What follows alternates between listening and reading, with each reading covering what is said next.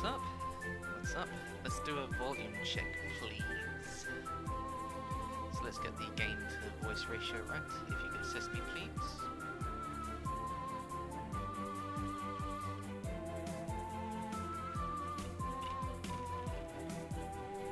Which one's super low, Ari? That doesn't tell me anything. The game or the voice? Okay, fine. Right, okay. Okay, let's turn the game down a bit. Okay, let's turn it down a bit more. Okay, so that's max volume for mic. How's that? Maybe I turned it down a bit too much because of the out of sync. Let me know if it's perfect.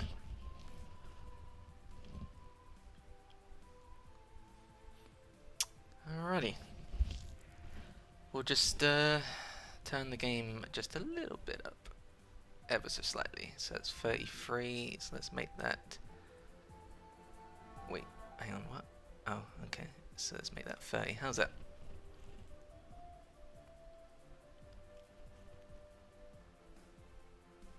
You gotta love desync, huh? Is that good?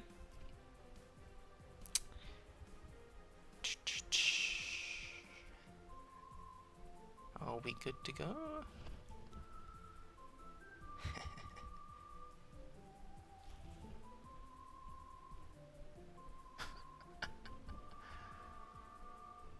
I want to turn up just a tad more. Alright, let's do 25. How's that? Is that US in the background? Yes. Yes, it is. US. Looking good. I might change it though. I've had it for like a year.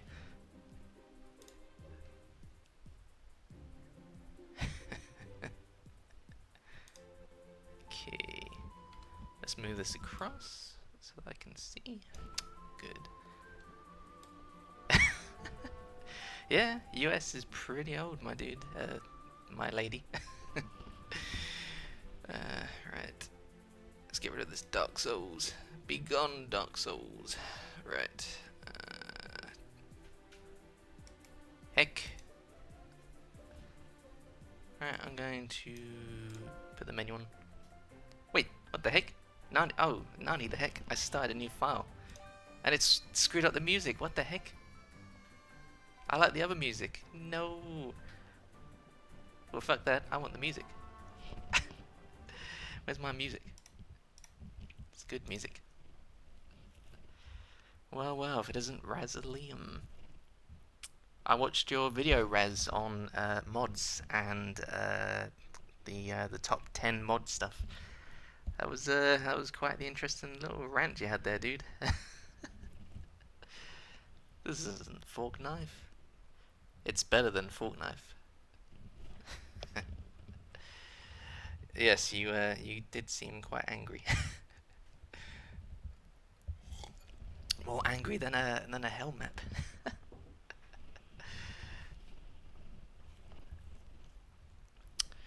Oh man, this is some Wind Waker shit, am I right? God blimey. Wind Waker. Are you having a laugh? Can't believe it, Dan. Wind Waker. Wind Waker.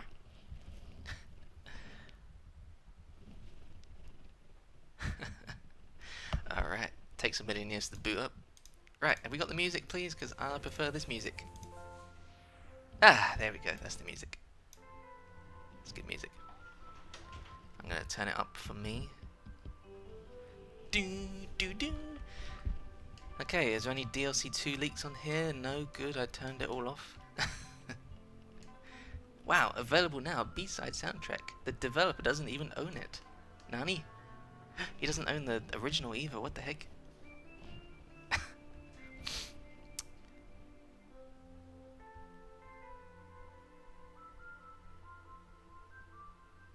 Sunshine ripoff.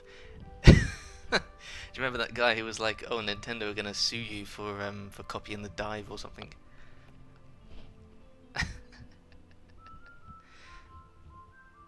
Yeah, Ari, I know. I'm just let me check it's all working. Alright, there we go. That should be good.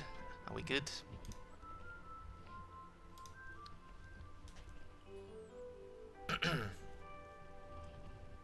And yes, that layer was named Mole Men. Mole Men. Hab, I'm gonna have to teach you to be a streamer. Why? What have I done wrong? Mole Men.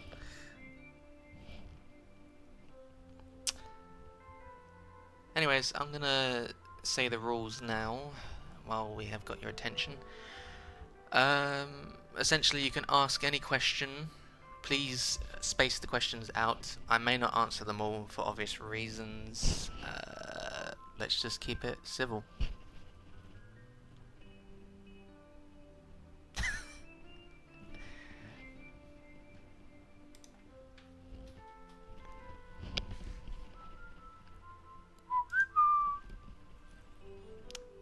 This is the best version. Fight me.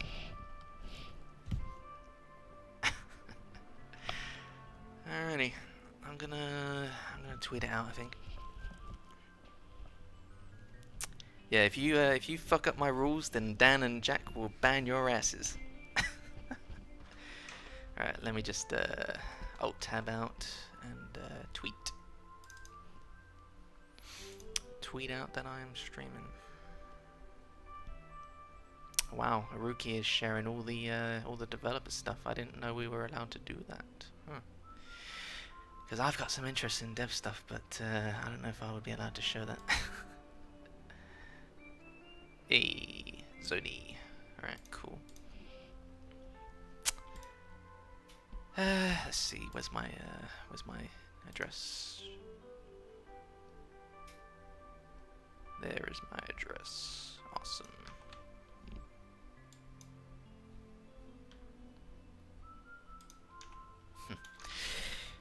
You can keep your streamer life, Jack. Streaming is not for me. Right, live now, boys. Gonna play hat in time to celebrate the 1 year anniversary. Feel free to ask questions. Be civil. Cool. Alright, let's get chat back up so I can read that. What we got here?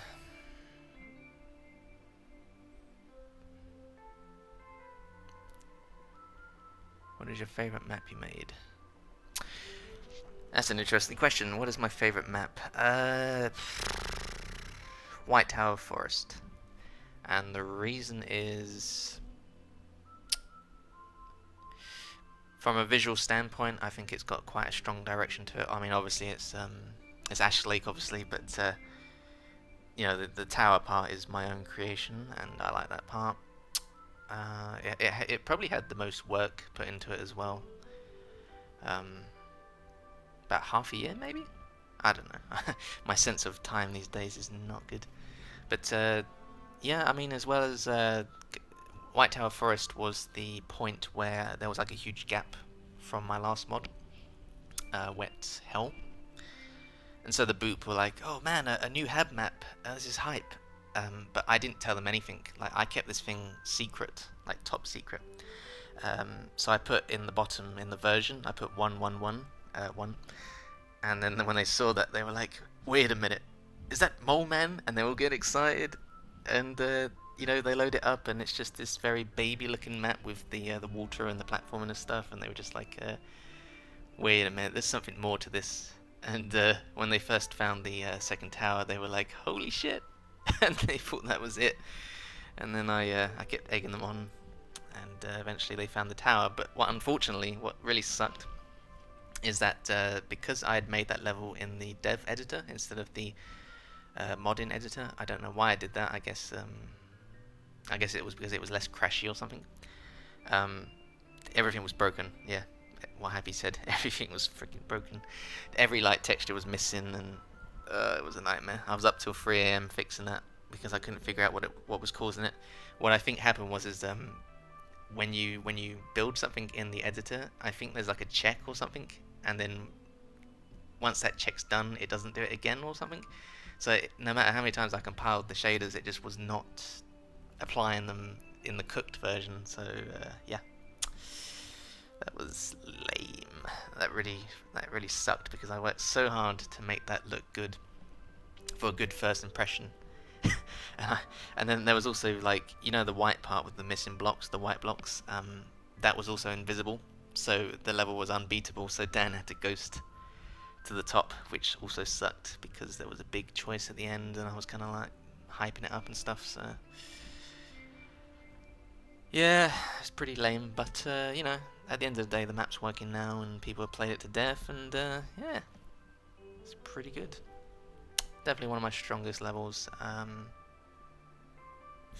I mean, I literally I went through every idea I could think of for that level. So when I made the Hell version, it was like, oof, what am I gonna do?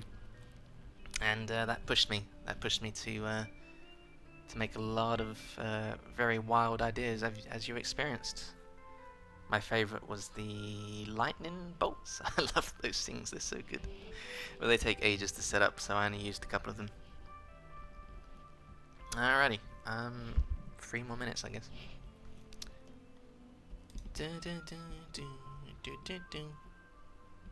Oh, nice. I didn't notice that the menu had the DLC stuff in it. It's pretty cool. But you know what? This is a good place to start. Let's talk about the menu. So the menu, during the alpha and beta, we had the space background, obviously, and that needed to be, you know, arted up, made much more interesting. So the 2D guys, they concepted. Holy shit! Look at that. That is really cool. Those seals. But anyway, which drawing in the GFD art was yours? I didn't draw any of them, Kona. When Jenna pitched the drawing thing, I was knee deep in Timmy Day stuff, and I was like, I'm sorry, but I have to like work hard now to get the Timmy Day stuff done. And I think I made the right choice there because you guys enjoyed Timmy Day, and I think we'll make it a yearly thing. Maybe that'd be kind of cool. But and before you say why didn't you do a quick doodle, I mean, I was just like, Timmy Day was a lot of work, guys. I don't think I can understate how much work went into that. I don't want to do that again. Someone else can take that torch. Anyway, so back to the menu. So the 2D guys, they drew a very nice drawing. You are familiar with that drawing because the files for that are actually in the game. But the version that I got was a bit more detailed. It had color and everything. You'll recognize it as the black and white drawing with the planets and stuff, and the planet ring. And making this was kind of interesting. It's a very simple scene. It's just a camera facing, you know, single direction. Getting the ring just right was kind of hard. I think Jonas had to assist me with that because the way I was making it was kind of stupid, and Jonas was like, "What are you doing? What the heck are you doing? Just do it this way." And I was like, "Oh, okay." But he assisted me with making it work, so that came out pretty well. And then Vincent, he made the ship in the corner, including the animation that crashes into the planet. That came out really good. And that planet, oh fuck me, that planet. So that planet is like the highest like you can go in Unreal. I think the poly count of that planet is about 60,000 triangles, and the material slots, there's about 50 or 60 of them. So setting all that up, as you can imagine, was not was not easy. You know, you had to make sure that you understood what each material slot was. And if I recall, my planet and I think the planet that's in the final game are different, because I think this one is rigged. So any changes I had to make was kind of annoying. I remember that being quite a pain, and especially because very close to the game's release, you know, Alps and my brain's dead. What is it called? Alpine Skyline. Alpine Skyline was just like nearly complete, and we were shipping the game soon, and we were like, "Nani, the heck? The planet's still got the sand and sails shit in it." So, you know, everyone was telling me to add the island in the clouds and all that. And I was like, there's no way this is going to work because we've already hit the limit of 60,000. And, you know, I'm just like, I just really cannot be bothered. But, you know me. I have to do it. So I forced myself to do it, and I don't know how it happened. It worked. I don't know if there was some kind of like engine change or something, but I was able to go over the 60 limit to I think about 65,000 triangles, and I was very creative in the way I set up the island with the flags. And I don't know how it worked, but it worked, and I was just like, I'll take it. I'll freaking take it. So that was that. Otherwise, the train, yeah, the train. So the train was redesigned last minute as well, wasn't it? So that had the old train as well, and that was about to ship. And I was like, oh god damn it! So I had to pose that in 3ds Max and get that set up. It's basically just a static mesh that just goes in a circle, but it was basically trial and error. Just place it in and make sure it rotated in the right position. So that is that. Is there anything else really? There's the meat. The meat. Look how shiny that meat is. PBR meat. That was an interesting change that Janus applied. The greasy meat, although it's looking a bit blue. Didn't it have a problem? I'm pretty sure it had a problem at one point. That was kind of interesting. What else was there? Was there anything else? The grass was missing at one point. I have no idea why, but the subcon grass was just broken and that was close to shipping. What else is there? Yeah, I think we're good on this. It's looking good. But there's not much else to say about the menu. As for why the menu's red, well, that's because I've got Deathwish installed, which changes the background if you have 100%. Alrighty, let's begin, shall we, guys? Because it's going to be 2 hours, I reckon. We'll see how we go. Let's start a new file. So I'm going to be quiet for this wonderful scene.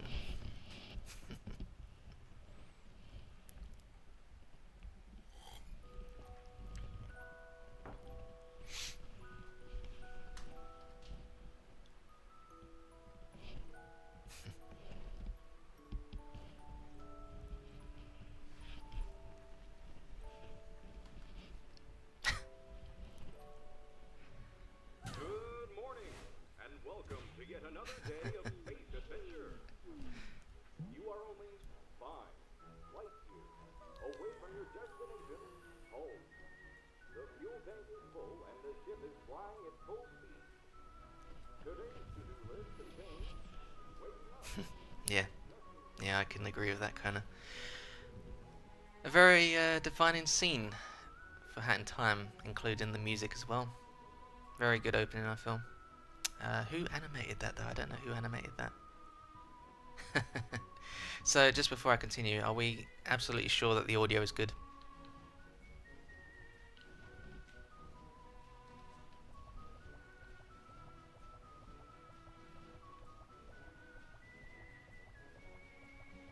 Okay. Turn up the game slightly. Okay. Give me a sec. Let's do the game. Let's do that. Let me know if that's good.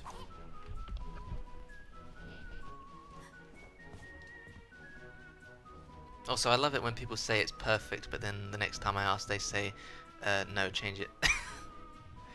Game up just a wee bit. Okay, we got mostly good. Okay, good. Alright. Okay. Okay, so starting off. So the very first thing that the Boot Troop might know is that this room was originally just a blue box, and it had this bed here, though the bed was different if I recall, and it had a clock on it. And this was going to be the way that levels were selected. You would interact with objects in the world rather than telescopes. And obviously clocks being a very tied thing to time travel.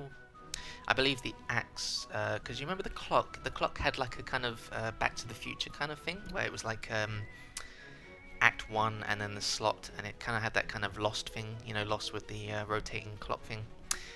It would like, I think the idea was that you would set the time period and then that would be the act essentially. But beyond that, nothing particularly different in that regard, just one way of accessing levels. So the very first thing, if you also remember, was that the game started off like this, with a fixed camera angle. This didn't last very long. In fact, I don't think it even went past like 1 day of thingy. But essentially, you would have to walk from left to right, and there would be a box about here, and it would have the graphic for the A button, and then you would jump over it, and then go for the door, essentially. So that was the way the game opened up, and I'm kind of glad Jonas took that away, because that was kind of that was one crazy thing. And I can tell you now, Jonas. Let me think about this actually, because I don't want to like cross into Jonas's area too much. These are stories that Jonas will share maybe one day.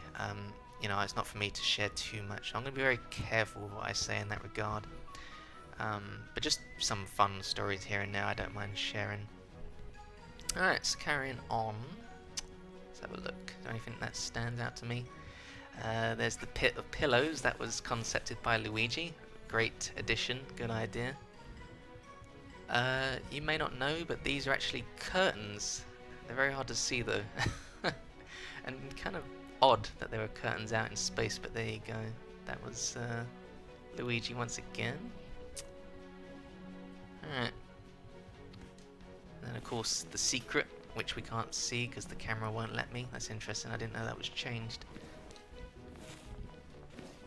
And then I made this gold because the original was white. And white in Unreal Engine is a no-no. You don't do white in Unreal, it just looks horrible. So gold is a good choice. Although I kind of wish I had made it gold like that. It looks kind of dumb. Is there any other fun facts? I guess these lights, these are all manually placed. I placed these in manually, as well as the sun and the moon and stuff. Huh, I wonder if that was Mole Man stuff. But let's see. Does Luigi do art for the game? He does not. Luigi left quite a few years ago. He went on to great things. He's doing pretty well actually, I'm glad for him. But Luigi designed Hat Kid. With Jonas's basic sketch, obviously. I mean, Jonas designed Hat Kid. let's put that right. But Luigi did the thing where, you know, Jonas did a very basic sketch, and then Luigi said, "What, you mean like this?" So that was that. And obviously, that was modelled by Greg, I think. Not Greg. I don't know. Someone modelled it. Maybe it was Trey. I think it was Trey Parker. And then that was the Alpha Hat Kid, and then we finally got the good Hat Kid after many years, with a much rounder face, which is I think that was applied by Yellow. Correct me if I'm wrong, Yellow, if you're here. But yeah. And then the chest, yeah, the chest. That was my doing. So I had a concept for. Oh, right, I don't have badges, do I? Damn it! This would be a good time for camera badge. All right. Well, anyway, so there was a concept for the toy box, but nothing in it. So you know me, I put stuff in it. And yeah, a lot of Easter eggs in there. We'll look at it some other time once I've got the camera badge. So that's that.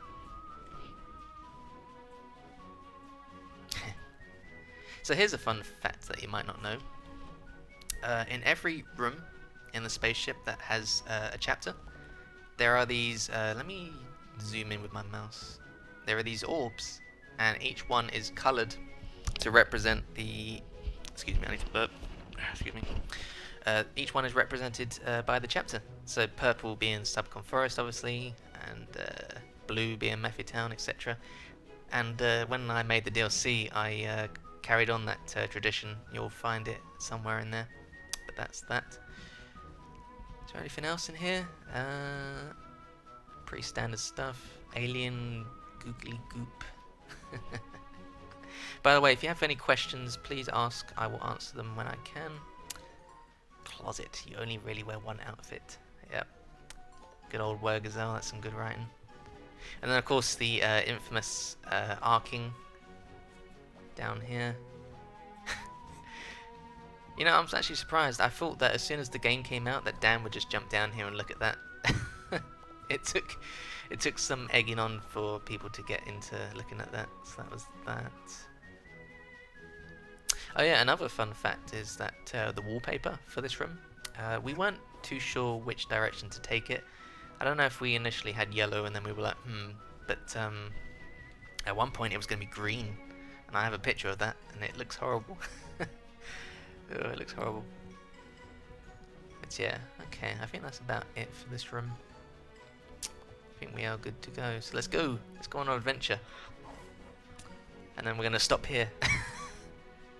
Who the heck is our king? Well, we'll get to that. But yeah, this was an interesting change. So from the beta we added windows, and with windows we needed to see outside the ship. Obviously that was a hell of an annoying task, because a lot of this stuff is hidden. When you go into this room, you can't see it because I was pretty good with this, but as soon as you cross this door here, all this stuff deloads so that you don't see it on this side. There shouldn't be any way to see it. Maybe if you use the camera badge, but I don't think that affects it.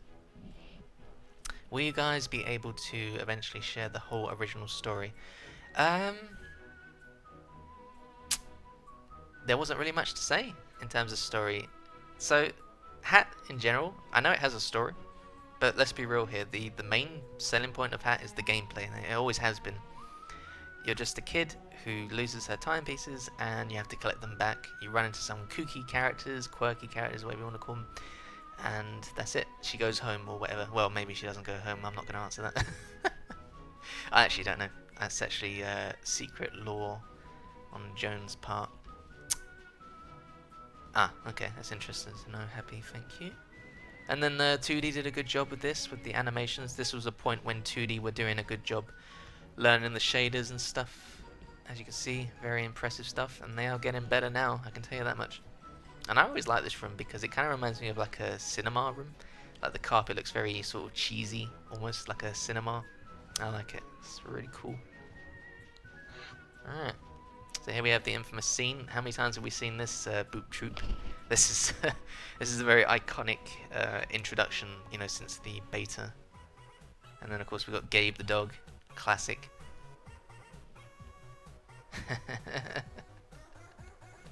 It's good. And there are my very lazy discs. God, I need to.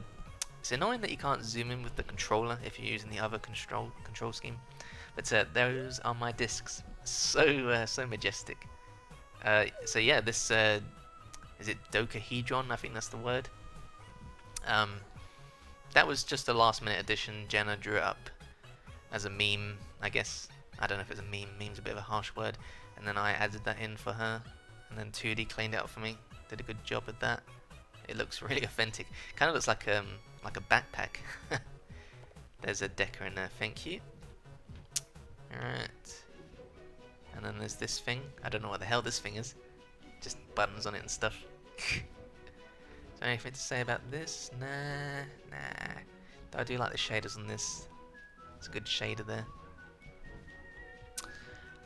Rumby's a classic. I'll let Aruki talk about that in his own time if he ever wants to. That was Aruki and Jenna's creation, I believe. And a very good addition at that, I will add. And then the chairs. Chairs are a good addition, right, guys? Just sit down and relax. Is there anything to add about chairs, really? I mean, I think Jonas has just said it. It's just nice to sit down. How many games let you just sit down and just enjoy the scenery?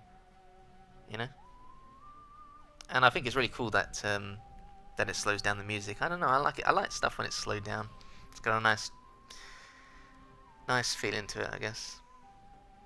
It's really good. I kind of wish we had more chairs though, because there are some spots like in Subcon and stuff that would have been good for it. Yeah, maybe. I think Skyward Sword did it. I'm sure there were a lot of games that did it. But yeah. Oh yeah, this thing. This door didn't look so great. Excuse me. This door didn't look so great for the longest time, and then I fixed it recently in the DLC. Gave it some of that nice gold. It will do anyway. Alright. Is there anything in the kitchen? This very bad looking, what do you call it? My brain is dead. Coral. Thank you. Thank you, brain.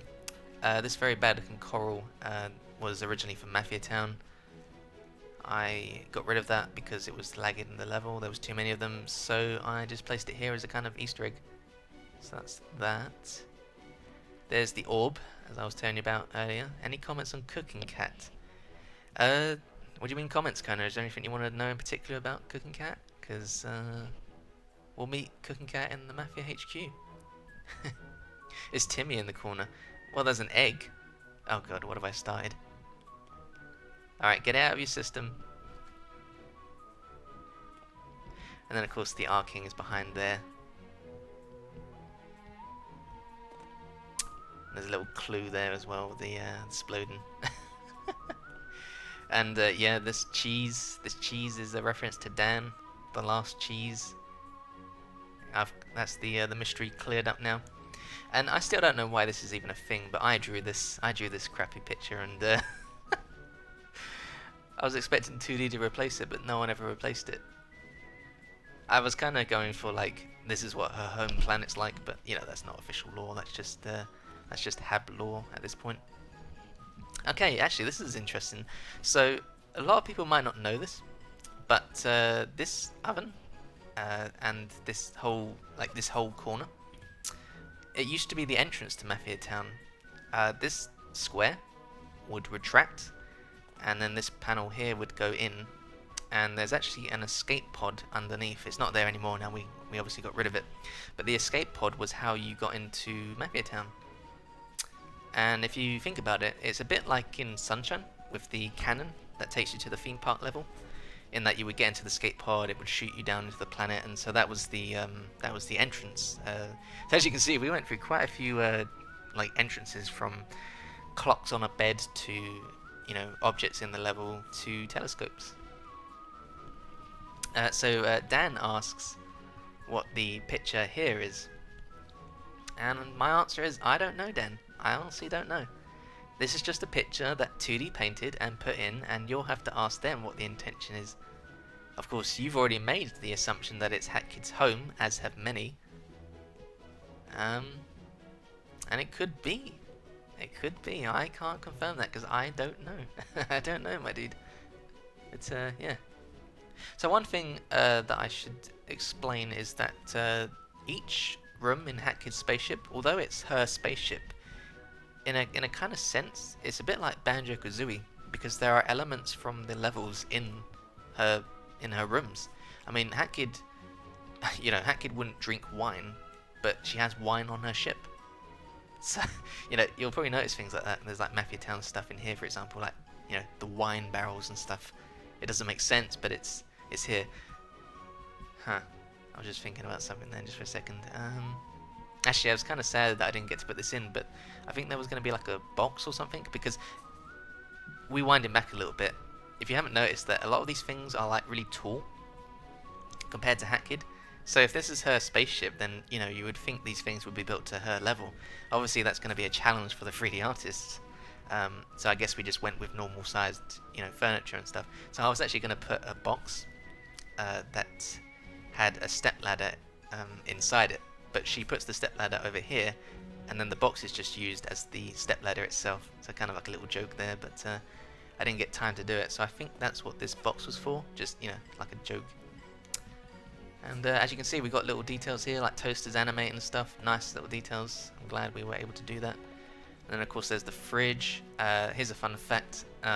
When I first made it, the letters on the fridge were every single dev at the time, their initials. So there's Jonas Karlev, Jenna Brown at the top there, Vincent Verselli, I can't remember his name, sorry, Vincent, Greg Cooper, William Nichols Terrence, that's not my name. So you're probably wondering why my name is out of order. Well, Jonas, when he was making this open and close, he wanted the letters to be combined, but he was kind of like, let's get rid of some of these letters. So he got rid of a bunch of random letters that happened to be just what you see now.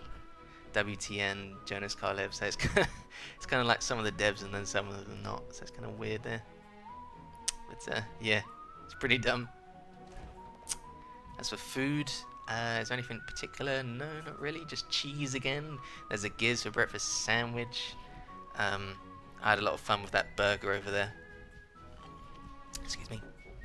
That burger, I don't know if you can see, but it's actually pulsating. Very subtle. So that's a good thing there. And those like green things, they remind me of those like candy things in the UK that are full of sugar. Really weird. But yeah, cheeseburger. It's a microwave. You use it to punish food that has been bad. Some A-class writing once again from Wergazel. Oh yeah, bananas. So we got these really crappy bananas from like 2012, and then Zony modeled some bananas, like actual good bananas, but I didn't know. So there's actually bananas that are just sitting in the files that, should be in the game. It's kind of dumb. I don't know, but time is an issue when you're a developer. There's just never enough time to do whatever you want. Alright, anyway, so let's carry on because I've been talking quite a lot for this particular area. In fact, actually, I've got notes. Let me check my notes real quick to make sure I didn't miss anything. Hidden volumes. Here's a good fun fact. So, we all know that this slide is the entrance to Modin. And that you use the ice hat. Oh yeah, mods. You use the ice hat to get up here. Well, originally the 2Ds had concepted, and I don't know how they expected me to do this, but a staircase would come out. Yeah. So try and wrap your head around that one. And I don't mean like a step ladder, like coming out of it. I literally mean the floor would like segment out, kind of thing, and you would get this kind of staircase going up. Yeah. Try and wrap your head around that one. That would have been kind of hard to make, considering if you look at the slide outside, you would have seen like stairs popping through it. So I'm kind of thankful that we had this spring instead. Yeah. And another thing is that the ice hat wasn't originally used for it. You just went on it and went boing straight up. So the ice hat was added, and then we were like, we need some uses for this ice hat, so let's put that there. So that was that. Is there anything else in particular that stands out? Oh yeah, I always cracked up with this because, there's like a carpet here, and I always thought to myself, we should put a secret, like you look up, and then it takes you to another level, but that was just like a meme and never got past the joke stage. Careful. Is there anything else that stands out? These bars here, the colored bars, that was my first introduction to like more complex shadering. Jonas was teaching me stuff, which was pretty cool. That was that. And yeah, I think that's it for it, so let's carry on. Oh yeah!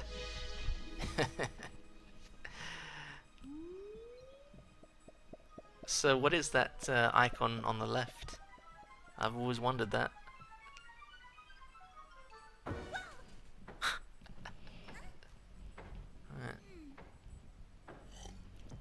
Classic scene. Yeah, what is this icon? Big Bang. There have been many theories as to what that is. If this is the halfway point, then what was this point?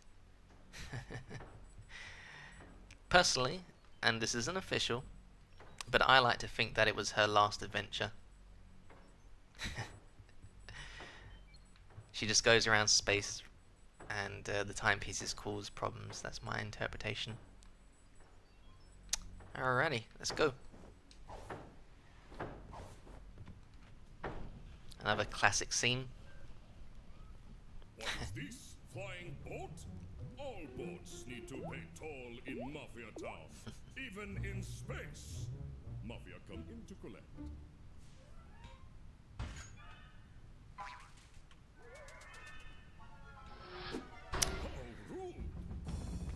How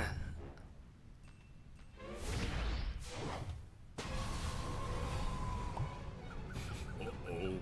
Wait, what the heck was that? I was like looking away, but was there like a glitch there?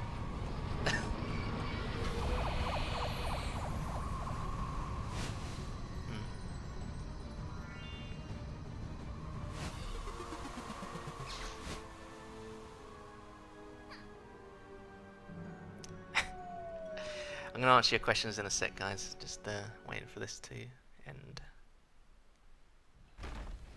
Alright, while it's loading. So, Eli Sports asks, is there any explanation on how she got the ship? And I would say there isn't. That's quite a mystery, right? How did she get the ship? And what are the timepieces? These are very interesting questions, and I think it's better. I think it's better that they are not answered, because it leaves a lot of interpretation, and some people have some really good ideas, I feel. So that's that. Let's see what else is there. Hey Hab, why can't she open the window at the end of the game? Dan, this is cartoon logic. Just roll with it. Okay, so starting off Mafia Town, is there anything in particular? This TV has been here since the alpha days, I believe. And for some of the very oldest members, they'll remember that this particular introduction was very, how do I put it, Wind Waker in its style. That one is hard to explain. Just take my word for it, that was a very interesting introduction. You can probably look up on YouTube. Alrighty, on the left, if you remember as well, there was like a decal, and it had the words AWSD to move. And then the Mafia, you would talk to the Mafia, and it'd be like, well, what does this mean? I don't understand this, you know, breaking the fourth wall and all that.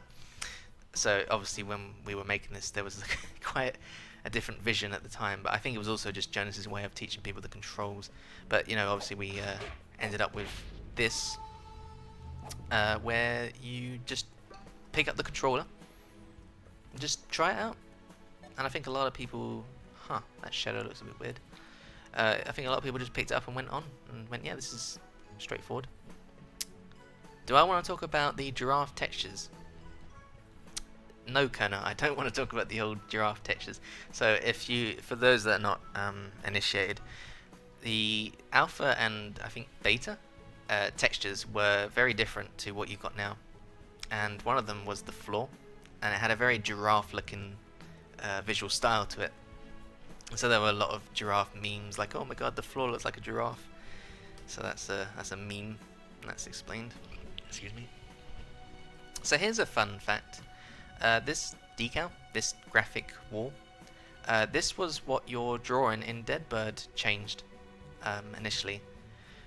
God, this is jumping all over the place, but if you remember, the drawing for Deadbird was originally on the train, and so it was very disconnected from the whole passport thing. So this wall here would change to whatever you drew, and let me tell you, I drew some fun things on that wall, which we will not share. Also, does this still do it? Oh man, I can't believe this still does this. So this is when Hackett gets dirty, but it literally has no point anymore in the game. But this was like a really big mechanic in the old days, where you would get stinky, and then you would go up to a Mafia, and then they would be like, oh, you stink, and then they would get out of the way, sort of thing. And that was used to access the cafe down below. So yeah, I'm surprised that is still there. It's yeah. Also, did I just see an animation loop there? So I just want to stare at look at that! The fucking animation doesn't loop. Well, if anything, that sums up Mafia Town. Mafia Town was one of our first levels, and it went through 3 iterations, and yeah, quite a crazy level. How many FPS am I getting? 60 FPS. I might turn that down just a tad. Even my high-end computer, nani? Actually, I'll leave it because I don't want to crash the game. Let's see, what else we got? Someone asked, what's the deal with the black market crabs? Okay, the black market, let's see, what can I share about that? So, before the black market existed, there were a bunch of Mafia, and they were all standing over there. In fact, let's get over there and get a sense of what I'm trying to explain. So you see how all these platforms here are layered? So this one, oh crap, I haven't got an umbrella. Like this. There were Mafia standing on each floor, and there was one Mafia at the top, and he was the rapping Mafia. Yes, classic Jonas humor. Yep. And he would say a rap, and it was something like, yo, yo, yo, Mafia number 1, spaghetti, pasta, nothing compares. I don't know the rest of it, but I'm sure someone in the chat can type it out for me. Yo, yo, my brothers. So that was going to be, I don't know if that was like a quest. I don't know if that's the right word if I want to say it, because, you know, early Hat days were very different. There was a lot of stuff in the level that you would sort of interact with. I mean, if you recall, in beta, there was that one Mafia who was like, do you want to play my shooting range? Then shoot Mafia cardboard stuff, and oh wait, you haven't got a gun, so you can't participate. So there was a lot of, like, I don't know, I don't want to say the word mini games, because that's like one of the sins of Jonas minigames. So yeah, the Rapid Mafia was kind of like a quest, if you will. I want to call it that. And he was cut, obviously, which left a lot of space here for this Mafia tent.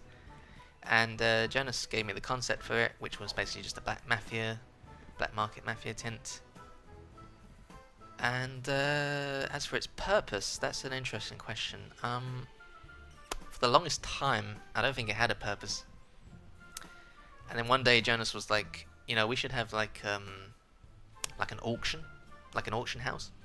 So he coded up this auction test where it would load up the theater, the Mafia theater, and it would basically, I'm not even joking, it was literally just Wind Waker, the Wind Waker auction.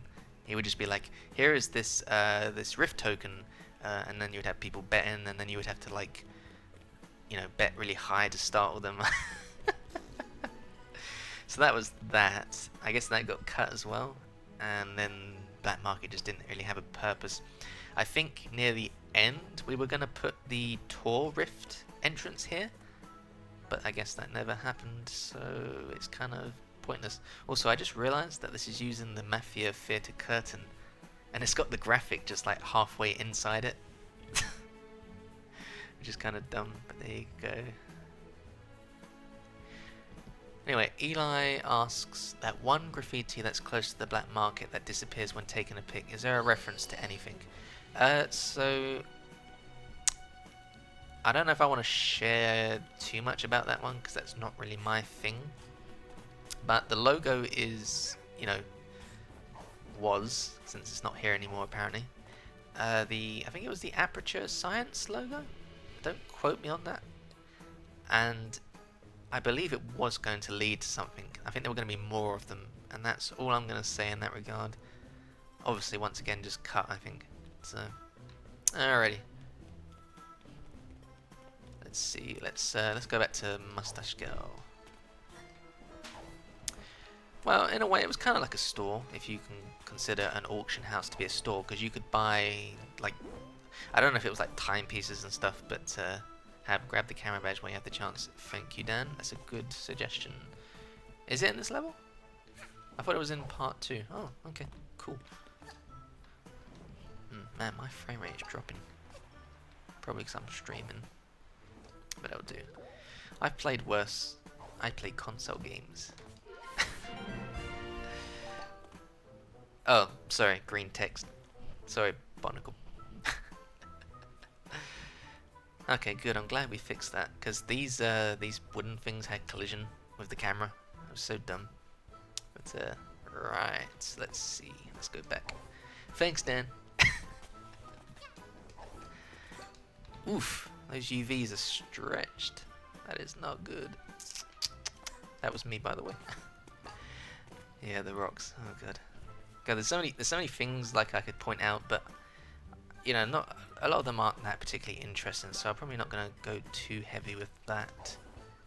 But let me check my notes for a second here, actually, because I only have a couple of notes. Wind Waker. Oh yeah, the grass. Is that interesting enough? We had the Wind Waker grass in the beta, and then obviously that grass kind of sucked. So 2D concepted better grass, and originally this grass was more alien looking, and I don't mean just visually, I just mean in color. It was very blue, almost like I don't know if we got any like Dragon Ball Z fans in this chat, but Planet Namek, I can't even say it. That's what the grass looked like originally, and I was like, Jonas, no, there's a very strict color scheme to this level. A lot of blues, greens, and whites. If you start messing with that, then it's not gonna it's not gonna look good. I've got pictures of all this, but I don't know if I can share any of that. So, and besides, I've told a lot of people this, but maybe not everyone knows. But I've got a folder that's like 100 gigabytes of like 5 years hat stuff that not even Jonas knows about. And it's just like tons and tons of things that I saved over the years. And there's a lot of stuff in there. I got about one fifth through it before this stream, and I was like, oh, I'm just gonna wing it because there's just too much stuff to go through. And yes, even the infamous prototype. But let's see, who else? Have we got any other questions? What about Miss Switch asks, what about the juice bar mafia that sells stuff in the old versions? So I don't know a lot about that, but from what I understand, there was a version of Hat before it shipped where the mafia would sell something. I don't know if he does it anymore now. Also, I'm gonna skip this, aren't I? I'll be careful with that. But other than the juice bar, I mean, the juice bar is just something that that just survived from the prototype days. You know, juice bar, that logo you're looking at right now, that is Jonas's creation. And since I'm a very traditional person, I decided to try and keep it as much as I could, and I'm glad I did. It's a good memory. But yeah, Mabel asks, oh god damn it, chat's going up too fast. You guys are talking too fast. Okay, Mabel asks, no, stop talking. How long were the mafia cutouts in the game before getting out? Before getting out of the galaxy, the mafia cutouts. The mafia cutouts were there for quite a while, but they didn't have any purpose beyond just the beta minigame, which didn't go beyond even that. And eventually just completely deleted and replaced with all this stuff, just paint buckets and stuff like that. But yeah, the cutouts though, they're an interesting story behind those cutouts because they were from the prototype days. Excuse me. And the prototype days were crazy different, like very, I don't know, I would describe it as kind of Mario RPG style in terms of story progression. Like you would go into the basement of the cafe and you would meet Tim and whack some 2D mafia, and there'd be like time themes and humor and stuff. This is stuff that I cannot explain like in a short time. This is like prototype chat, so I'm gonna keep that to a minimum because there's just like, that is just a whole topic. Like, it's ridiculous. There is 5 years worth of stuff and too many stories to share and tell and stuff, and some of them I've forgotten, some of them come back to me, and it's just it's just a crazy web. Alright, anyway, I'm gonna skip on to the next question. Let's see. Yeah, Dan remembers the grass. Yeah, that's that. Console version, yeah. Yeah, that logo is really old, Jack, yeah. Uh-huh. Okay, I'm caught up. Cool. Let's carry on then. Let's see. So Mustache Girl, she guides us. That's pretty standard stuff. She hasn't changed much since the old days, I don't think.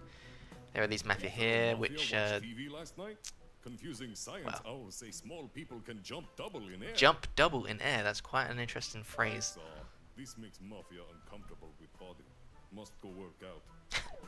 So here's a fun fact. When you talk to the mafia again, Did fellow mafia see crazy cat cooking show? they say something different.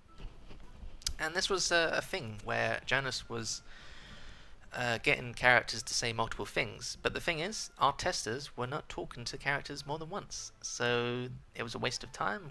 Did that roach just climb up the mafia?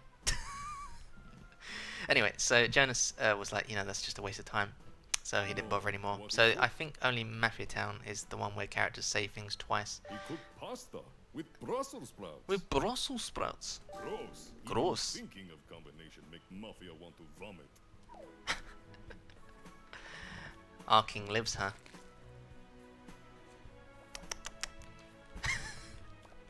Anyway, so that's how we taught the players how to jump. And then the idea was to, teach them double jump up here. Pretty standard stuff. But I think a lot of players didn't actually go in here, probably because it was too dark. But then I think Mustache Girl, I can't even say it, Mustache Girl, leads you in there, so I think it worked out. So Kona asks, can you explain what the in-game Instagram photo thing was about? What, this? This stuff? Or do you mean the Aperture Science thing, which I already explained? But alright, let's carry on while we're doing that. Here's a classic. Mafia trips you up. Just a nice little detail.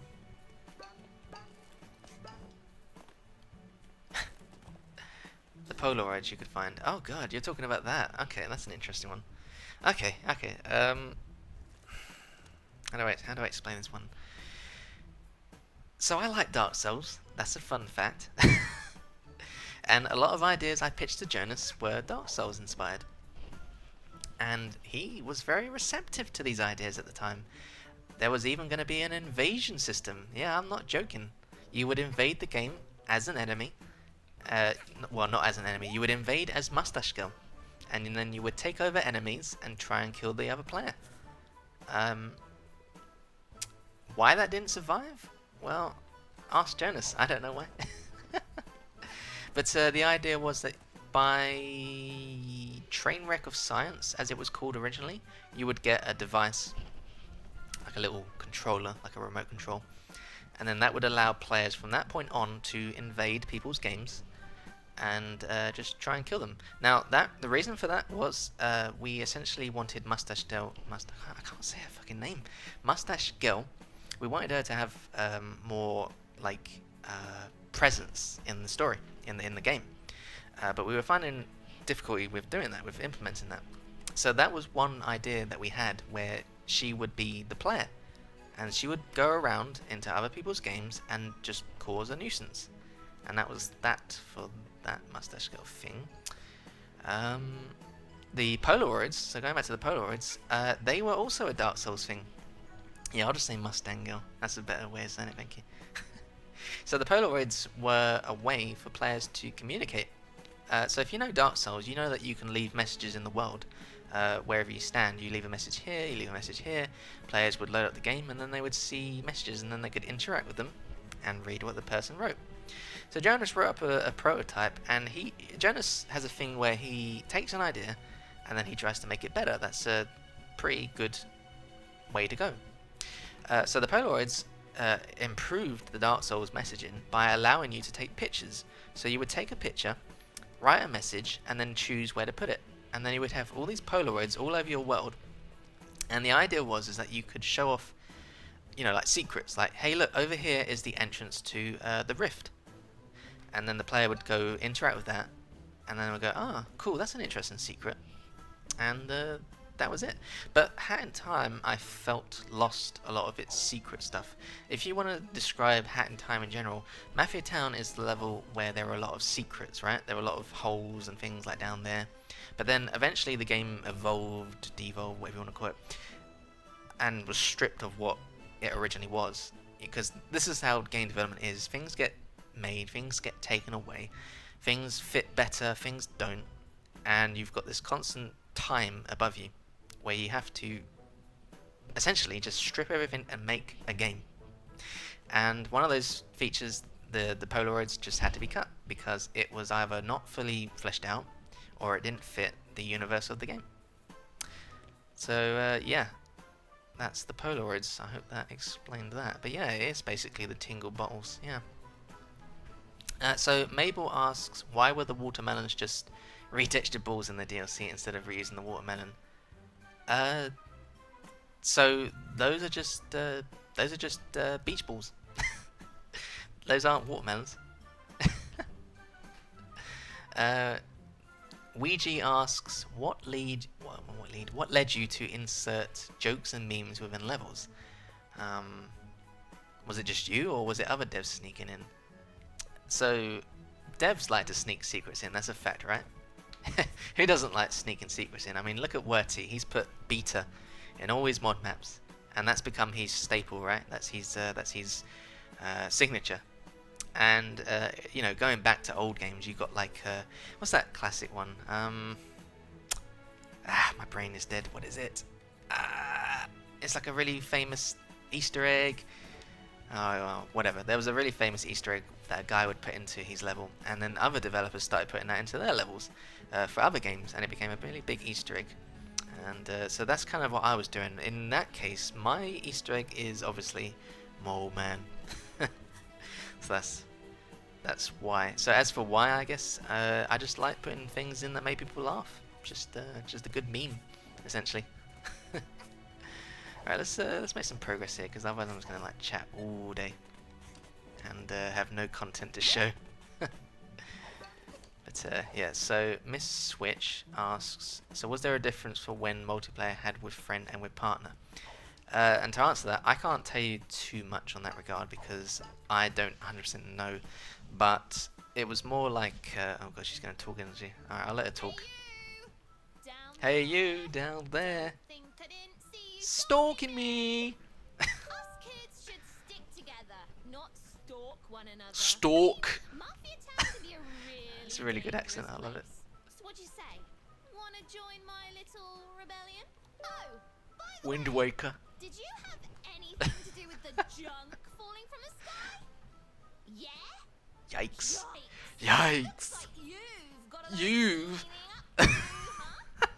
Tell you what, I love it. come up here and I can show you where some of your junk landed. Stalk you. It's so good, I love it. So good.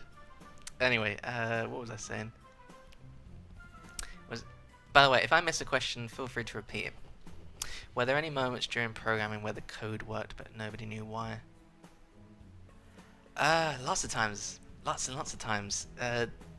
Things break. Things break so easily, and you know, you're digging around thinking, what the heck is it? In fact, some of the stuff that programmers did affected me as a 3D artist, and I have a tendency to just try and figure out myself rather than just say like, hey, did any of you guys see this problem?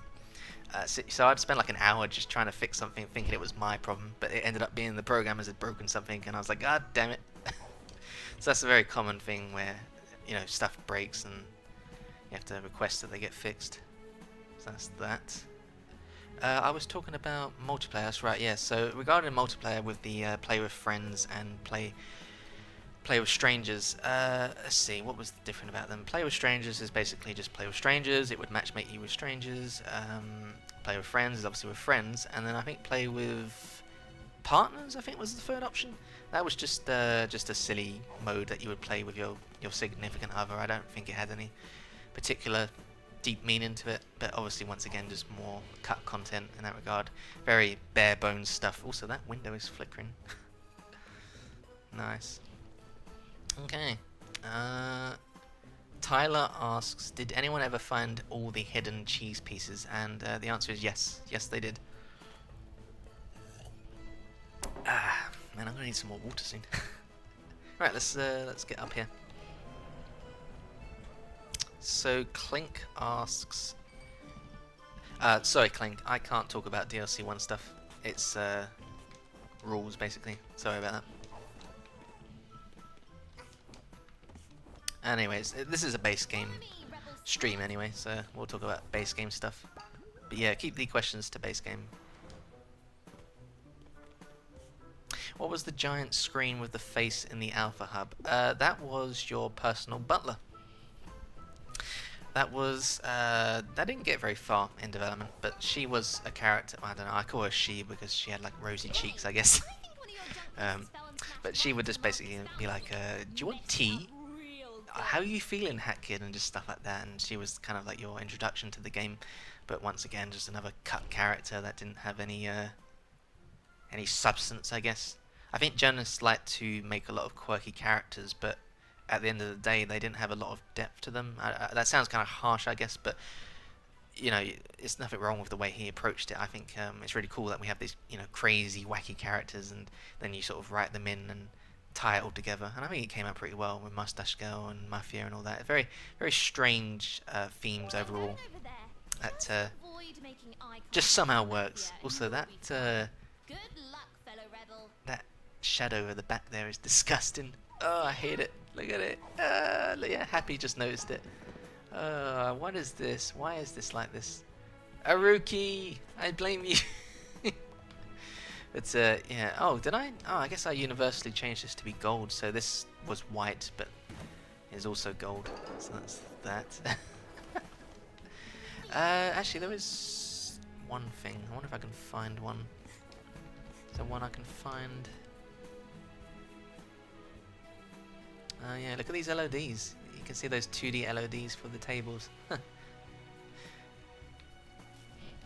So, Rahu asks, any interesting or funny stories you could share when it came to optimizing the game? Something like maybe a small object having an insane amount of polys. Oh, that's actually a good one. Alright, I've got a good story. Let's see, where is it? I need to get to it. Let me get to it and then I'll explain it. No, not now. Oh shit, almost hit the trigger. Oh, actually, before I do that though, I want to show this off. So, you may not have noticed this, but these tables, they animate. But that is done through shaders. That doesn't actually animate, it's just crazy magic. And it was the first instance where Jonas was like, let's use some magic. And so I worked with him and we made this table. And some of you actually may remember he showed it off on Twitter because he was so proud of that table. So that was that. Such a good table. And thus began the start of Jonas the Magician's shader magic. And yes, that sea does flicker. Look at that. It's a bit weird. There's a lot of problems with this level, I swear. We got better. We got better, guys. We got better as devs. We are way better. Right, so what was I doing? Oh, that's right, yeah. Alright, story about the thing. So this rock over here, I didn't realize at the time, but the person that made this rock, he didn't seal his collision models. You don't do that. If you don't seal your collision models, Unreal splits that collision model into like 100 pieces, like really badly. And what happened was is that the collision was stretched from one end of the level to the other. And so there was this invisible wall that we couldn't figure out what the hell it was for the longest time. And eventually I used a tool which told me what took the most memory. And it was telling me that this random rock was just taking all this memory, and I was like, what the heck? So I look at this rock and I'm like, oh my fucking god. And it had just massive collision just stretched all over for the longest time. It was ridiculous. So yeah, that's a story. That's pretty pretty ridiculous. In terms of bugs, I mean, there were a ton of bugs, guys. There was one where if you jumped on the beach and you slid down the sand, Hatkid would then slide into the sea, and then she would propel like Superman through the sea. And then if you pushed attack, she would soft lock, or not soft lock, I mean hard lock even. Well, yeah, soft lock. And then you couldn't do anything. So that was an interesting glitch. So that's that. Right, let's trigger this scene. So this scene was added quite late into the game, if I recall. A very good scene, by the way. I love this scene. Really helps, just, you know, add a bit of story to it. And also talks about the origins of the umbrella. Because if you recall, the umbrella crashed into this fountain. And I really like that because it doesn't actually fully answer the question. Which came first? Did the umbrella fall from Hatkid's spaceship and crash into the fountain? Or did the Mafia just happen to carry it? You know, it's just things like that. I like. Really good balance there. Alright. So let's do that. Let's get the music down. Because I do not like that music. No offense, Pesca. It's good. It's good, great music. But not that song. Not that song. But hang on a second. Those bananas, were those bananas hand placed? Oh no! Oh, someone hand placed these. I think it was me, maybe. Oh, terrible. But right. Let's answer some questions. Excuse me. Barnacle asks, what was the Mafia cave under the geyser supposed to be? Christ almighty. Oh god. You see what I mean about all these stories? There's just so many. Alright, so let's start. And so Mafia Town originally was this big ant hill. That was the shape of the level. It was a big brown ant hill. But the problem was is that Hatkid was sliding down the mountain. She was not very good at slopes at the time. So Jonas was like, you know, this is stupid. Let's just like have rocks that you can climb. So he tasked me with getting rid of the ant hill and filling up all the gaps, with these rocks down here. And the original point of the ant hill, let me think about that. That was at the time of blocking Mafia Town. Just trying to remember it. You know, I'm talking like early Mafia Town days. It was so bare bones, right? And I was blocking out the level, and I was trying to figure out some like really cool ways to hide stuff and to have some really interesting sort of ideas. So the inside of the cave was one of those ideas. You would go inside there, and there would be like stuff in there. Honestly, can't remember 100% what it was going to be, but you know, there's crystals in there now, so I guess you could take it to be like a mining thing. that the Mafia use for some reason. And I think the lore, and I'm not saying official lore, once again this is Habboy lore, because when I was making this level, you know, I was in charge of like the majority of this level at the time. I had a lot of creative freedom, so I wrote the lore that isn't official but helped me make the level in general. And in that regard, the lore was that the Mafia took the island over and then started mining the inside of the cave for all the bountiful jewels which you see in the Mafia throne room, all those diamonds and stuff. And that's why they keep it guarded, because they're like, you can't come in here. This is our hot cave. So that was it. That's basically it. Borari asks, when I was streaming Wet Mushroom Hell, you mentioned the mud was originally poo, poo from the toilet of doom. Can you tell me more about that? And I'll say yes, and I'll tell you more if you ask me again when I get to Subcon. You must remind me, because I will forget. Alright, let's carry on. Let's get some progress again, because otherwise this playthrough is not gonna make any progress. Probably should have got some yarn, but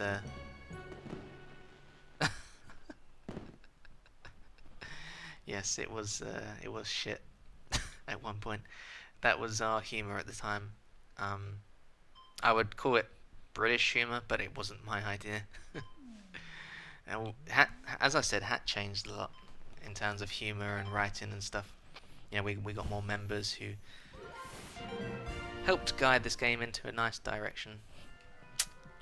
Right, will this be saved for later? Because this is super interesting to listen to.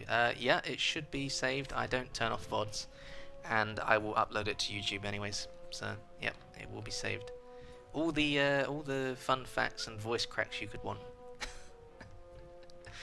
Alright, let's carry on. But is there anything else? So obviously this is the start of the main theme to the hub, composed by our beloved Grant Cocope. Came out really well, and Pascal did a great job taking that theme and amplifying it with various remixes. Did a good job there. You know, I never talked about the planet, but is there anything really to say about the planet? The two suns, I guess. This is a story that most of the boop know. I'll try and make it short. So, I like lore, obviously. Habboy the lore man. But all the lore that I come up with is not official. I must make that clear. I typically write lore in a notepad or in my mind or whatever, just to help me make stuff. And obviously, as I said before, I had a lot of creative freedom in the early days. Gears for breakfast, right? I would compare it to the early days of GDQ, to what it is now. That's what Gears for breakfast is like now. Early Gears were a bunch of basement guys that just sort of got together, and we made a very quirky, rough game. And then we used that to, you know, fund the Kickstarter, and we had a lot of success there. Fantastic success. Very thankful for that. And that gave us the money, which allowed us to then hire more people, and then we got more money coming in, more pre-orders, and we just grew and we grew and we grew. Ideas could expand, and it was crazy. So anyway, back to the point. So back in the old days, as I had a lot of creative freedom, I placed these two suns here. Now, at the time, I was kind of writing Mole Man stuff, and don't worry, I'm not going to get too much into Mole Man, because I know a lot of people sigh and frown when I bring up Mole Man, but I was writing this story where there was a race of people that lived on this planet long ago, and they harnessed the power of the sun, and then they abused it. This is the short version, by the way. And they caused the sun to explode, which created a blue dwarf, and that's the blue sun over there. Then a new sun was born, and thus the new civilization lived on. There are references to this in the Mafia HQ. There is a giant golden sun that hangs on the ceiling.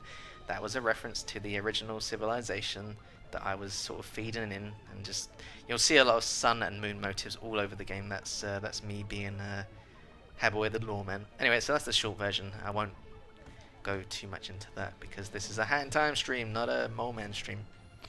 So that is that. Let's progress. Actually, this tube. So this tube, let me think. Did it have a purpose? Yes and no. It kind of did. I think initially it was just detail. Then at one point it was going to be the entrance to.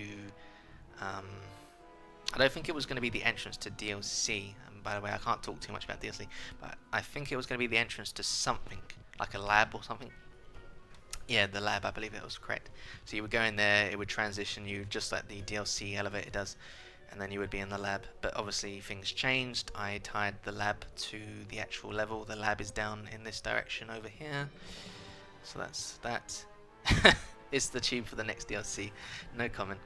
To be honest with you, most of the devs don't even like this tube. It's pretty basic looking, and yeah, it's like a 2012 relic. So we're going to move on from that. Is there anything else? Nothing particularly else. Right, let's carry on.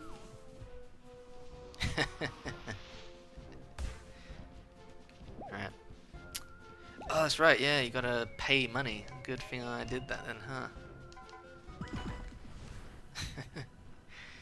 An interesting mechanic. Which I forgot about, actually. Excuse me.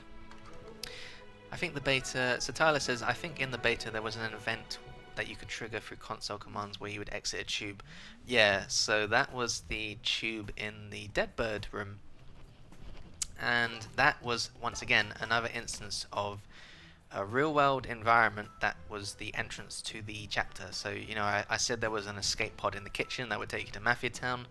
The tube in Deadbird was that one's entrance. That was the original entrance for that. As for why you can trigger that in the beta, that was just a leftover cutscene in Matinee. Right, so, you know, I just jumped up here without really saying anything. This was just to teach players how to wall jump, pretty standard stuff. I believe there's an invisible wall here. I guess it gets disabled when you climb up, but yeah, there should be an invisible wall here. So players were basically stuck. They had to do wall one or else. So that's that. There's a stump from Subcon Forest, because why not? It's in terms of art, though, you know, I was trying to aim for a lot more greenery, because original Mafia Town was very, very bare bones. You know, a lot of brick and stone, and we needed a bit more life. So we got some grass, some Wind Waker grass, and I think it came up pretty well. In fact, I remember one guy telling me, I don't know if he told me, or maybe I just read it, but he was like, oh, there shouldn't be grass on the roofs because that's unrealistic, because the dampness would be absorbed and then the roofs would collapse. And I was just like, oh, god damn it. He's probably right there, but you know, who cares? It looks good. Alright, let's see what else we got. We got Ouija, who says, what would you recommend to people making models and other assets regarding tips and tricks to making models and basic methods, blah blah blah. I would ask about rigging as well, but that's not my forte. Yeah, rigging is not my forte. If you want to see my rigging, oh wait, I can't say that. Let's just say there are some really bad rigged characters in the modding, and that's all I'll say. In regards to tools, what would I recommend to people making models and assets? Just keep practicing, my dude. Just keep practicing. Obviously, I can't expect you all to have 3ds Max. It's a $1,000 tool, and that's yearly, by the way. God damn it! It used to be you just buy it once and then you would own it for life, but they changed it to subscription, bastards. Anyway, so use Blender because Blender's free, and then just keep practicing. Honestly, I'm self-taught. I watched YouTube videos and just went into it, and then over the years I just kept doing it. Just kept doing it, making stuff. Jonas goes to me, make this thing, and I'm like, yes, my lord, yes, Jonas. And then there you go. So as you can actually see my growth as well in general. Mafia Town to DLC 1, which and then DLC 2. DLC 2 is gonna look hella good, and that's all I'll say on that. Yep, that's the price, Ouija. That is the price. It's a AAA tool, my dude. But right, let's do Barrel Battle. Kicking the cans, of course. That's a classic. That was just something that Jonas added. I don't know if there's really any purpose to it. It's just, you know, once again, interactive objects can help bring a world to life. That's important in this kind of game. And who doesn't like kicking a can? Also, fun fact, although I can't do it here, you can actually kick a can into a mafia, and it actually kills them.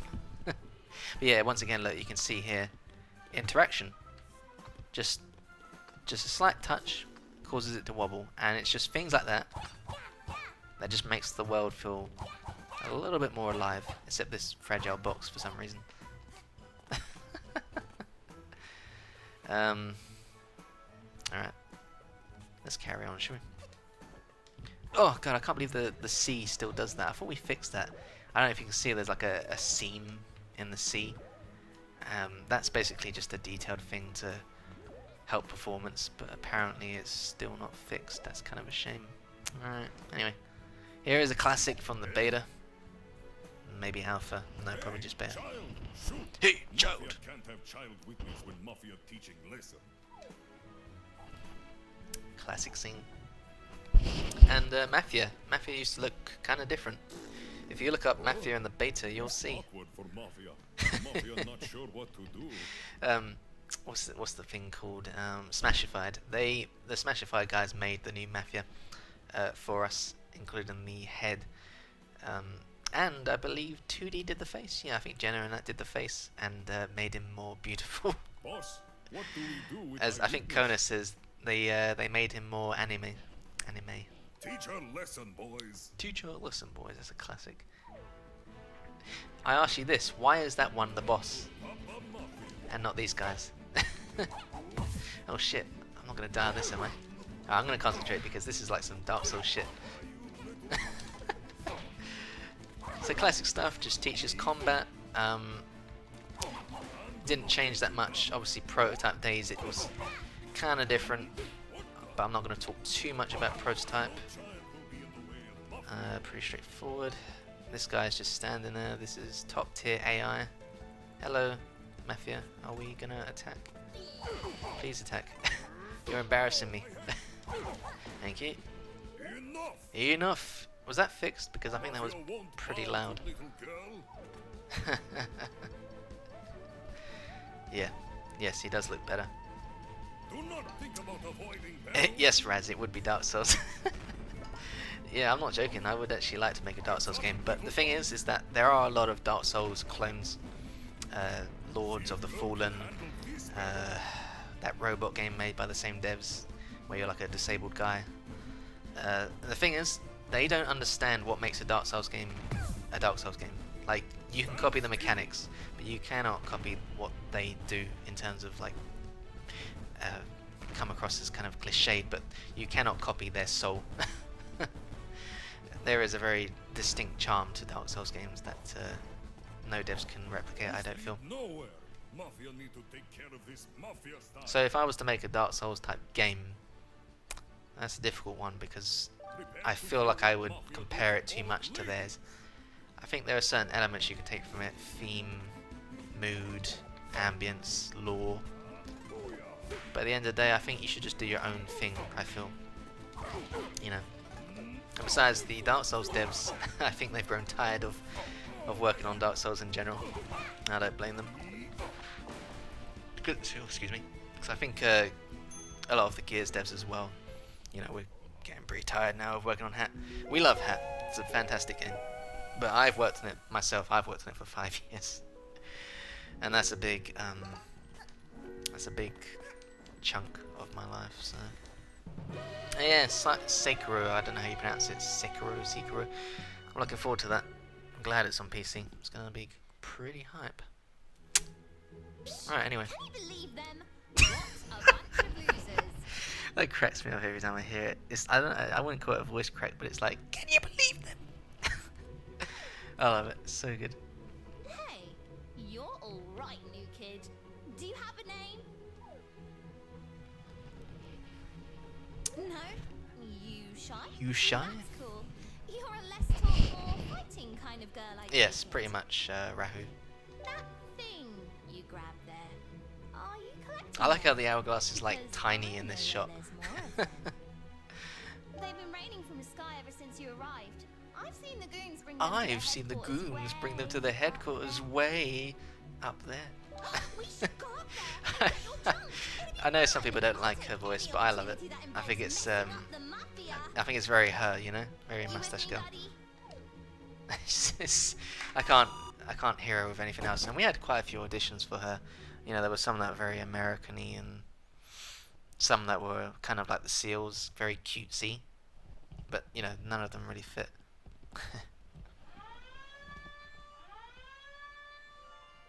Yeah, I understand you, Raz. That's but it's so hard to make a game, Raz. It's so hard to make a game, especially on your own. Like, you know, I think part of Hat's success is just Jonas being like there, like you can't make a game without Jonas sort of thing. He's kind of the main wheel, especially during the early years of Hat. You know, we wouldn't have done this without him. Very talented guy, and he continues to grow. That guy is crazy good now. His programming is out of this world. It's crazy. Anyway, let's do this because this is a classic, obviously. Just checking up on chat real quick. Wasn't there a law saying that the civilians got kicked out by mafias with cannons? I think so. I don't know if that was like beta stuff or if that was left in the game. But yes, the implication is that mafia took over.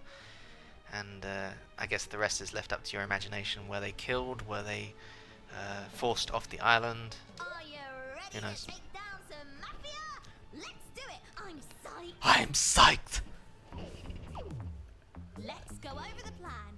All assaults need a good plan, or it'll be a flop. Okay, so before I continue, I made this scene.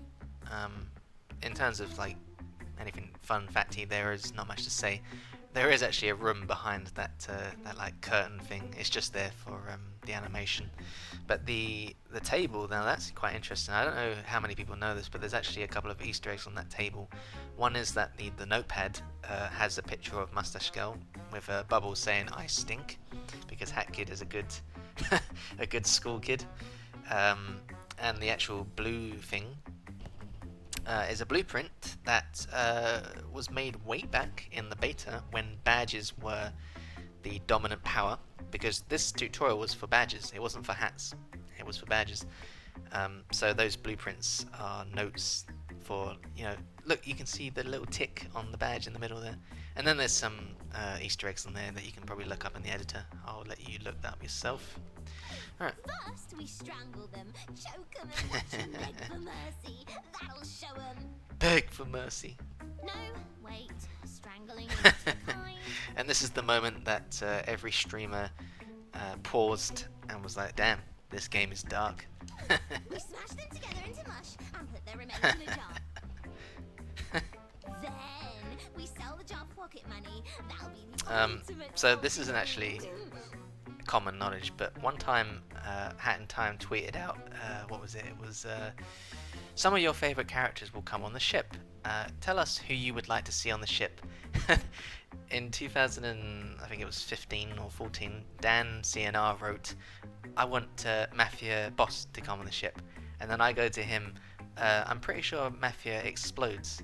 And then he goes, well then just his remains. And so I go to Dan, yes, his remains in a jar. Yeah, you're pretty dark, Dan. That's I like that idea. So that was actually a fact at the time. That was an idea that I pitched to Jonas, I believe. So actually, yeah, I better go back on this a bit. All right, so Hat Kid is an alien, right? And I go to Jonas. I say to him, wouldn't it be cool if she collected samples of her enemies? Because that's what aliens do, right? They collect samples in jars. So I said to him, why don't we put jars in the lab for display? And that's how you can refight bosses. And I think I even suggested a boss rush at the time. I think he was kind of into it, but I guess once again it's just one of those things that didn't make the cut or just didn't get past the I like your idea, Heb kind of thing. Jonas did that a lot, bless him, where he would say I like your idea and then that was as far as it went. But so I guess the jar thing, I don't know if that led to this or not, but you know, I guess the humor in general of a jar and mush party and all that. So that all came in. But first, we have to make it through their Mafia HQ. Once we find and dethrone the Mafia boss, the rest will follow. Then our mush and jar party. Mush and jar will party, be that's the word. I love it. We've got to get you geared up. Your hat Geared up, is that a Gears for Breakfast reference? And we don't do basic in this gang. Basic in this gang, where have I heard that? Yarn can be found around Mafia Town and used to stitch new hats if you're crafty. I've collected one for you. That's how generous of you, since I didn't get any. Okay, so that's the sprint yarn. She originally gave you the hover badge, which was this very OP badge which would give you a third jump, and we had to take You that out. need more yarn for some hacks than others. I guess being creative. Alright, isn't Mabel, ask me that again and I'll tell you So keep an eye out for when I get to yarn. that level. Okay. Oh, really? I did not know that. That's interesting. Oh yeah, so this line cracks me up because when she says, I guess being creative isn't free, huh? I don't know if that was Jonas or Wergs or whoever wrote this. I don't know if that was some kind of shot. Because you know, like when an artist does commission work and then someone's like, no, do it for free. And then they get like they get really pissed off and stuff, and then it becomes like a tweet where the people show up and say, look, this guy wants me to work for free, and everyone laughs at him and stuff. I'm kind of wondering if that's like a call out to that kind of thing. I guess creative isn't free, huh? Now you're a killing machine. Perhaps I'm misreading that, but that's how I always took it to be. Now you're a killer machine. Alright, so that's that, and then she just says the same thing. Wait, what? Now you're a killing machine. Okay. I'm pretty sure the sound is cut out there. Okay.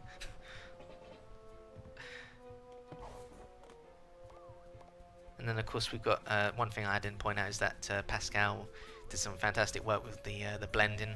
Very Banjo-Kazooie. You leave this and you get close. Very classic. Just such a minor thing but adds a lot. It's really cool. Alrighty, let's do the next one, and this is the... Oh yeah, I love this one. This is one of my favourites. So, whew, this one's got quite a few facts about this one. Let me think about this one. God, alright, so originally this was going to be you chasing an old man. Some of you guys may recognise the old man. He's now frozen in Vanessa's mansion. The old man... Oh my god, lag. Go away, Ant. Actually, I should probably turn off Steam Friends. Guys, don't start abusing Steam Friends or I will seriously get mad. It's anyways. Actually, hang on, I just want to check something. Huh, it's not capped. Okay, whatever. Yeah, so there was an old man. He was an old man in underpants, and the words "Gears for breakfast" were on those underpants. And he was supposed to be like some kind of, I don't want to say gross character, but he was kind of like a humorous, like, what the hell? I don't know if you guys have ever played like Yakuza 0. There's like a guy who just appears in his underpants, and it's just really weird and out of character, and it's just really funny. Now, I'm not saying that was the inspiration, but I'm just trying to put across that was the kind of sort of humor. Just this random old man in underpants. So that's classic. As for why he was cut, I think it was more just he didn't really fit in the end. I think Jonas was worried that the Mafia theme wasn't really coming across too well, so he wanted more Mafia. And so he commissioned... Also, I really don't like this effect, this lens blare. It's really kind of... Ooh, look at that. Ooh, I bet I could do this. Or whatever. Yeah, like, it flickers like crazy. It's horrible. I don't really like that. But yeah, so it was replaced by the... I think it's not... Is it Goofy Mafia? I think he was called. Not Groovy, but Goofy Mafia. Goofy. Oh god, you got so many questions. Alright, Dan asked first, can you talk about the secret dweller stuff that you originally find in Mafia Town? I remember hearing about it revealing some hidden lore. Okay. So, once again, lore. One creative way that we were going to introduce lore was you would use the dweller mask to unhide a bunch of frozen in time stuff. So, just to put an example, outside the cafe, for example, there was going to be like a cannonball that was flying towards it, and you would see these cruise ships in the distance, and that was supposed to signify the Mafia coming to the island, shooting cannonballs and destroying, parts of the island. And I think, and don't quote me on this, this isn't official, blah blah blah, but I think it was going to depict Mustache Girl's parents being killed in a cutesy kind of way, like not darkish. I don't know, maybe I'm misremembering, but that was kind of the discussions at the time, I guess. So that was that. Konasumi asks, what's the story behind the Milkman Mafia? The Milkman Mafia was once again another minigame quest line. As I said before, Hat in Time was very different.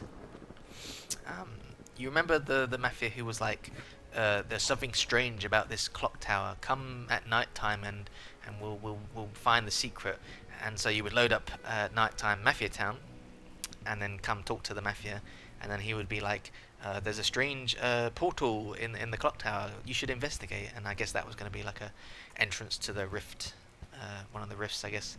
As for the got my train of thought. What was it? Milkman.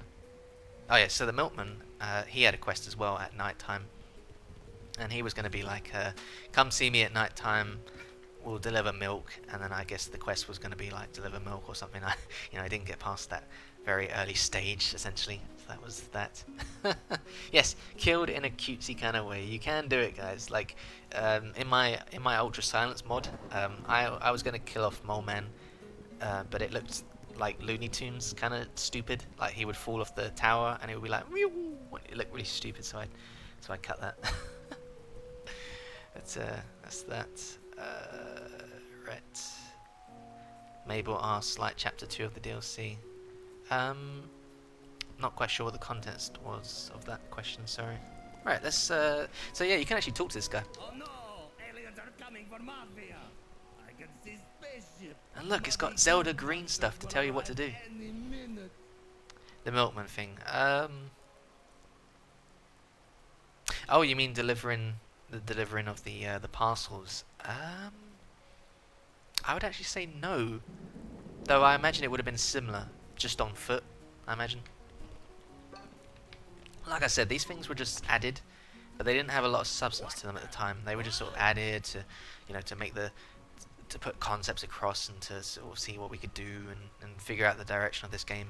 And then, as I said, things got stripped, things got added. Mafia saw spaceship! Mafia knew all along! Mafia is being invaded by But- aliens! Oh, this next sound is my favorite. I use this sound in a lot of my mod maps to scare people. So good. I've scared so many people with that sound, like really loud, especially Jack. It's so good. Okay, so to talk about this, this particular chapter was actually quite short. I mean, I know it's quite short now, but it was even shorter. I believe it ended about up there. Yeah. But then, I was like, Jonas, this is too short, and I imagine a lot of other people said that as well, because we got some more parts added to just extend it a bit more. So yeah, this is to teach you dive, because we had a lot of issues where people just were not diving, and the reason is because in the beta we had the hover badge, and as I said before, that gave you a third jump. So people were just jumping 3 times across all the gaps, and they were never diving. So when there were parts like in Trainwreck where you had to dive, they were just not making it, and they were getting really frustrated. So we had to teach them to freaking dive. So this entire act is literally just a course to teach you how to dive. So that's that. Okay, Tyler asks, I think you mentioned in the other dev stream that you put numbers on every Mafia door for a cut delivery mission. It wasn't for a mission, it was just for detail. Like, I was very obsessed with detail, lore, just all kinds of things, just like that. Pretty dumb, oversight really. That time could have been spent better, but there you go. Kona asks, what's the story of 4? Okay, can I see it? I guess you can. Actually, let's do this first and then I'll point this out. I love this voice. It's so good. This is the same voice actor for the Mafia. He just gave it a bit more of a zing to it. Leave Mafia alone. Excuse me. Sorry, I had a lot to eat tonight. Bit burpy. Right. God damn it, there's blur. There we go. Perfect. Alright, so you can see down there on the left, there's a bunch of vehicle stuff, like a propeller and like a nose and stuff. So that was 4's stuff, right? That was 4's helicopter. Now we're going into like prototype territory here, right? Thank you. Sorry, being a dumbass. Alright, here we go, that's much better. Alright, so this stuff here was 4's helicopter. And I'm talking like prototype days, guys. This is like way back. A lot of Jonas's earlier characters, alongside Luigi's, final drawings of them, there were we joke about this a lot, but there were a lot of old dudes in Hat. Like Jonas just liked adding old old dudes. You know, like the detective, the old dude, the mafia boss, four, you know, all old dudes basically. So a lot of this stuff got cut, obviously. Won't get into too much detail there. Just got cut because it just didn't fit anymore. The designs weren't too great. Yeah, Ruthless Detective. Yeah, you want to know about that, do you? Maybe I'll talk about that sometime. Oh, KO. Hey, KO. We. So this never got past the concept stage. We had a detective character who would appear throughout Mafia Town, and he was essentially the detective in Paper Mario Thousand Year Door. If you've played that game, that you know that there's a character who has a very distinct tune when you talk to him, and I believe he sort of mentions like spaghetti or something, and there's always like some joke, and he's a really bad detective, really useless kind of thing, useless, ruthless. He one of the places he was in was the cafe, and you would go up to him and he'd be like, "There's something." He had a very interesting dialogue. It was like very punny, I think, sort of like spaghetti puns, or I don't know. It was something like that. This is so long ago, I can't remember exactly. I probably got some pictures and stuff in my folder or whatever, but that was that. So yeah, the detective would come around and he would be like really useless and just like sit around various parts of Hat in Time and just be like useless. Was he ever modelled? He was not modelled, no, but there is a concept of him. I don't know if that is public, but he was just basically, how would I describe him? A bit like Mafia, but a bit more chiseled on the face. He had a brown detective suit and hat, pretty standard stuff, white skin. I think he had orange eyes, like yellow eyes, no, brown eyes I think it was. That's about it really. So that's that. Oh, so there is actually concept art. Okay, then you already know. So Void asks, what's the deal with the friend meter? Was that planned to increase with other characters? And the answer is kinda, if I remember correctly. So once again, don't 100% quote me on this, but once again, in prototype days, there was a kind of system where characters would join your party, and once again, this is Paper Mario style, right? They join your party, and there's like a meme, wasn't it? It was like Mustang Girl has joined your party, Vang, and that was the meme. And then she would follow you around like a little extra character, like this, just standing next to you like this, and you would push the command button, and then she would go okay, and then you would jump on her head, and then you would get bounced up pretty high, and that's how you would solve puzzles in Mafia HQ. So there was going to be a kind of, I guess, a party system, but I don't know how extensive that was. It only got as far as Mustang Girl, whatever. And as for the friend meter, I believe that was more joke than actual substance. We needed a way to, obviously, say Mustang Girl is an enemy, so obviously Jonas made the big joke with the bar at the end. And funny enough, the bar in this level, that was added like last minute, like crazy last minute. It was like something we had planned so many years ago, but we have a tier list, right? We have a tier list of things that we want to do. We've got a timer, the game's got a ship, we've got like deadlines and stuff, and I guess that feature was really low down, so yeah. Alright, so oh god, this is interesting. So there's so many, I can't understate how many. Let me just get this off. Alright, there's so many stories I can't even begin to explain. So I just got into the cannon, right, and that just shot me straight up here, right. But before in the beta days, there was like a whole segment between this cannon and this platform here, where it was several ideas. One was a Donkey Kong styled climb. Now I'll get to the rainbow, don't you worry. There was a Donkey Kong styled climb where you would go into a minecart and then you would go around Mafia Town in a 2D view, hopping over stuff. It was pretty prototypey, didn't get past that stage. Then I believe there was something else, but I can't remember what it was. I think because down here, there used to be a building here, and that was Four's house. And there were a lot of cloud platforms that you would have to bounce on to get up here, and that was that one, I believe.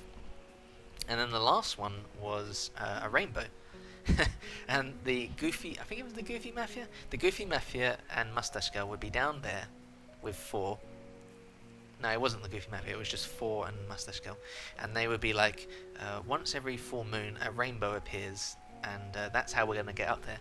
But then Mustache Girl would be like, oh, but you got to be careful because the Mafia guard it, or something like that. So you would climb this rainbow platforming segment, and there would be like Mafia and balloons and stuff, shooting flamethrowers and things at you. You'll recognise those balloons from the train wreck level because they were reused, I believe, for that part. So that's that. Right, so let's kill these guys. This was just added Good job, kid. to give a bit more context to Mustache Girl, to give her a bit more story. Because before it was just go straight in, pretty bare bones. Here's a classic. Hat Kid's supposed to walk inside, but if you just dive, then she just does this. Classic. Did the hidden poker room ever have a purpose other than the rift token? And the answer is... God, I can't remember. I think it had more purpose because this level, let me tell you, this level has changed quite a lot. This one especially changed a lot. This was the very first level that I worked on. This was the very first space that I created for Hat in Time. Jonas gave me a very basic layout drawing. Can I kill these guys? Okay, good, because they're so annoying. Alright, thank you. This was the very first level that I worked on, and once again I had a lot of freedom in terms of art direction, and I believe puzzle design? Although I think maybe Jonas did that. And the puzzle for this place was so different to what you got now. If I remember correctly, this guy here, he had glasses on, and he was like, do you want to gamble? Well, then you can't gamble without money. So you had to find money or something.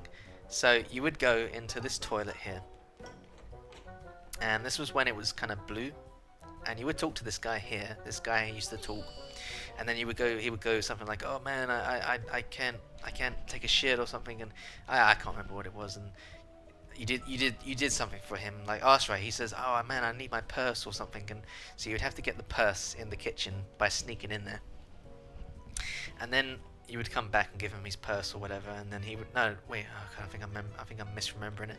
I think you gave the purse, you would give the purse to this guy, I think, and then he would give you paper, I think, and then you would give paper to this guy, and then he'd be like, oh my god, thank you for giving me paper, and then I don't know, I guess he would give you a key or something, or money or something, and then you would go to a slot machine, and then you would do a slot machine on this one, I believe. You would get the key, and then you would go into the freezer, and that was that puzzle. So as you can see, very different to what you got now. Very Paper Mario, very humorous, and you used to be able to gamble on these things, but I guess we took that functionality out and instead just put a little text bubble here. Pretty boring.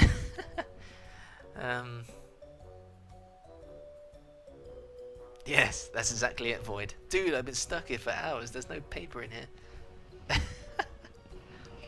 Oh god, Jonas is here. Okay.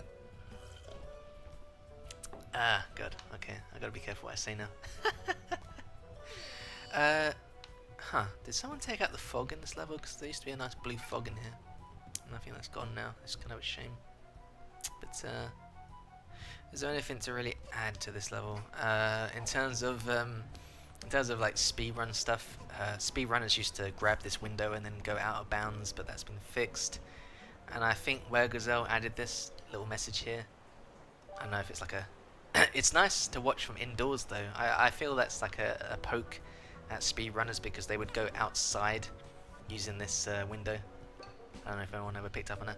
Over here was where the detective sat. He would sit here and he had his own Paper Mario placeholder music, and he would be like spaghetti, spaghetti, and there was like a lot of puns and stuff, so this is kind of like a remnant in that regard. So that's that. I think these guys talked as well. These guys were like, hey, have you ever noticed that there's no female mafia in our club? What's up with that? And I can't remember what the joke was. There was just things like that. And this guy just tells you to leave. Bit of lore there. And there you go, there's a bit of lore there.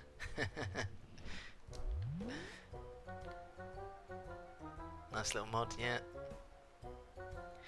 Jack asks, did you ever make that character, or did he just not make it past concept? So the detective didn't make it past concept.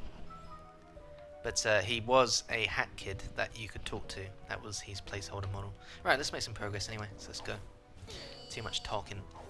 So this part here was meant to be a bit more detailed. There was meant to be, and you've probably seen these concepts by Luigi, but there was going to be a lot more cat themed stuff.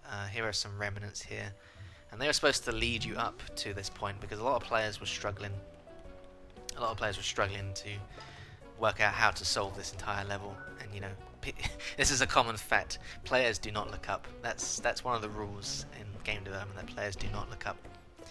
And I believe they also only look to the left. I believe that's the rule as well. And then, like in horror games, you always put the scare on the left-hand side. I believe that's the theory. All right, Cooking Cat. Terrible at cooking, but fear not. Cooking Cat is here. Cooking Cat is here. I love her voice. Prepare the actual dinner up here and swap the food before anybody eats the Mafia's. Mafia's cooking. I'm fairly certain someone would die if they ate the Mafia prepared. So there's some lore, pretty standard stuff. She's not wrong, because if you've seen the state of the kitchen, oh, rats. Okay, be careful. Yeah. Alrighty. You would be surprised, Raz. I've watched plenty of streamers who do not follow the ponds. They forget that the ponds. Yeah, this is a pretty, this is a pretty Hat in Time thing, right? The button doesn't. Yeah, I'm not saying any more on that. Holy shit! Did I almost get stuck in there? Whatever. Cooking Cat was a boy in concept. No, I don't believe so. Don't think that was the case. We always had. The way it works is that we don't like always design with gender in mind. We just hire voice actors and then we listen to them. And we go, oh man, that one sounds good. We like that one, and you know they make a great fit. And Cooking Cat, I think, sounds fantastic. Really good job there. This is a good one. I like this one here. You sit on this chair here, and then it initiates this conversation, and it's very, I don't know, very cozy is the word I'm thinking of. It's just a nice little thing here. I like this. I wish we kind of did more of this. Whatever problem is, Just it's so simple, but it just adds a lot. I feel really good. you look like tenacious type. Tenacious not type. leave problem alone. Other little girl run into kitchen. If you are looking for, she look like unruly. Unruly type. Hey, Jonas is playing Hand Time. And then when you press A, you get stuck in the chair. I'm surprised that hasn't been fixed, but I mean you can just get out of it. I guess it's not a big deal. I want to ask something about the voice actors, but I'll wait until Debo Studio. Yeah. Choose your question wisely for that one. Okay. Is there anything else really? Hi there, young one. The Mass Seller. Is there anything to say about this? I've seen every corner of the earth, and now I sell tiny pieces of my discoveries. My discoveries. You may call me The Badge Seller. for I sell and Trade trade badges. I can provide you with strong abilities and upgrades to your hat. If you So someone, let me see. Mabel asked, "What the hell is up with this guy?" How can I answer this question? We needed a way to give badges, I guess, and a seller is a good way of doing that. We had this model from the beta days, and I don't really know what his purpose was, but I understand he was intentionally made to be creepy because, yeah, creepy is cool, right? You know, you see this thing and you're like, what the heck is that? Don't think I need these really. Nah. So he's kind of like a repurposed character that didn't have a purpose, and he uses the beta theme because, you know, Boot Troop love that theme, and I think it's a good fit. Excuse me. I love this. Very Zelda-y. Can you actually break him, or has that been fixed? Because I think you can break him. But anyway. Yeah, a lot of people reacted that way, Clink. A lot of people saw him, because he only spawned once you beat Mafia Town. You would beat Mafia Town, load it back up, and then he would be standing by the fountain, and you'd be like, what the frick is that? Yeah. Is there anything else? Don't think there's anything else really.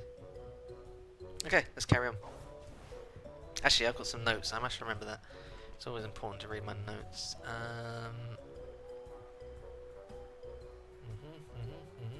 Oh wow, just one note, and I've already said it. Okay, fair enough. So yeah, down here is the golden room. Nothing particularly interesting to say there. I believe I just said that it kind of had a purpose, but I don't really remember. In the end, it was just like I think it was just like one of those hidden things you find. The Mafia gamble in secret down there, and I don't know. I guess maybe there was like a story there. If you play After Story, the mod by Daniel CNR, there's actually a gambling scene. I imagine it would have played out a bit like that, where some Mafia are gambling and then talking and stuff. So, alright. I always assumed that some of the Moonjumpers character style was reused for the badge style. I honestly don't know, but I wouldn't be surprised if that had some influence to a degree, but I wouldn't say it was the main influence. I think at the end of the day, me and Jonas especially, we like creepy stuff. You know, we like making things that make people go what, and you know, it's such a good, simple character, just twitching head, and it works so well. Doesn't smell like it though. Yeah, exactly, Dan. Alrighty, that is a very suggestive shape there, so we're going to move on. So I think these guys, they were going to talk, but nothing particularly interesting. That glass is fine with the fog, it looks like. Yeah, as you can see, very filthy. This was quite fun. I had a lot of fun dirtying this up. There was, you know, just putting decals everywhere, and I know, I just like making dirty stuff. And I don't mean like dirty in a lewd sense, I just mean dirty as in grimy and ugh, disgusting. I just love it. It's so good. A lot of fun with that. Alright, let's carry on, shall we? Go ahead, kid. Go ahead, kid. Up and I'll keep guard here. Alright. So before Mustache Girl, I seriously can't say her name these days. Mustang Girl. She didn't always used to be there, and I believe playtesters were struggling with how to beat this level because this level had a lot of issues in terms of guiding the player and stuff, from jumping up to the top to finding the key to, you know, putting the bucket on. These were all mechanics that were thrown at them without any like teaching, and so a lot of players struggled with that. And I don't know if we ever fully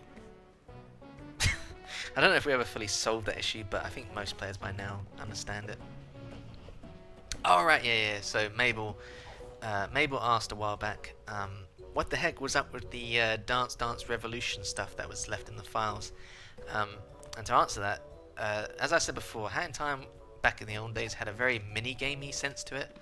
And one of those was a kind of Dance Dance Revolution mini-game where you would have to cook food, well, not cook food, like chop food, to the rhythm of the music. And that would have taken place in the Mafia HQ kitchen, fixed camera.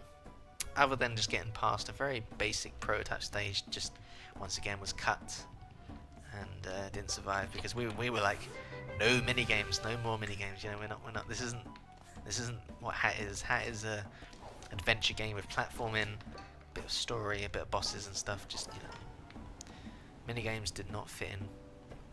Also, I like this detail. She gets really cold. Such a simple thing, but just the fog breathing, really good.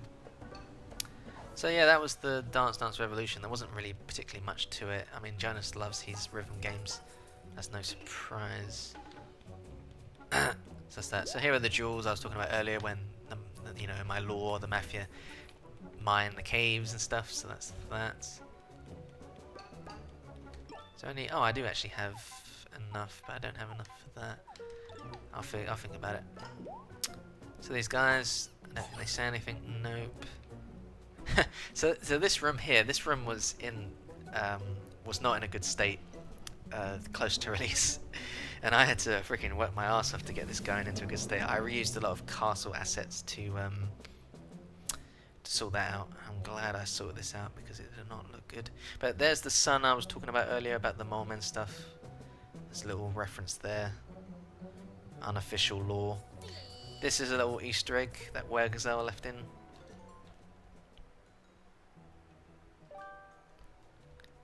Yes. You pull the switch out of the pile and put it in your bag. that is very Wergazelle. So that's that. Okay, this is a classic from, and I actually forgot this was a thing.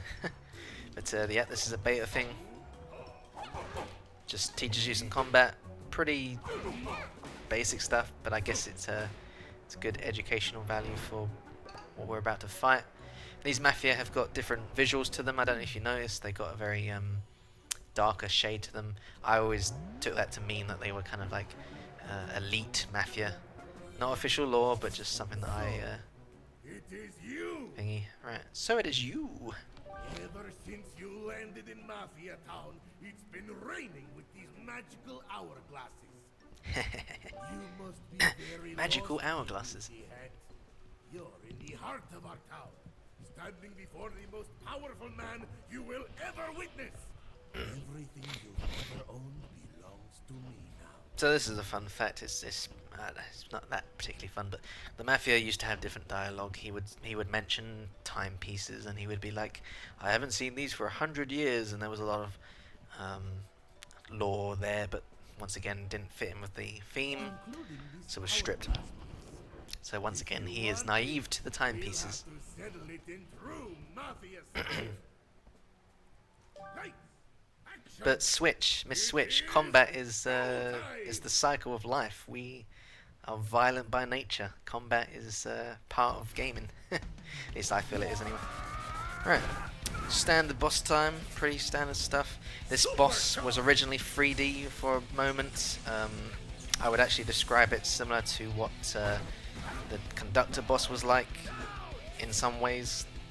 Especially the scene where you sat on the table, that was from Mafia. He would sit on the table and he would act out in a play manner, because this is a stage for a play. So I'm talking like, you know, like big long wigs and stuff, and Vikings and things. It was very, very different. But once again, didn't get past the prototype stage. Jonas worked really hard on this, did a good job, fantastic job. This was the very first boss of Hats. Very Paper Mario, as you can see. This Mustache Girl line was added to help players, because if you take too long to beat the Mafia, she shouts things like, you know, "Hurry up, Hat Kid! What the heck are you doing?" and stuff like that. So that was that. Mafia Ball. Actually, you know what? Let's trigger it. So if you take too long on Mafia Ball, as I just said, then Mustango was like, "What are you doing? Hurry up!" So as you can see, that adds guidance for players who don't understand what to do. Pretty standard stuff. I don't know if this change has been applied. Yeah, okay. So there was a change applied in the DLC where just touching him hurts him, but you had to hit him originally. That was kind of a pain.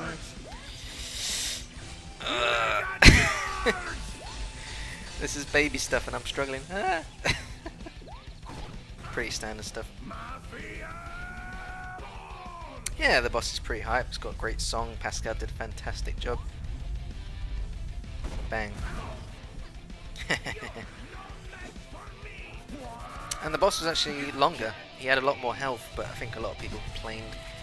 I believe that was on 1.0, so we fixed that by shortening his life, I believe. That was that. But yeah, not much to say about this. Once again, this was the first level I worked on, this stage included. There's... Oh, you can do it. Okay, cool. There's a lot more to this stage than meets the eye. You know, it's a big theatre. Once again, underutilized. The hourglass is kind of making it hard to see, but you know, you can see Mafia sitting there cheering and stuff, and a lot of lens flares and stuff. But yeah, once again, Mole Man, little hint there. Yep. Right, that's that. And this is something that I kept requesting but was never put in. I said, can we not have an option to make the camera face a certain way? Because that camera clips for the curtains if you jump in a certain direction. It's so dumb. But yep, here's another great cutscene. I will let it roll out.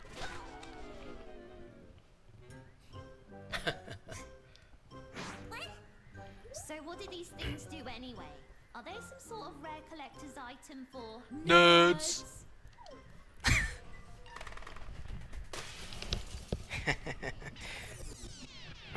Are they some sort of rare wait, Huh? I love it. So good. Once again, Pascal, good music. Whoa! What? What? Did you know about this?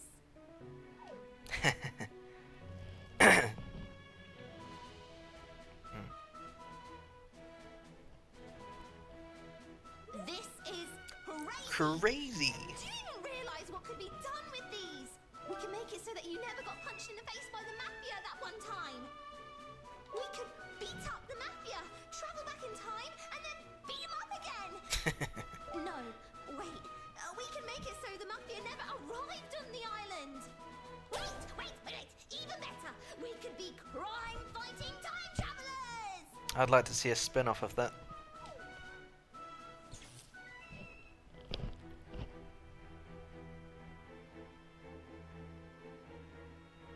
Wait, what? This doesn't make any sense. You have all this power, and you're not gonna use it to fight evil? I need more power.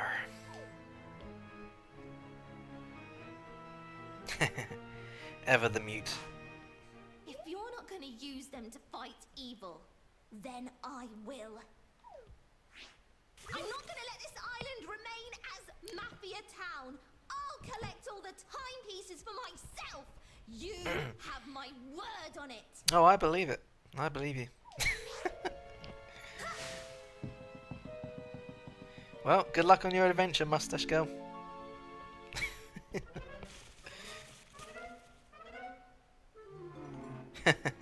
Oh no, she took my puns. How am I gonna buy all these things now? Oh god, no, the rainbow. Ah. Enemies. Classic. That particular gag got quite a few laughs out of people. I'm glad we were able to put that in. So that was cool. Yeah, she did take the timepiece KO. But I think, you know, taking a timepiece would have affected progress. And I believe Jonas made a fake thing where he actually just changed the counter down to 3 or 1 or whatever. But for whatever reason, I guess we just took it out because it just, you know, just didn't flow very well. You know, the fun fact is she doesn't actually take any of your pawns. I always found that a bit odd. I think Jonas should have done that, but there you go. Alrighty then, so what should we do? Should we do more Mafia Town? Keep it straight and narrow. Let's just do it in order for now, I guess. So once you do this, it opens up new choices. Actually, I don't think I have enough pawns for that, do I? Yeah, it could be Zara. I don't know. I haven't actually played that game. Oh my god, I'm short by 4. Okay, where's this? Okay, well let's do that. It's pretty standard stuff. Wonderful art drawn by Jenna. Nothing really to say there, just fantastic. Reminds you of Willy Wonka. So, is there anything really to say about this? This is, you know, this is just like a glorified blue coin mission. Or red coin mission, even. That sounds harsh. I mean, it's fun. It's got a nice, light-hearted nature to it. But definitely one of our, I don't know if I would call it weaker acts, but, you know, it's definitely a sign of early hat development days, I feel. But I'm going to do the Rift because the Rift is really cool. I do like the Rift. I see Jonas has added light to it because I don't think it used to cast light, as well as he took it out of the pipe because originally it was in the pipe, but I think a lot of people didn't see it. And that's kind of a shame, really, because I think you should reward exploration and discovery. And doing things like this kind of takes it away a little bit, I feel. Also, the hitbox seems to be a lot bigger. Okay.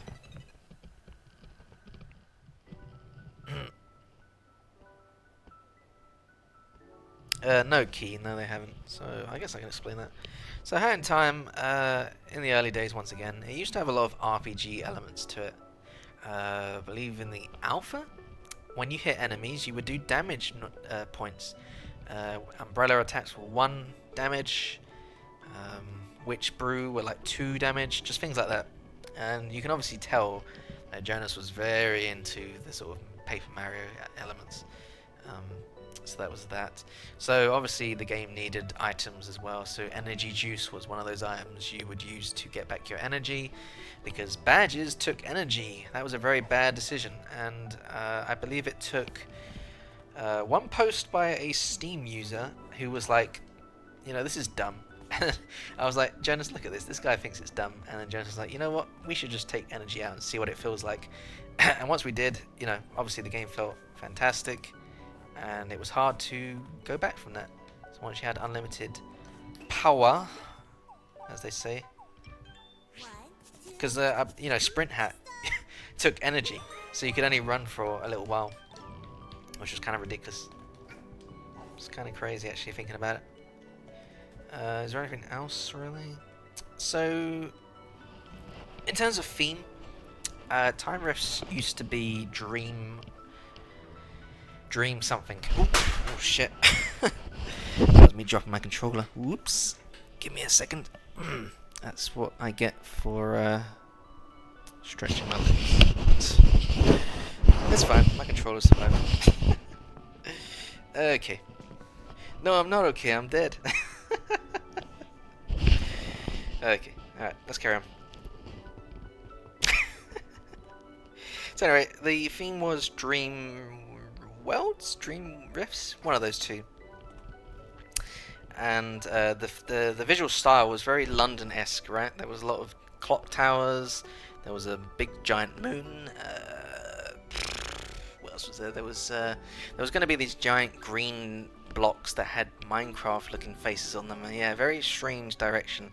But this was back when what's his name? So I've been working all day, so my brain's a bit tired. What was his name?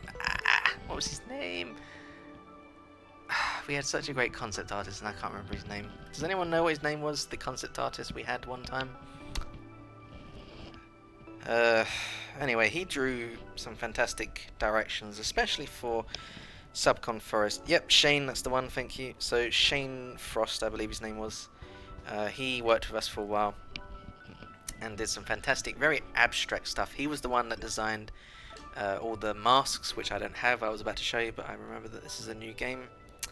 As well as all the Subcon dwellers and all that kind of stuff. He was very good at creating abstract stuff. If you want to look him up, Shane Frost on Twitter. Be careful when Googling his name. There's some adult content connected to that. Anyways, so I guess, you know, Jonas was kind of bored with the theme. Maybe he wasn't particularly happy with it.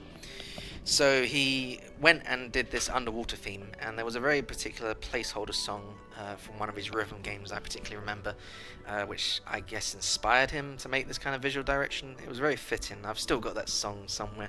Such a great song. But obviously, you know, copyrighted, so couldn't use it in the actual final game. But so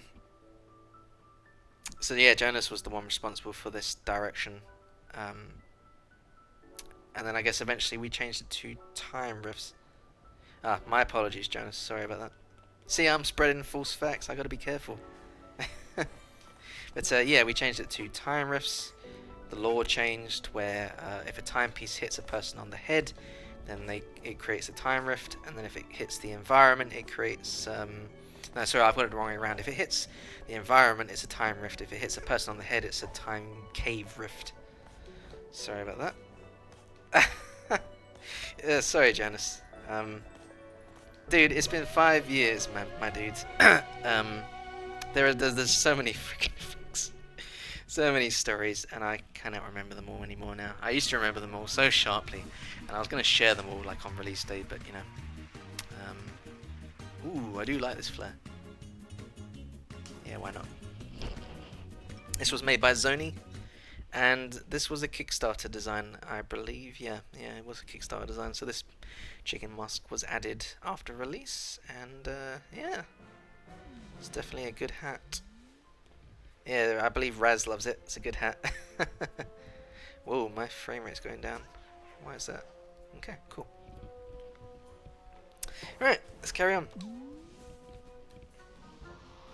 So yeah, in regards to Time Rifts, nothing particularly interesting. I designed the first 3.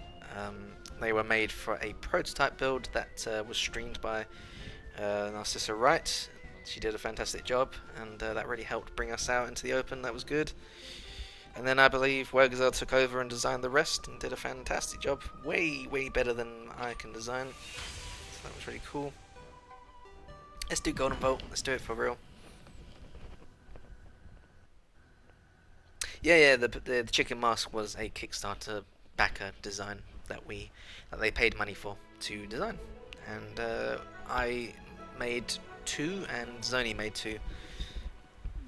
So Kona asks, why was the ghost feature removed? I wouldn't say removed per se. It was just like one of those things that just wasn't like polished to a state where, you know, it'd fit in the game, and then I guess, you know, once again it was just pushed down to trivial where it was just not like that particularly relevant to the game, so it was just cut. But yeah, the ghost thing was kind of cool. Ow. It's pretty cool. Wait, did we fix the ticket dupe? Seriously? I did not know that. But yeah, the ghost feature was kind of cool. For those that don't know, in Time Rifts you could race your, I guess, your ghost. This was, you know, if you've ever played like Mirror's Edge, I need to concentrate actually because I'm just like aimlessly jumping around.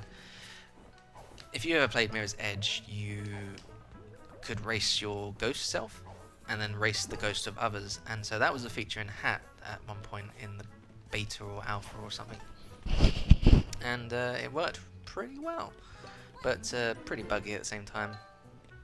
I believe some of the boops kind of fiddle with it a little bit, but yeah, just one of those things that gets cut, unfortunately. But why don't you guys mod it back in? I'm sure you guys could mod it back in. Let's see what else we got. Yeah. Ouija, sorry Ouija, I can't see your name probably. What led you to start creating hell maps? Yeah, I mean, Hat in Time, I don't want to call it a baby game. It's kind of offensive to what it is. But after Hat in Time released, I had a very huge urge to just create, you know, something very different from the base game. And that's what led to Hell Maps, I believe. I think Wet Mushroom Heaven came out, and then, you know, everyone was like, "Oh my god, it's so hard!" And then I was like, "You think that's hard? Well, I'll show you." So I made like a Hell version, and that was top secret for a while. And then I eventually released that, and then that led to the tradition of making Hell Maps after every normal map. So that's the ticket dupe, apparently not fixed, where if you damage yourself and then pick up a ticket, you get 2 of them. So that's that. Why am I going up here? Where's the freaking ticket? Oh, I've already got the ticket. Right, let's go back then. There it is. Right. Whee! This is a great feature of Hat, you know, just dive cancel. Just feels really good. Definitely one of Hat's strongest mechanics in that regard. Gives it a very distinct, you know, you recognize it, right? That's the dive from Hat in Time, and these controls, they are very Hat in Timey, so that's that. What else is there?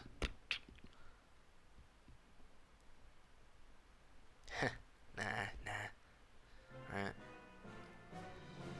Yeah, you're not wrong there, Raz. What we learned was that a lot of our player base, especially the average player, they struggled with Hat in general, and that's the thing I find with Hat in general. If you really watch some of the like new players play Hat, the Hat's controls are very precise, right? If I want to jump to that yellow thing, I just do double jump, dive thing, and I land on the yellow thing. If I want to land on that Rumby, I probably could shoot. There you go. Very precise, right? But it takes quite a while to learn how to do this, I feel. The average player takes, I think, a full playthrough of Hat just to learn how to dive. So that's what I find is the trouble with Hat's controls. It's a very double-edged sword, is the saying, right? It's got great controls, but it takes a while to learn. So a lot of players call it bad controls because of that, because they don't give it a chance to grow on them, and that's just something that I find in general. So yeah, our general fan base is very, I don't want to say the word casual, it's a bit offensive word, I guess, but you know, that's kind of why I wanted to make helmets, because I had a desire to make something that really pushed the how far you could go with platforming. And it doesn't even push that hard, right? It's you can go way harder. Werty in the chat made something that's absolutely insanely devilish that even I haven't beaten it because it's just too harsh. We even like moaned at him. We were like, "You gotta put a checkpoint in. This is just too evil."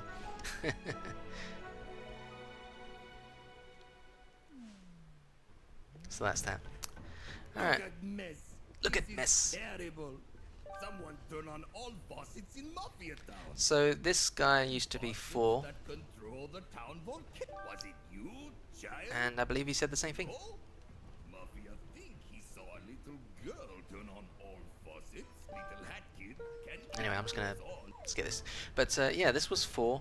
I believe he said the same thing, and that was basically the end of 4. He never got beyond that point. But 4's relevance was kind of like what's that guy from Donkey Kong, the one that sells all the vehicles?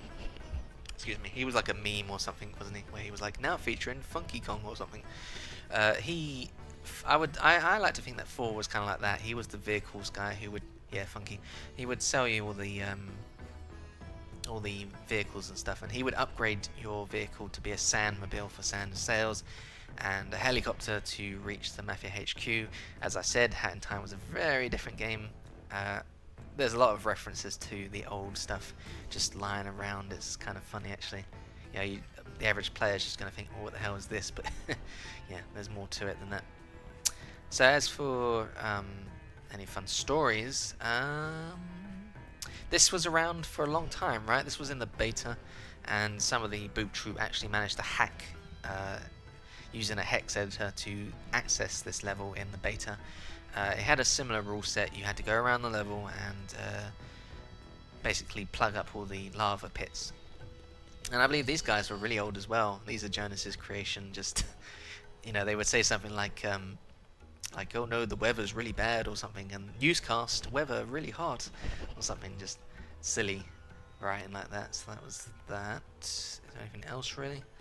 We added these guys to guide you because once again, players are very, I want to say thick, but they need a lot of hand holding sometimes, So one of our regrets, I feel, and it's kind of a shame that we weren't able to figure this out, but landing on these things are pretty difficult, even for me sometimes, I feel.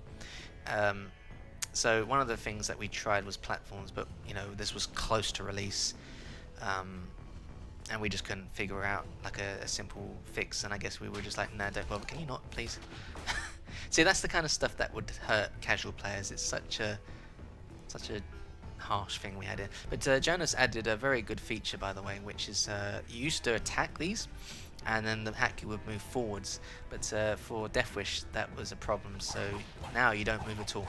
So that's that, and that's as far as I'm going to talk about Death Wish. By the way, no DLC discussions in this stream. But is there anything else really?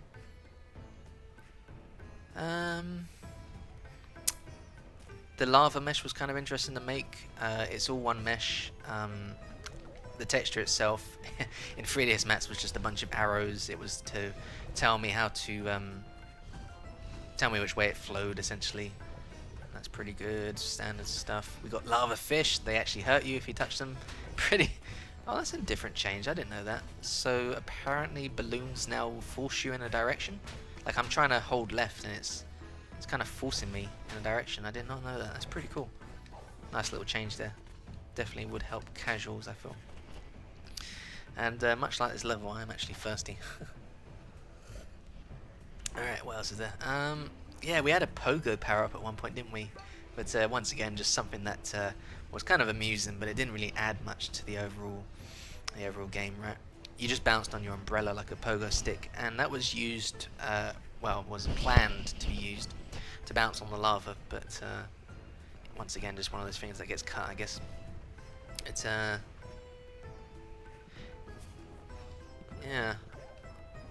Oh yeah. So in regards to what Kona said, that was just a case of Jonas requested that I make an ending for this level, and I made that quite a while ago.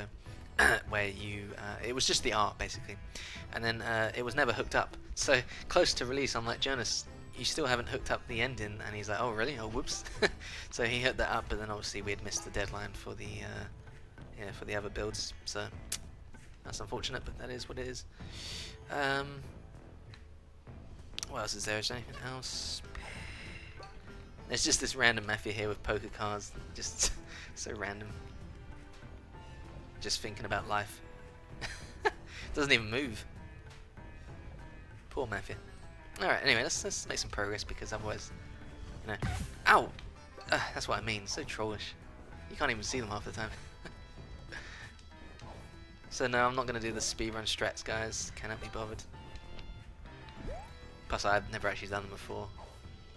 But speedrunners jump over there and then kill themselves to skip cutscenes or something like that.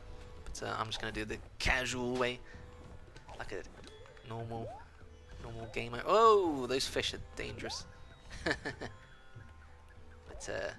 yeah, pretty standard stuff. Not much else to this level really. Don't think there was any fun stories to this one. It's a very, it's obviously like a bit of a cliche, right? Lava and lava world sort of thing. And this is like a really old idea in general. This goes back to like prototype days where, like Mafia Island is now covered in lava. Whoa! And that was like time travel stuff, if I recall as well. Oh god, no hookshot. But yeah, pretty standard stuff. My old man, he's played this game obviously, and he cannot dive for the life of him, and he always dies on this part because it is so hard for people who don't game normally. So it gave me a few laughs.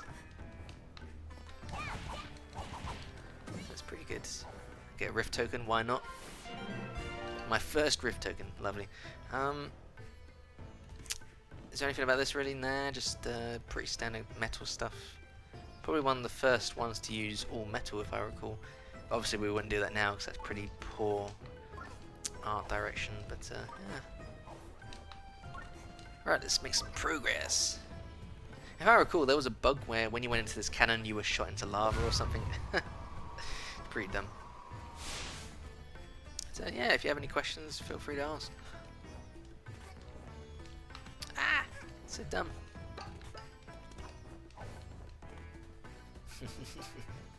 I need to focus. There we go. There's one. Right. This is perhaps the most inefficient route I've taken.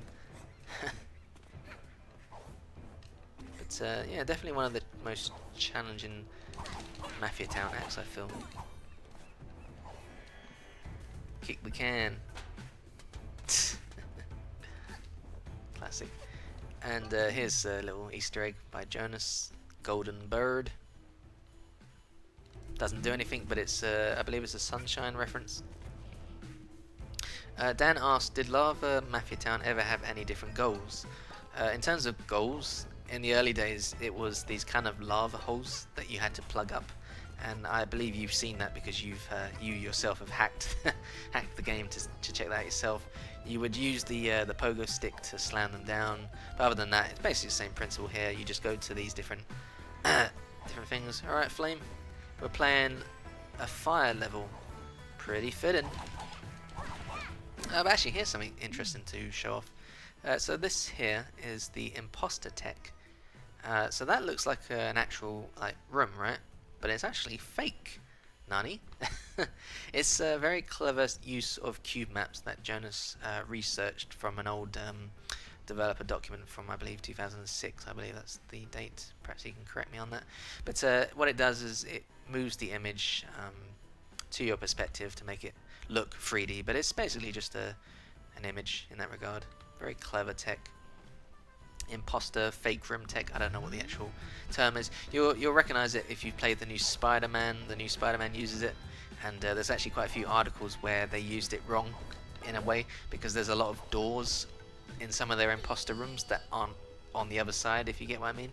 So a lot of impossible geometry, just things like that. So even AAA devs get it wrong sometimes. Oh god, no hook shot, I keep forgetting. Wait, how come there's no like red circle, Jonas? There's usually a red circle that tells you no hookshot. But yeah. What else is there? What's in chat?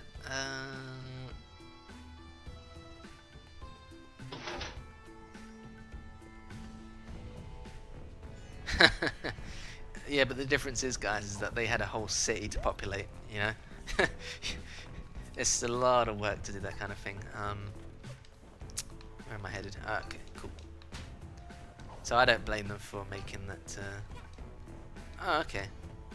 I guess that makes sense. But, yeah. Has anyone made a gun mod yet? I believe Werty has kind of worked on one. You did it! Small child saved Mafia Town! Yay! Now Mafia no longer need to eat lava for breakfast. Please. take Amazing. this trophy. You are Truly the hero of Mafia Town.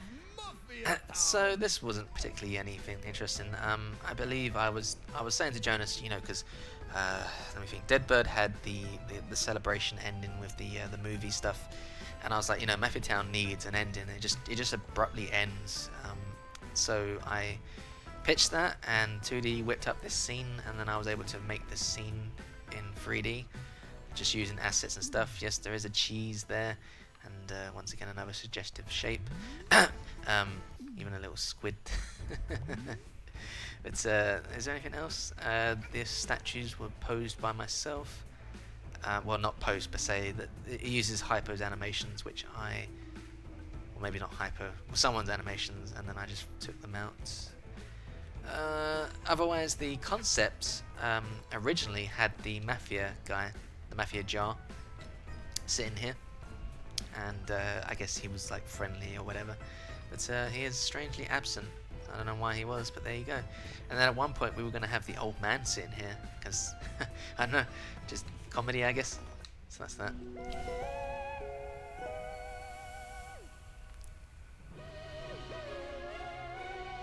But don't you think it would have been a bit strange if there wasn't some kind of ending in general? Perhaps we could have done a different ending, but at the very least, I like that this closes it up, because the Mafia, you know, obviously is seen as kind of jerks, bad guys, if you will. But these guys, they're kind of like, yeah, you saved us, and, you know, you suddenly get a different perspective in that regard. You're like, maybe they're not so bad, you know? And I just think it gives it a nice bit of closure in general, but yeah. Alright, so that's, is that all of Mafia Town done? I know there's cheating the race, right, but I don't think I will do the speedrun, because I've never done that before, and I don't want to bore you guys. But, yeah, oh wait, yeah, time riff, right. I think I don't know if there's any point in doing time risks except for cave ones, because I've not much to say really in that regard. But let's move on. Let's move on to Deadbird, and we'll see how we go from here. So this one's got a lot of talking in it. But let's see. Alloy asks, is there a reason for the act numbers inversion in Mafia Town? And I don't quite follow you. Do you mean like positioning wise? You mean here, inversion? So where's 1? 1, 2, 3. You mean like this? 4? I don't know. Ask Jonas. He's probably the one that did that. I honestly don't know. But yeah. Yes. So Mabel was asking about the Dweller stuff. That was a concept that reached semi-prototype status. I don't know if they're still in the files or not, but there were definitely like you could see ships in the distance that were green like Dwellers. There was also I think a couple of Mafia or something in the cafe, but once again just very basic prototype stuff. So yeah. Alright, do I have enough? I do not. Excuse me. So there you go. There you go. Right. So a bit of water. Alright, Deadbird Studio. So this was actually chapter 3, but we moved it to chapter 2 just because of pacing issues. You know, if we had Mafia Town and then Subcon, that's 2 giant levels, very overwhelming for the player. not very fun. So this entire chapter is a little bit more linear in a sense. I would say it's a bit more linear in that general. But let's see, is there anything fun? There's these cars. I remember Jonas just copy pasted them a bunch of times.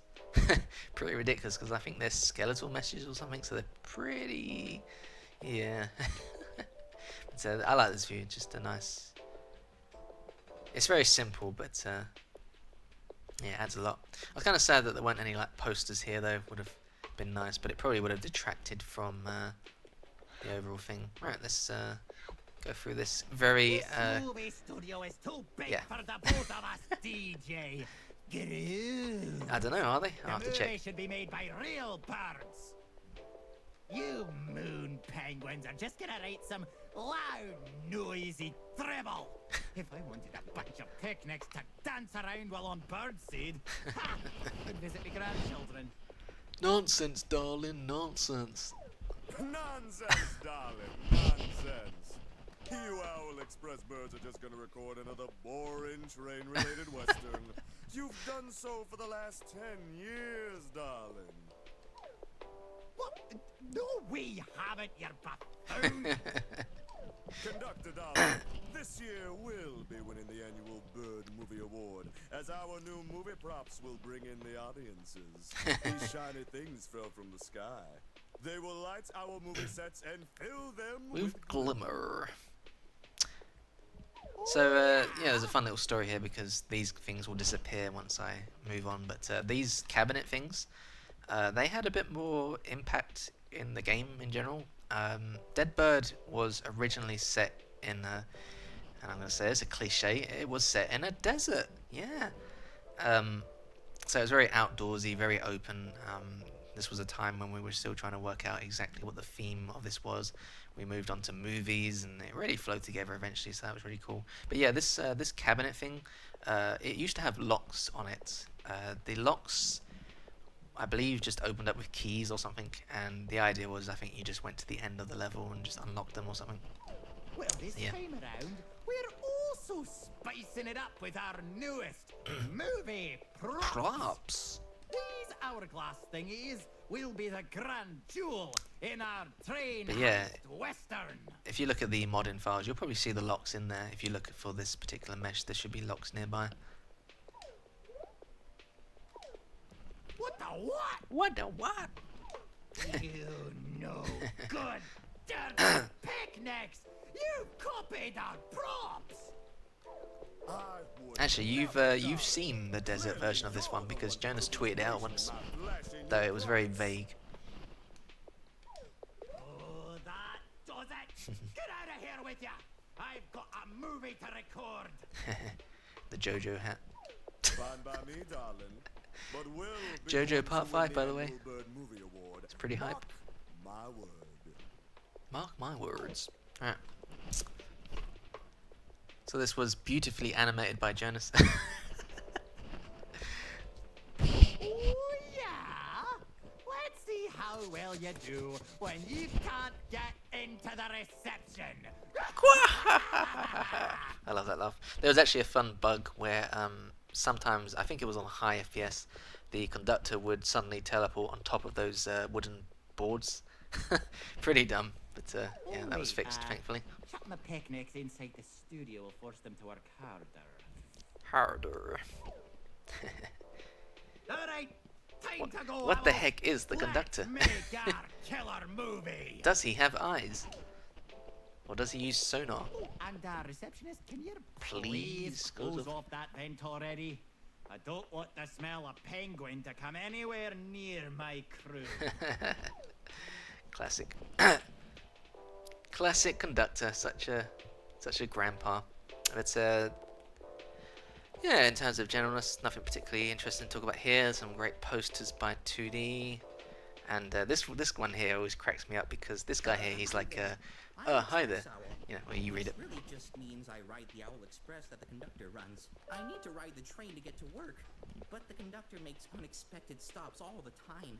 I have no idea why we're at a movie studio. I need to be at work in 15 minutes. So that's just a pretty standard line. But there was this streamer I was watching, and he talked to this owl, and this line right here sent him laughing into a fucking hysterics. He just found it so funny that the owls were just like, what the heck are we even doing here? I should be on the train.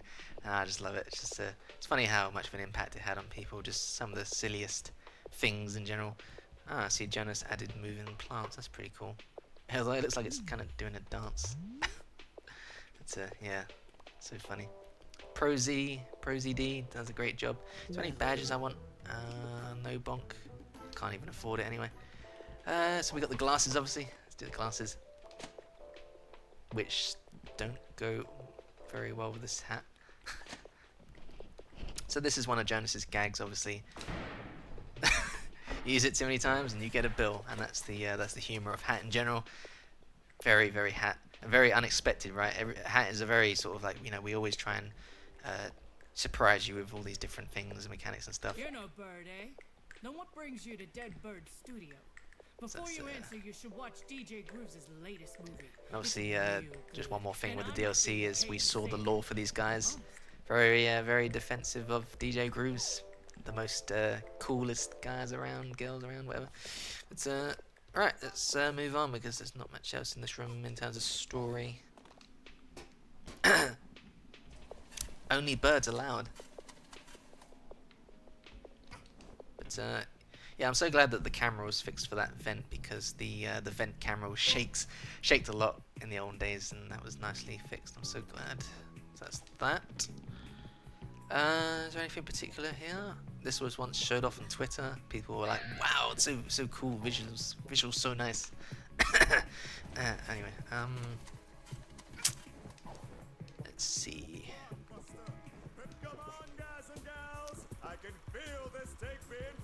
I love this because it transitions from two themes, right? This is the space disco theme, and then it goes to the deserty western. The music changes. It's very so simple, but works so well, and I'm glad we were able to work out the theme in the end. Nice little secret here. But, good, you fixed this, Jonas. I'm glad. So that thing was pushed back, so that's good. Although, if I was to jump down there, Jonas, what happens? Yeah, kind of expected, I guess. Right, anyway, let's see. What was the idea behind stealth gameplay? That's probably more Jonas than me can answer. I guess it just kind of naturally evolved from that. Perhaps Jonas just sort of experimented and, you know. I might need to get some more water soon, actually. But yeah, there's some cool moments, like you can just do this and get up here. Once again, another strength of Hat's movements. You can skip all that, so it's really good. It's one of the great things about these controls, I feel. Get some health, and then there's like some foreshadowing there. Obviously, the owls are looking at the elevator, and you can actually see these like light rays, and it's really subtle. But you know, some people may have noticed that and gone, probably didn't think too much of it. Alright. And then you missed that collectible. God damn it. It's yeah, pretty standard stuff here. Was this? Okay, yeah, good. So we're gonna take a little detour. Pretty standard platforming, although this was actually kind of difficult for some people, I felt. But you know, Hat has to pick up in difficulty just a tiny amount. Oh yeah, relics, right? Yeah, relics are pretty cool. Is there any stories behind relics? I guess. Relics were just a way for us to make collectibles, I guess, was the answer. Perhaps Jonas knows more than I do in that regard, because at one point, relics were things that you could display in your spaceship anywhere. They were kind of an answer to, I guess, Animal Crossing style decoration. But once again, that idea changed, and it was repurposed to unlock rifts, to give them some more purpose, which was a really good change. There's a a cactus with glasses. Pretty good. Anyway, what we got here? What's the questions? Did anyone on the team know Xander Mobus was the Smash announcer before his cast? And yeah, people knew it. We had quite a few I don't know, I guess famous voice actors.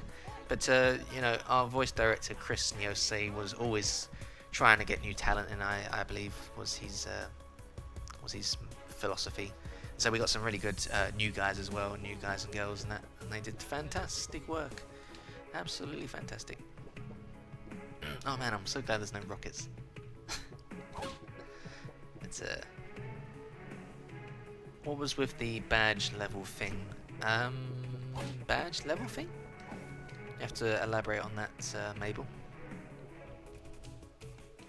And then Miss Switch asks, what about the chocolate chicken? And the chocolate chicken is Alpine Skyline stuff. So, unless you mean something else. But yeah, nice convenient chest here, pretty good for exploration. Have I got enough yarn yet? Oh yeah, let's get some witch hat. Bim bam, Shazam. Alright. And there was, oh yeah, Janice, you know there's still a problem with this particle, right? Like this particle flickers or something. Like there, do you see it? We probably should fix that, you know. It's been there since like beta.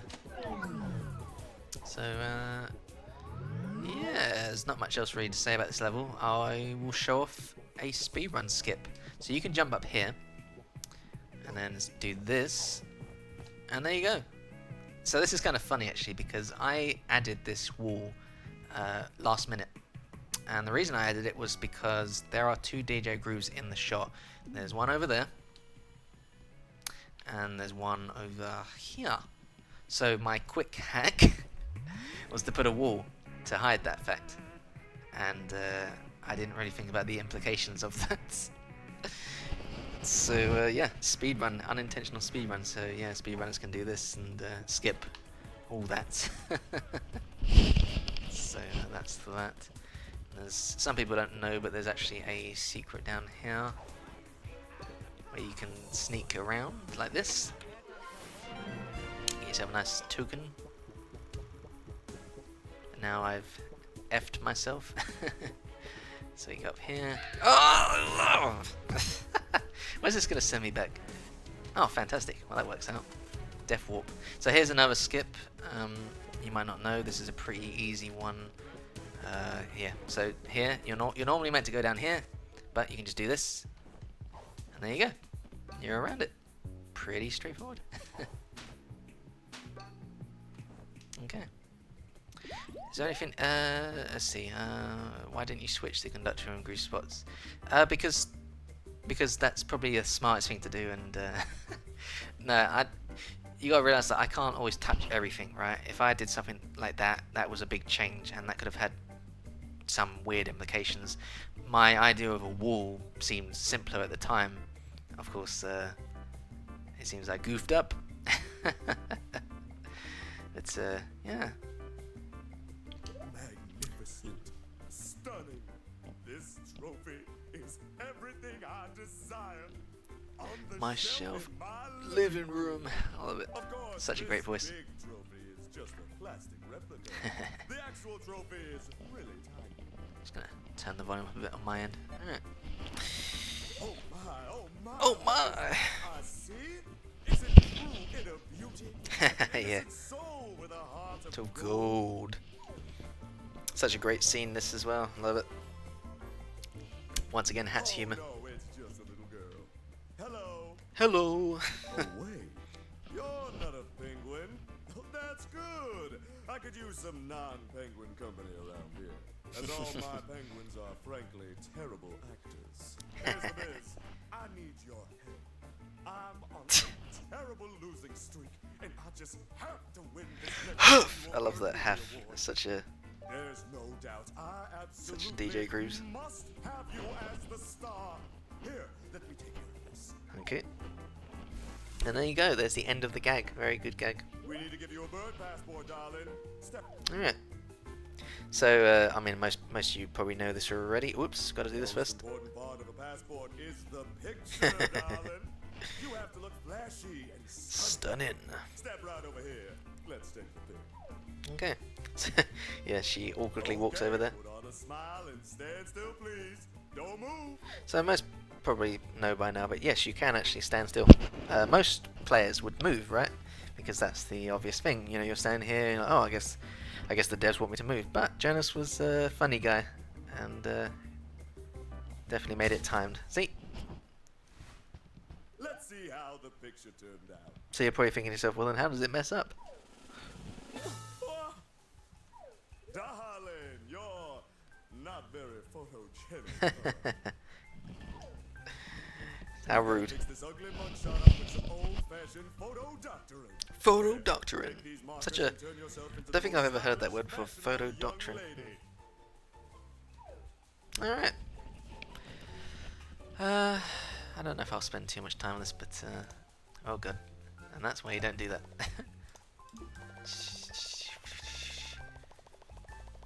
I don't know. Tell me some things to draw, I guess. I'll draw them very quickly.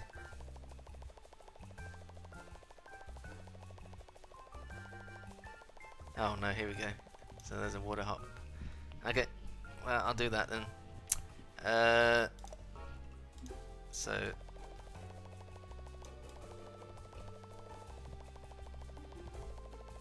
I don't know why I'm using a mouse. I have actually got a stylus. Let's get my stylus out. There we go. Which is a button, I guess. That's a button.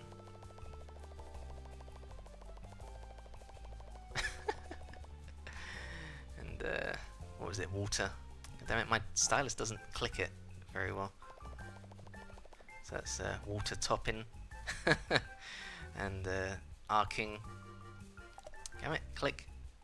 So just, you know, arcing, and then click. Thank you.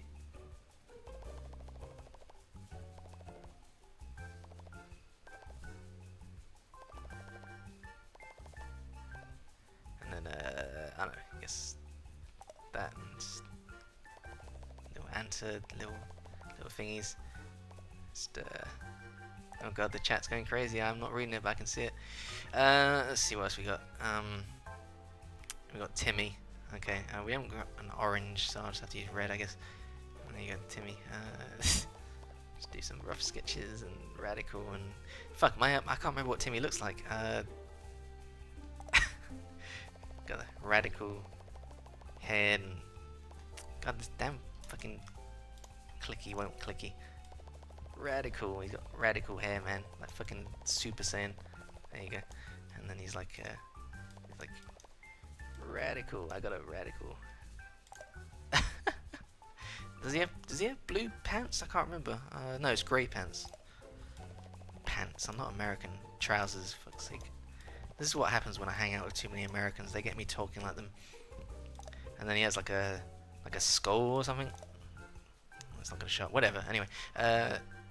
Draw some stairs apparently.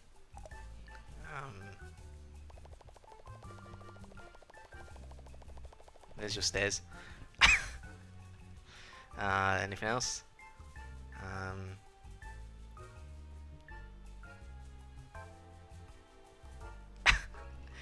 And alright, I guess I'll just do. Yeah, I was just about to do that.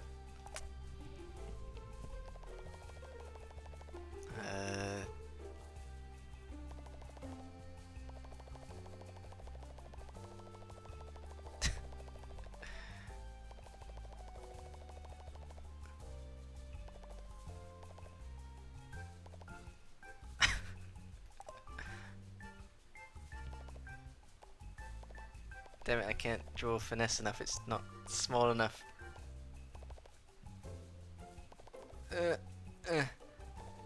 Why is it so laggy? My stylus lags it for some reason. It's, that's Jack sliding down into Mole Man's crack that one time. It's, yeah. I guess we'll move on. Can't hang around forever. There you go. Perfect. Let's slide the picture into your passport, and here you go. One passport for you. If you want to know what that is, ask Jack. One wonderful, darling. Oh, just wonderful. Meet me at the movie set tomorrow and we'll make you a star.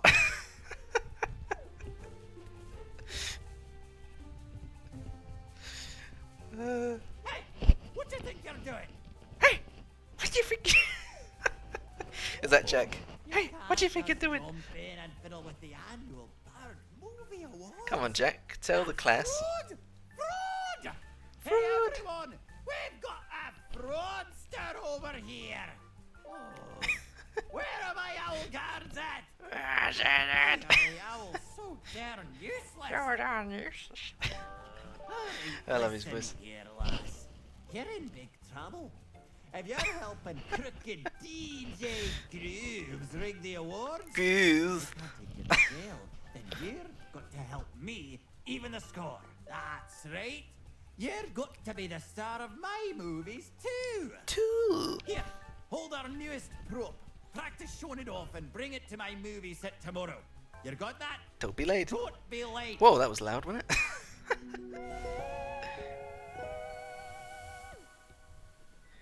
That's the worst explanation I've read, Jack. Can you explain it properly, please?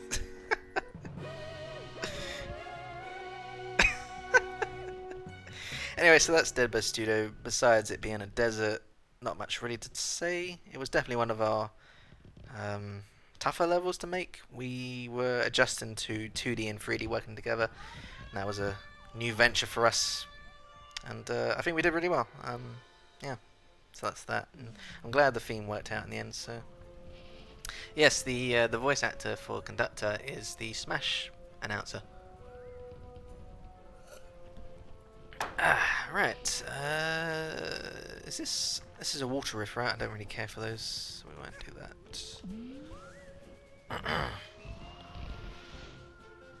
Alright, what we got next then?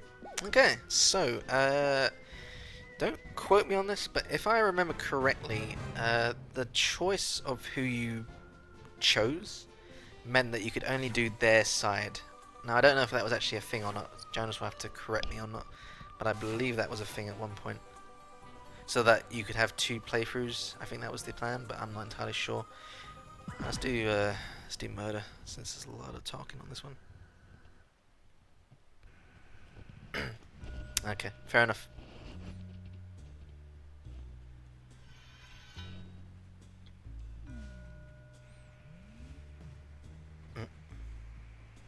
What the heck? Alright, anyway, camera's locked for some reason. Welcome back, lassie. I haven't written the script for my next movie yet, so we're not recording. I'll call for you when the script is ready. It may be your favourite act, Werty, but for us, we've seen it so many times, my dude. But yeah, it definitely is one of our stronger acts. Also, I don't like that you can't rotate the camera. It's kind of dumb. But it's a good thing I got this, baby. So yeah, nothing much here really, just the same old. That's a really cool effect where it's just like a wavy texture, but it looks really good. It's a shame that I can't rotate the camera to show you, because I believe it used to be horizontal to the train, so you would see it, you know, it looked really cool and noir. So that's that. Is there anything else really? I remember laughing because a streamer was like this, and then they walked forward, and then they got spooked by the crow running towards them, so they smacked them, and it made me laugh. He's like, oh! Hello, fellow owl. That was a good laugh. We've had the pleasure of meeting, As you can tell. Also an express owl. I do much hooting. Much hooting. From one owl to another, we could share details, yes? What Is your uncle's sister's maiden name? Or as Dan would say, what is your uncle's fucking sister's name? Anyway, I don't know. You guys want to choose? Otherwise, I'll put Jack.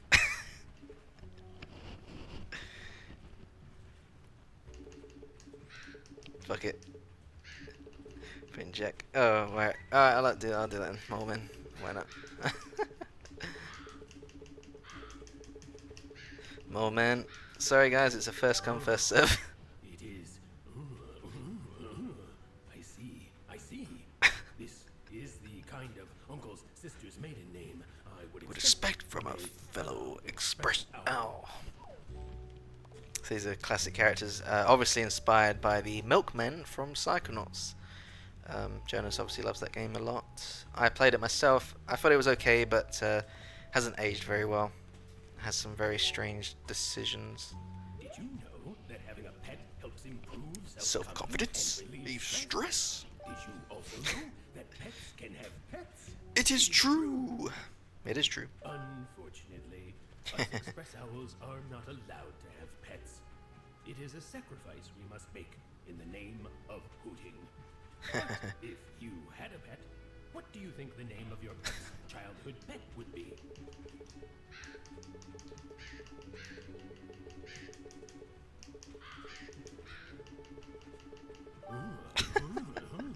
Is certainly an interesting name for a pet, even for a pet's pet. Say my name, Jack. Say my name. Have you noticed all these crows around the place? They keep asking for personal details, and I never know what to answer. But yeah, good gag. Oh, hello, fellow Express Owl. I am stuck on an advanced mathematical and scientific issue. Do you see this advanced formula on the blackboard? I like when you press A as they do the head tilt, and if you do it just right, they sort of reset their animation. It looks a bit funky. Can you decipher the scientific formula for me? Um, What does it say? what does it say? I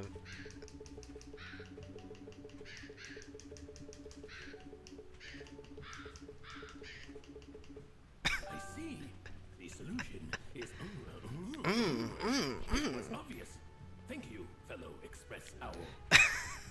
And thank you for agreeing to the terms and conditions on the backside of the blackboard. So, story behind the capture. I didn't add this, so I can't really say much in that regard. Obviously, it's just a gag, one of Jonas's funnies, essentially. I don't even know where he got this from. It looks like something he just downloaded off Google, but obviously that wouldn't be the case. But once again, a good gag. So that's that. In terms of like directional stuff, obviously the filter made a lot of the art a lot easier, I guess, in a sense, because it kind of masked a lot of the colors. But yeah, and you wouldn't think so, but you could actually get up here at one point. It's such an obvious thing, right? You know, you would think we would put an invisible wall there, but for some reason we just didn't. And I believe there's an invisible wall here. Right. So dumb. But wait, what the heck? That's that lunchbox. Yeah, very good.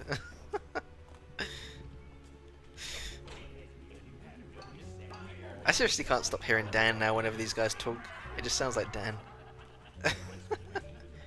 Funny enough, one of the first models to use normal maps, and this was like 2012 or something, but for some reason I just didn't use normal maps after that.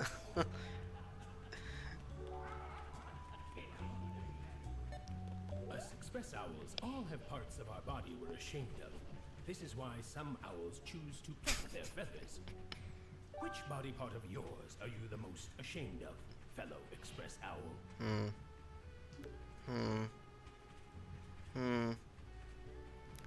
There's not enough spaces for what I wanted to write.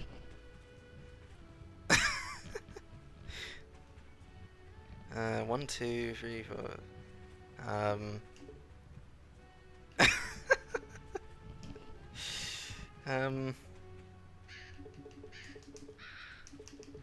It's my secret sin. Oh, poor express owl. You shouldn't be ashamed of your... But you'd better get your... checked out by a doctor. I read online it could be a sign of bird flu. Rest in peace, my dude.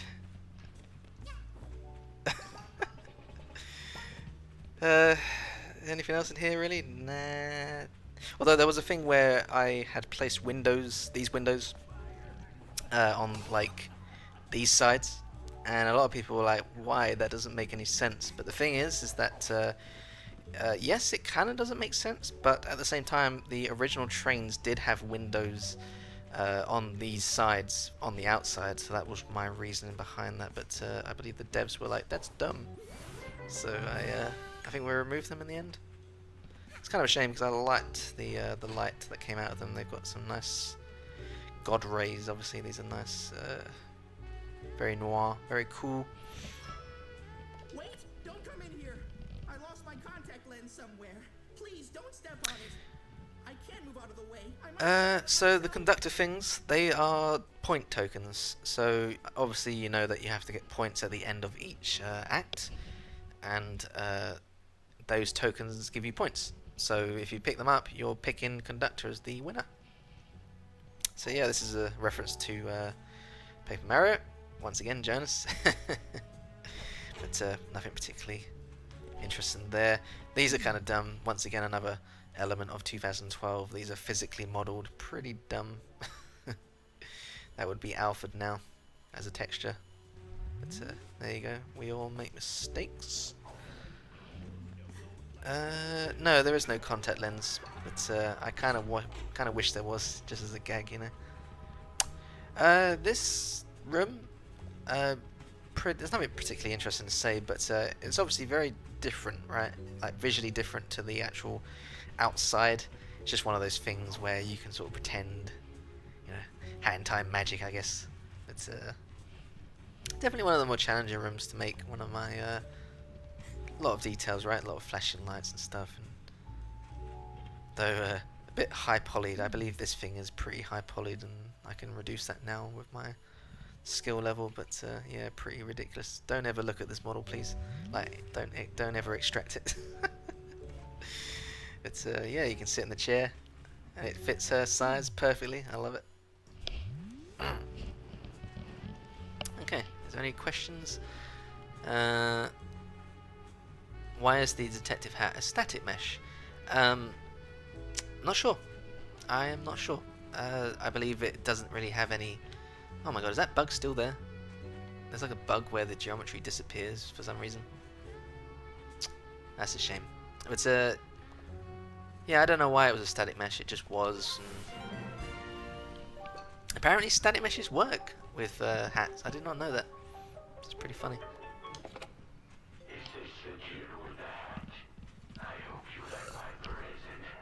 So what was this level about back in the train wreck of Science Days? Yeah, so I don't want to say too much because this is more Jonas's area, but Murder went through quite a few design changes, like quite a few iterations in general. There was at one point a shapeshifter which transformed into the murderer, and you had to find him, but obviously didn't work out, so Jonas changed it to what we have now. And, I think it came out pretty well. Holy shit, Mole Man! Mole Man's real! Excuse me. Also, this was the first time that I asked Jonas what the heck fam was. I had no idea what fam was. Jonas is hip with the meme culture, I guess.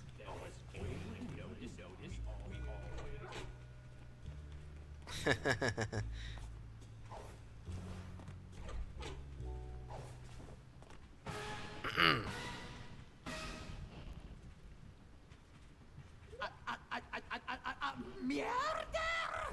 On my Owl Express! A murder!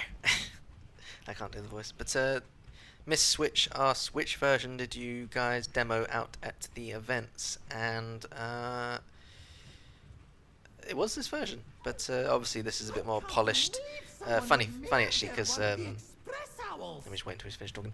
When we were testing it at Gamescom, Jonas was giving me like feedback and stuff, and he was like, "Oh, change this, change that." So we were patching it in real time, and then the next day the build would be different and stuff like that. So. And I can't believe even more that it's your uncle's sister. What do you have to see for yourself? As ever, the usual. Mole Man is silent. Ooh, you're giving me the quiet treatment, eh? That's what a murderer would do. I can't do it. My voice is too dry at the moment. Murder. Leave this case to us. We're Caw. We're the Caw. Pro Agent Watch. We've been monitoring everyone on this train since the last station. We'll be searching the entire train for evidence. No one is allowed to go outside this wagon. What? What? I can't even walk around in my own train. How dare you! Once the clock hits midnight, Such an emphasis we'll on get that. off at the station with the murderer in cuffs. Stay here while Alright, so let's see, is there anything particularly interesting with this? So obviously this clock is not real, if you haven't worked that out by now. This is just a fake out, if you will. Each certain doors progress the timer, but it is not actually a real timer. Although when I first play tested it, I thought it was a real timer, so I freaking bolted. And Janice was like, haha, gotcha, got him. Oh, those car picnics can't tell me what to do. Anyway, yeah, you can talk to this guy and talk to this I guy. hope no one goes into the VIP area and accidentally steps on my contact lens. It's good. That's a good line there because I actually got a lot of streamers to go back into that room. At least the smart ones, anyway. But yeah, these doors were redone last minute as well. These doors were prototypey, beta-y for the longest time. So I was glad they were done and fixed. But yeah, there used to be windows here. You can probably see it in some of my old screenshots on Twitter. They used to light up a bit more. I'm kind of sad that they were removed, actually. So yeah, we got the hat that tells us where to go, although for most players, you know, up there, but then you would think, well, how do I get up there? So like they're going to start doing this, you know, which apparently you can. Speedrunners do actually skip all this, but I don't want to skip it just in case there's any like lore. Let me go back actually. Giant fire. Pretty standard stuff. Yeah, you can skip all this. Like speedrunners, they've broken this game to heck. But they love it. You know, skips are always fun, especially a certain castle skip, which I believe the devs fixed. Whoa! Please don't do that. So this was in the trailer, obviously. And that was a great trailer, one of Genesis' best trailers. I love that. But actually, I just want to check my notes if there's anything left. Yeah, I was pretty vague with my notes because there's just so many things that I had to remember. Too many things. And so yeah, a lot of people didn't realise that this was a thing. And the reason was because the trigger was like up to about here. So a lot of people just missed it. So we enlarged the trigger, so now it plays about here, which is really good. And obviously this is a reference to Metal Corgi, whatever. I like it, definitely one of my favourites. Right. Metal Bork. Metal Bork. Like word. Snake. I miss Metal Gear. I wish they would make more, but I guess not because it's not really. Whoops! I shouldn't have done it. I was thinking about Metal Gear and it kind of made me reminisce. What a thrill! The darkness. Can I not, please? Thank you. Yeah. Otherwise, for this room, for the longest time, all these pictures were DJ Grooves. And then I was like, 2D guys, come on, man, can you like give me some pictures? And so we got some unique ones, but then I had to reuse a couple of hub pictures and stuff. But yeah, nothing particularly interesting there. Obviously, light is used here to guide the player. Light is very important.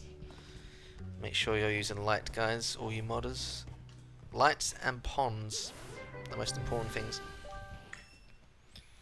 And then, of course, some people tried to open this door. Although I don't blame them, I guess. But, yeah. That is that. Please don't catch me. Please don't catch me. What the f... So dumb. Whatever. Okay. Okay. Thankfully, there's a good amount of health. I got bonked. But, yeah. Crows. Yes, Dan, make sure you have some shadows, my dude, because if it's got too many lights, it's just full bright, and nobody likes a full bright map. So this is a good one. The glass shows the key, which is pretty good. Before that wasn't there, so I think a lot of players weren't particularly exploring this room. So that's a good use of showing. Oh god, of course, right, to derp. This isn't Zelda. Derpity derp.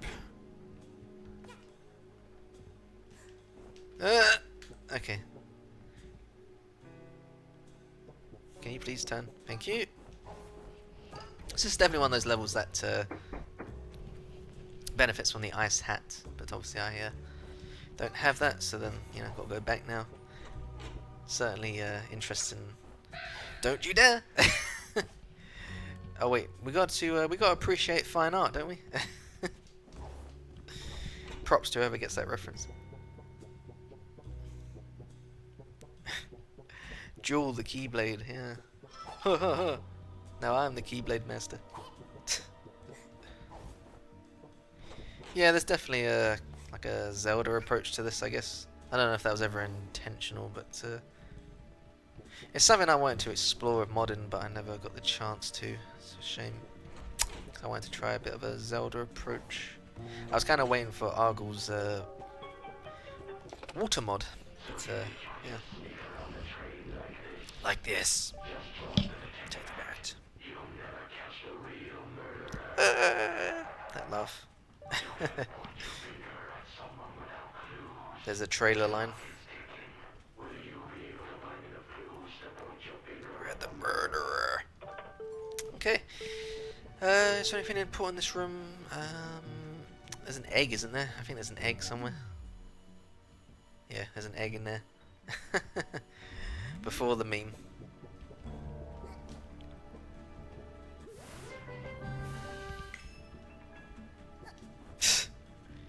But yeah, I noticed a lot of streamers they missed this clue down here. I gotta tell you guys, unless you guide them with lights, they do not notice. Mole Man, holy shit! I can't believe it. This is one of my least favorite parts because it's not very casual friendly. I felt where you have to do this, but he doesn't walk far enough. So if you don't see this part here, most players are going to do this and get caught. So it's just I don't know, I wasn't a fan of that myself, but such a minor thing.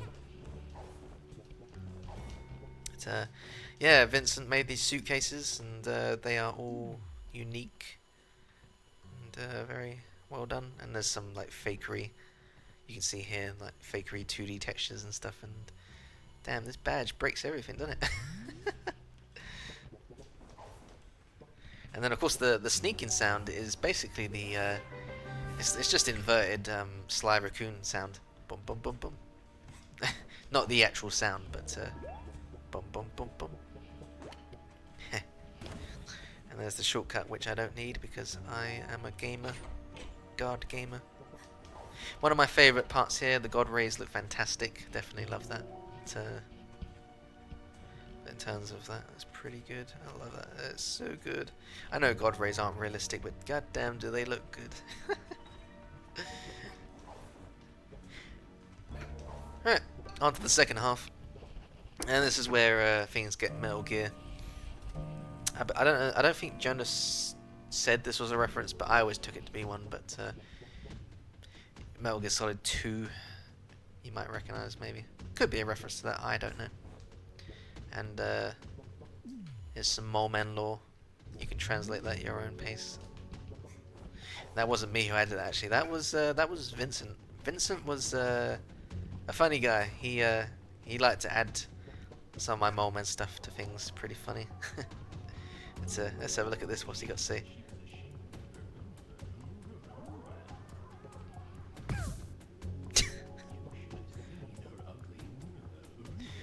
What have I done?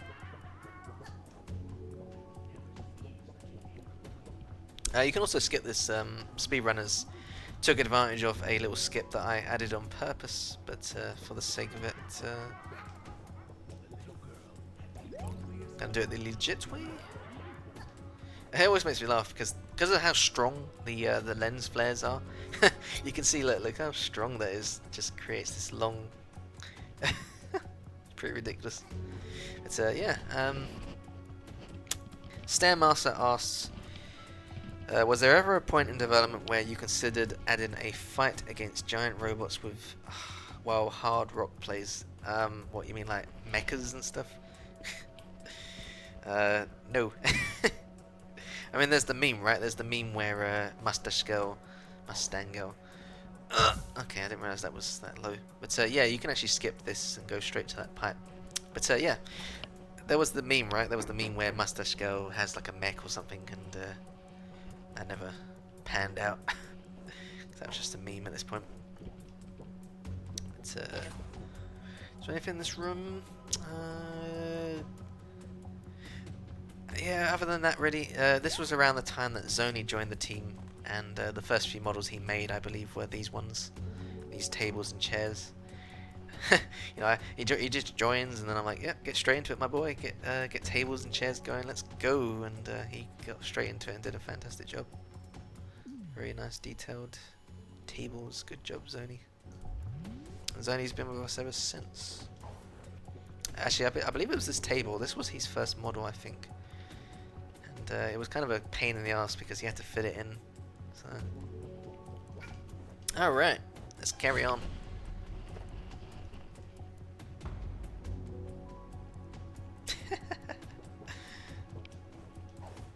Okay.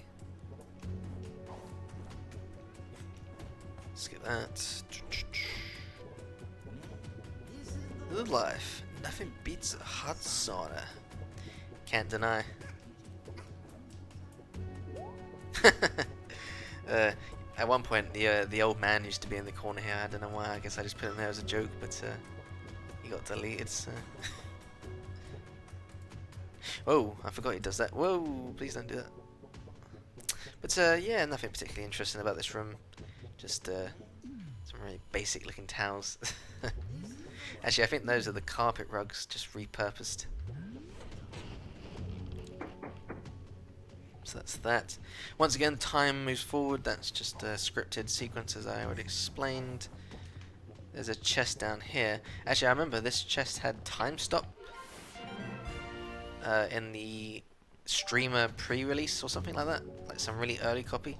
And chat were going crazy. What is time stop? It's pretty funny. Okay, that's that. And there you go. Pretty straightforward level. Nothing particularly interesting about murder in general, I don't think. Oh wait, I didn't do this. Well, we gotta do this, haven't we? This is the most important part. I hope you're here, Jack. It seems the only way I can get rid of you is to make you run out of time. So here's a fine time eater. Has gotten itself in an unusual situation. It's hanging out on a thin rope for dear life. Checkers, no! Cutting machine. What an odd coincidence. What are you going to do? Save it from becoming sawdust? Or figure out who the murderer is?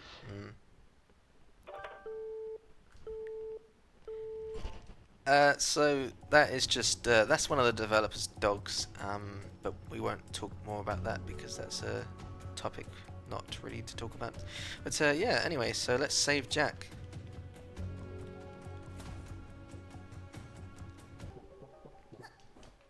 And if you don't, the phone man calls you. Are you sure you want to leave it hanging? Why not turn around and give it a little time-consuming help before it's too late? So this is kind of dumb, right? So I was playing this level, like playtesting it, and it was like 3 AM, and I was playing it, and then I did all that, and I didn't realize that I had skipped the dog stuff. So I get up to this point, and then this happens. And I was like, what the fuck was that? And I legitimately couldn't figure out what the hell it was. I honestly thought it was like a ghost hacking the game and talking to me. I was legitimately like startled by it. It took me a while to realize what the hell it was. So dumb.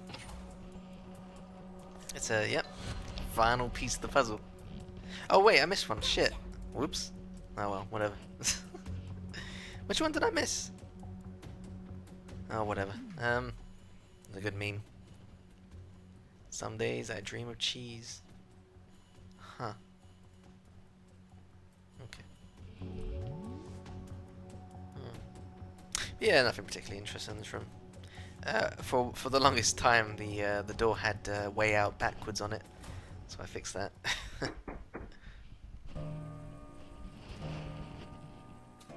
Oh, of course I skipped the dog, right, of course. So, who done it? Who done it? So who done it, guys? We don't know. We couldn't find any conclusive evidence. We have no idea who murdered this owl. Who murdered this owl? So you've done pickle to solve the case. Who's the murderer? Which one of you did it? Of course Jack did it. It's the obvious answer. But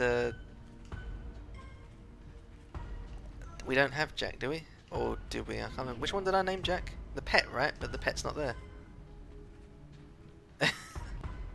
You can't blame it, though. I mean, so mole man, conductor, owls, crows. Let's do mole man. Mrs. did it after all. Well, that's a confusing name. Why did the hub just come up just in the HUD?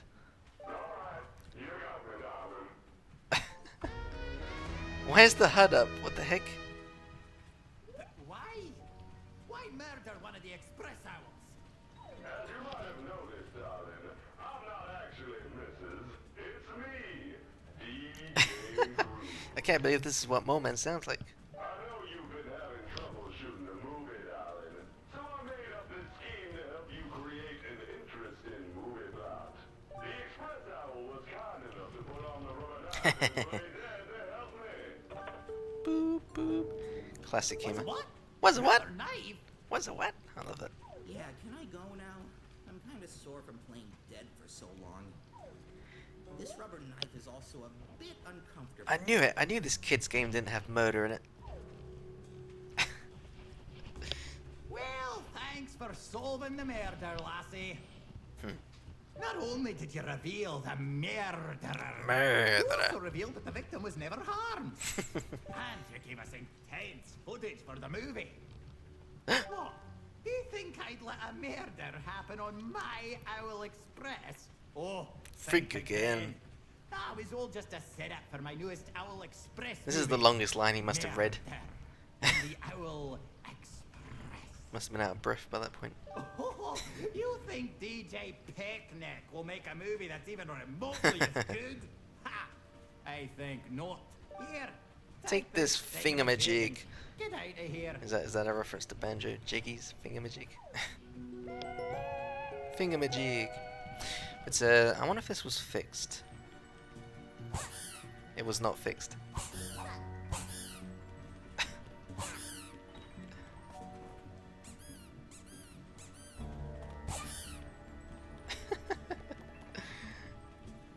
Actually, on the PS4 version, doing this lags the console.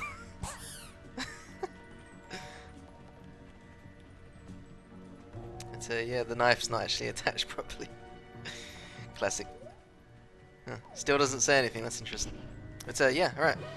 So this is the introduction to the cinematography thingy. So I like this. I remember when we first showed this off, we actually turned this off because we wanted to keep it a surprise. Pretty nice little little feature. Very cool. Very clever. So let's speed it up a bit. Oh my god, look at those points. Alright, anyways, I'm going to take a small break because I need a drink of water. Just stretch my legs a bit. Otherwise I'll get a blood clot. I've been working all day as well, so... But in terms of progress, I will probably do a few more Dead Birds and then stop for the evening. This is 1 o'clock in the morning. And I think it'd be better if I was a bit more fresh. Alright, so let's have a break, guys. Let's have a toilet break. I will see you in a bit.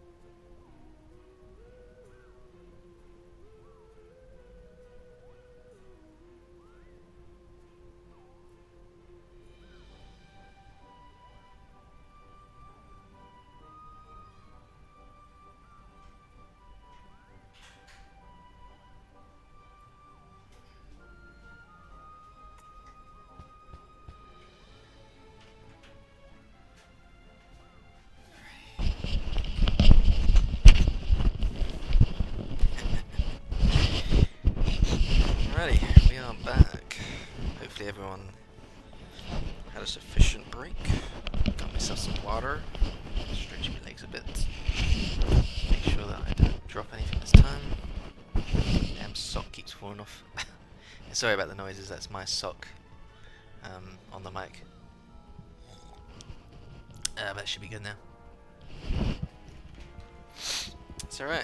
Let's carry on. So, is there any more questions? Because, oh god damn it, my sock keeps coming off. Just give me a sec. Okay. Alright, that should be good now. So, is there any more questions? I like talking about feet. No, not really. No, it's just a meme. There's a drawing of Hatkid with giant feet, and the Boot Troop always like to make fun of that, so I just sort of made it as a mod, as a joke, and suddenly everyone thinks I like feet, so yeah. I don't like feet, I think feet are kind of disgusting. They're so stinky. It's yeah.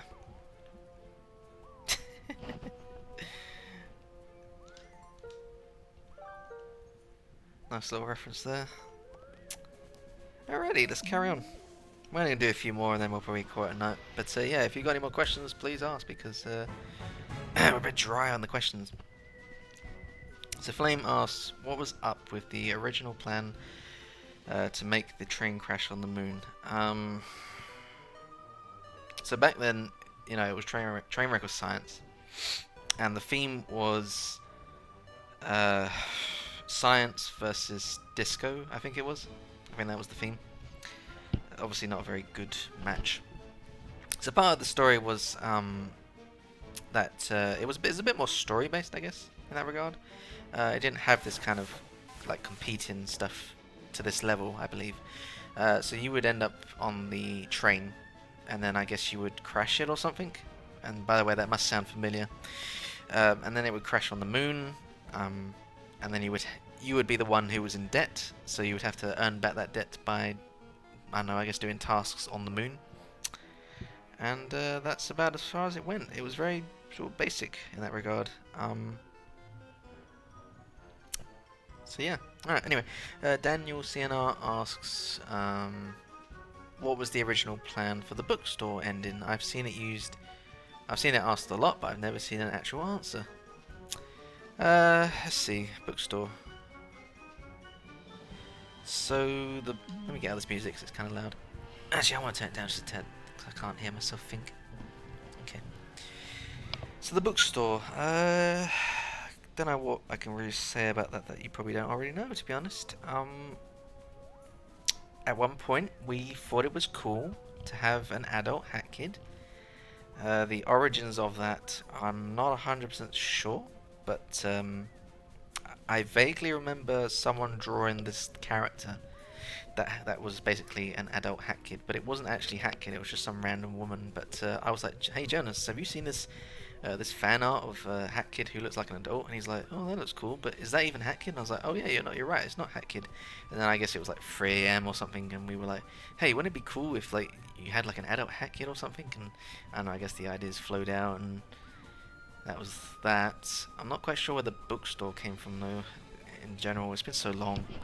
But I think it was just more a case of, you know, Jonas wanted to pursue the London theme a bit more. I think so. I think it was something like that. So obviously we got some Google references, made a London street, and then I used a bunch of references, including stuff from Family Guy. That's a meme that most people know. And then obviously the story changed and stuff, and so it didn't really fit anymore. Just it was meant to be one of those you know, like those cliffhanger type things, yeah, for the beta, and he beat her. So that was that. But yeah, no, it's not a lot involved with the adult Hatkid. She was what you got. That was basically it. There was not much more after that. I mean, there was an idea where that was the actual ending of the game, I think. And then an adult mustache girl would appear and give you back your hourglass that you lent her and stuff. But once again, just cut content, old ideas. So yeah, right, let's carry on. Mabel asks, was there more singing stuff like the Subcon Mast? And the answer is no, there was not, no. That was the one-off that didn't pan out. That was originally going to play when you had the mask on. And what that did was it caused the Subcon Forest to become very beautiful. A lot of pink flowers and a lot of Japanese, you know, pink petals falling down, that sort of thing. And then Hat Kid would sing the song, and that was just one of Jonas's ideas that didn't pan out, I guess. And then it was repurposed for the bookstore. A diva. That's why I've called for a press conference here on our moon set. That's a good question, Key. I'm just gonna skip this. Alright, so the moon changed a lot and not a lot. So originally the moon is, well, the layout of the moon hasn't changed, right? It was this space, but the difference is that it bent, like something out of Animal Crossing. You would walk like this, and the entire level would bend and rotate, almost like it was curved, like a moon. But the problem was that it kind of made people sick. But it wasn't that bad, but I don't know, I guess at the time we were like, well, it doesn't really add anything. So it was removed and just became a relic. But otherwise, what changed essentially was just how the buildings were constructed. Originally, Jonas was like, can you decorate the moon? And I don't even think I had much guidance. I think I had a lot of free reign on this one. But regardless, I googled a lot of references. I keep forgetting what the actual town was. It's a southern town in America. And oh God, it's on the tip of my tongue. But other than that, yeah, the way the buildings were constructed was very modular, a lot of parts, but obviously eventually it became too much for the engine, so we had to combine them all, and that was that. Anyway, Diva time. Oh, hi there. But in terms of act design, this particular act was a bit more boring, I think Jonas would say. He said in the developer commentary that he improved the act itself, and what he did was he added the diva meter and just gave it a bit more personality.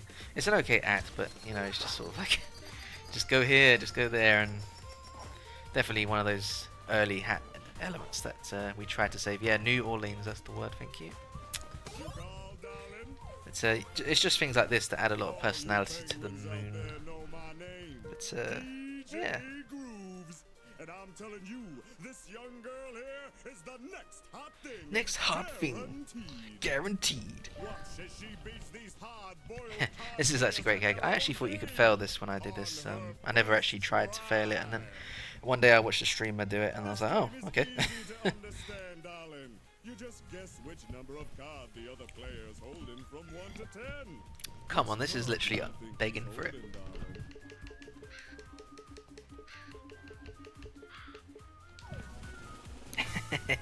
Wow, fantastic, incredible! The answer is indeed 3. Wow, Jack's incredible. Make sure you join our fan club, DJ Incredible. It's the developer Jack, creator of Twilight Travels and Haboy Tower. It's yeah, not much really to add to this this act really. There was a point where you would go inside this club. I think some of you know, you've seen the voice files where the penguins are like, oh, you haven't got a suit. And you would have to get a suit in order to get inside the club, but that was stripped out and gutted, so that's that. Although there are some remnants, obviously. There's the crashed train that has been removed now, but this building was where the train crashed. That was that.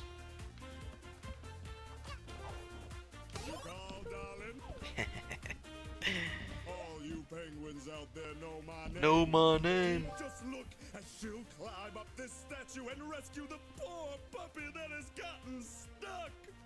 Right, darling. Man, that must have taken a lot of his breath away saying that. It's yeah, fantastic job with the voice.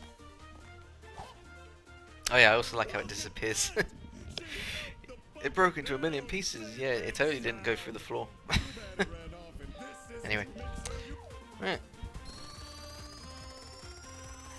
Yeah, pretty standard act. It's just more like a little playground. I'm sure the more younger audiences have enjoyed this sort of thing. But as I've grown up, I've become a bit more picky with my game design. Like when I played like Zelda and Majora's Mask and stuff, when I was a kid, I used to just have like a lot of fun, just sitting around in Clocktown and just sort of exploring it and stuff. But as a grown adult, I've lost that imagination, I think. Right, let's find some more diva points. You know my name. Let's do the obvious one, and that should send it over the edge. It's endorsement time. Now, darling, I have to mention this. Cooking show hosts have a terrible track record of getting angry and swearing on screen. Try not to use the P word, okay? Don't say P-E-C-K. Don't say Jack. The conductor is G-A-K. old-fashioned. J-A-K. He throws that word around a lot. It'll get out of control someday. Until then, let's keep our show clean. Hello, viewers! Hello, viewers! Even the biggest celebrities have to eat. And I've got with me the biggest celebrity Gak. of them all. Now tell us, darling, what kind of condiments do you like on your tuna sandwiches? It's is that thing that was in McDream in this option? Was it like ranch with McNuggets or something? I do like mayo, but darling. Oh, relish. Okay. Look at the mouth on this young girl. She's really something. I've never had relish. I don't even know what relish is. It's like horse relish, you know, or something. I don't know.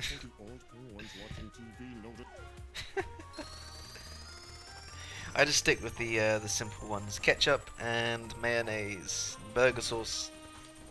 Delicious. The audience is going crazy, darling. Come over here and show off our new stunner. Our new prop. Pickles. Well, I don't think I've really had pickles. Yeah, actually, I've had pickles once, I think. They weren't too bad, actually. I did like pickles. Got a nice taste to them. Nice crunch. A nice American sandwich. Pretty good. So yeah, let's skip this. But yeah, that's the moon. Nothing particularly, not that much fascinating. There's the New Orleans and then the way it was built. But otherwise, yeah, pretty standard stuff. Definitely one of the, in my opinion, one of the weaker levels of Hat. Not just like act-wise, but visually as well. I was not really happy with how it came out in my personal critique. If I had a chance to be the lead on the design for a chapter, what would it be like? In the olden days, probably different, but nowadays, I would probably... That's a tough one, actually. Maybe a bit more Zelda-y? I wouldn't mind exploring some kind of puzzle stuff, but I know that some of our modders did that, and it didn't always go down so well. Some people like puzzles, some people just like platforming, so... Right, I guess we can't do any more then. I'm gonna do Subcon and do that. All these mod hats. Okay, one of my favourite mod hats though, this one. Whee! Woo! I love it. Such a good hat.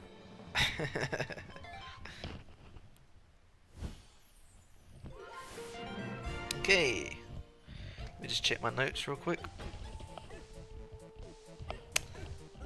Let's see, Subcon. Oh yeah, these are some good facts for Subcon. You'll like these ones.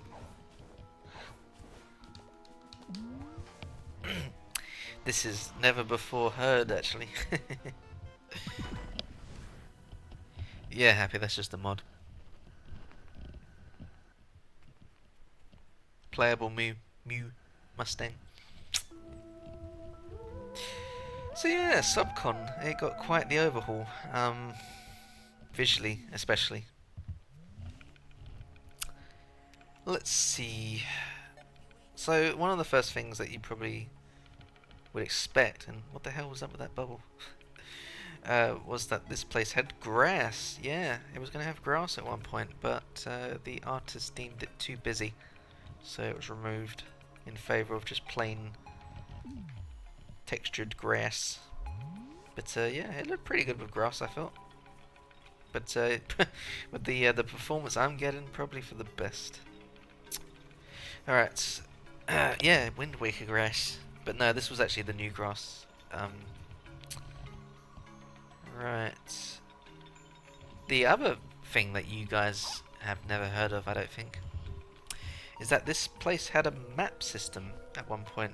I believe it was fixed points, so you would have like a board here or something, and then you would interact with it, and it would bring up a map, and then it would show off like key areas and stuff. I don't know what the reasoning was behind it. I guess Jonas was concerned that people would get lost easily or something like that. But that's why this tree exists, because this tree is a central point, and it is tall enough to hopefully get your bearings in general, right? So if you go way off, then you should be able to see it. So, but once again, the average player doesn't think like that. Was one of the lessons I learnt. You would think that they would go, where am I? Well, I remember there was a giant mushroom. Let's go that way. So, yeah, that didn't work out. Mabel asks, you mentioned something about more than one timepiece, more than one prince on Twitter once. One prince. Yeah, there's nothing beyond what you already know. There was the Moonjumper, the Snatcher. Oh, you're probably referring. Oh, okay, I get you. All right, first let me do something first, but actually let me just go over one final point, and then I will answer your question, because there is quite a few things. So the last fun fact that you guys don't know about is that there was actually a fast travel system as well. Right about here was one of those portals. Now you remember in the beta there was the badge that allowed you to make a portal and then teleport back to it on the second button press. So that was used here, but not with the badge. It was literally just a fast travel system.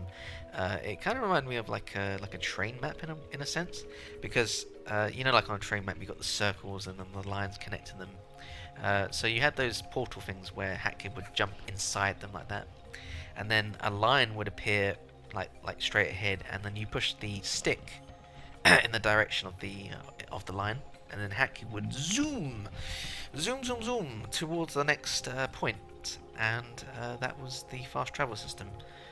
Once again removed. I don't know why. Probably because it just wasn't really that needed. Perhaps it killed exploration. That's for Jonas to ever answer if he wants to. But yeah. So anyway, back to the tree. So the tree originally was my idea. I had a placeholder tree. It was literally just like a palm tree or something with a mushroom on top. And once again, it was meant to be a landmark that players would use to help navigate.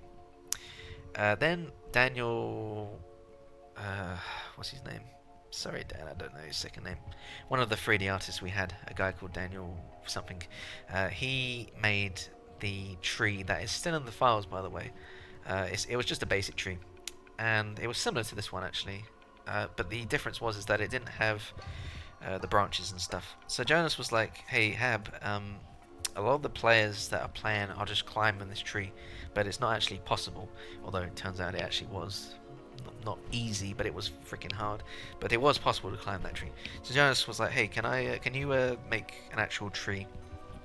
And he gave me guidelines. You know, he said, from like pretty much every location, if a player falls, then they must land on another platform below. So I did my best, and the majority of these platforms are just above certain spots that you would land on. And during my testing, I felt that it was pretty good in that regard. And I was watching streamers as well, and they were falling down and landing, and I was like, "Yep, pretty good."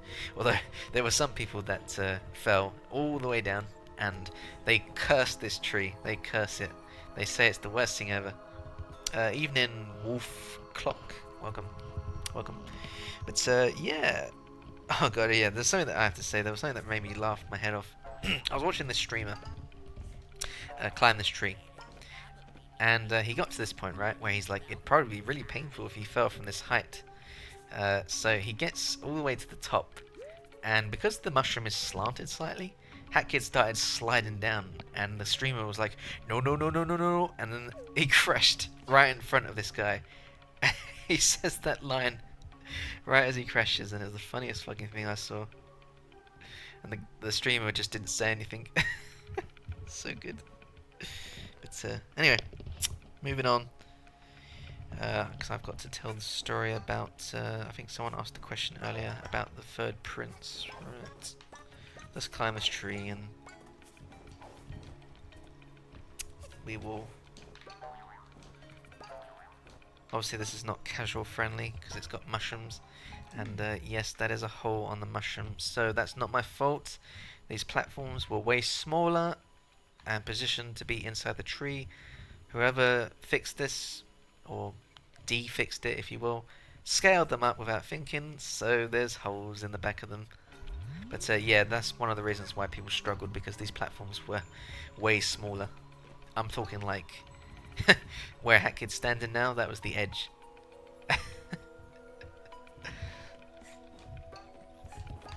Oh no! So that's good, alright. Woo! Thank you for the ledge grab. So this was designed to be pretty straightforward. You just bounce on the mushroom and hold forward. So if I get it just right. Yeah, I feel like you can over jump it sometimes, so maybe that was changed, I don't know. It's Alright, so there's a reason I came up here, obviously. Not just for the relic. But someone asked me if I can just do it.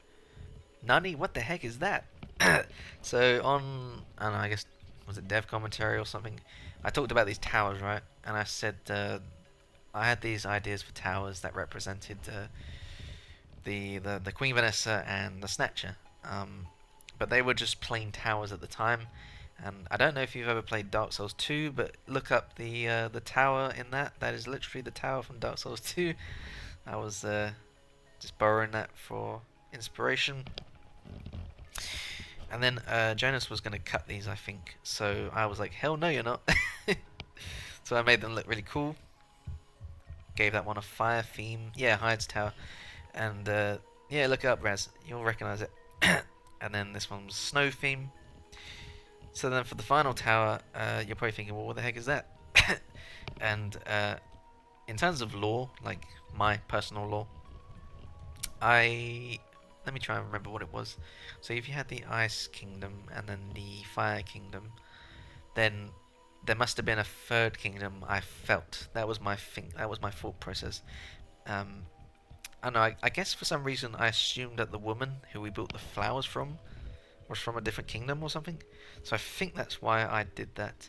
So a lot of people think that signifies the cut Moonjumper, but really that was more just Vanessa taking out her rage on the kingdom of the woman who she thought the prince cheated on, basically.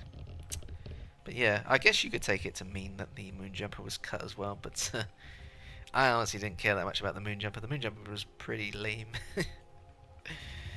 But yeah, I've seen some good concept art of this. They came out pretty good. I like that. So yeah, that came out pretty well. And also the ice itself, that was myself once again. Vanessa had a stone theme. Her theme was like turning people to stone, and it wasn't just by grabbing you, it was by looking at you.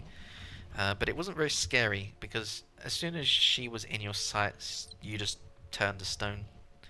Well, not initially, not immediately. It was basically like the old what we have now, but the difference was that she didn't grab you, she just stared at you.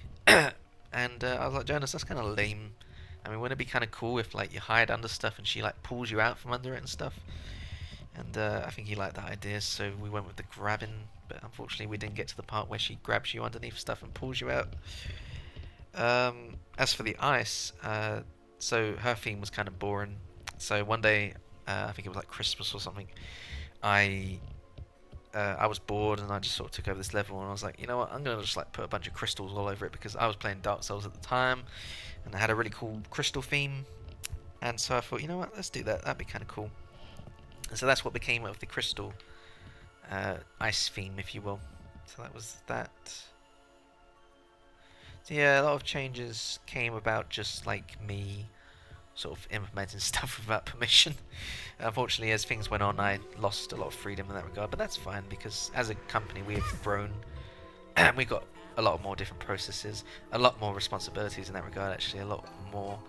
Early hat days were a bit more free, I guess, but there was a lot more uncertainty and stuff. But now we have a good process and a fantastic team. I said before, early Gears is like early GDQ, Basement Dwellers, that became a real company. So that's that. Alright, let's have a look at what chat is talking about.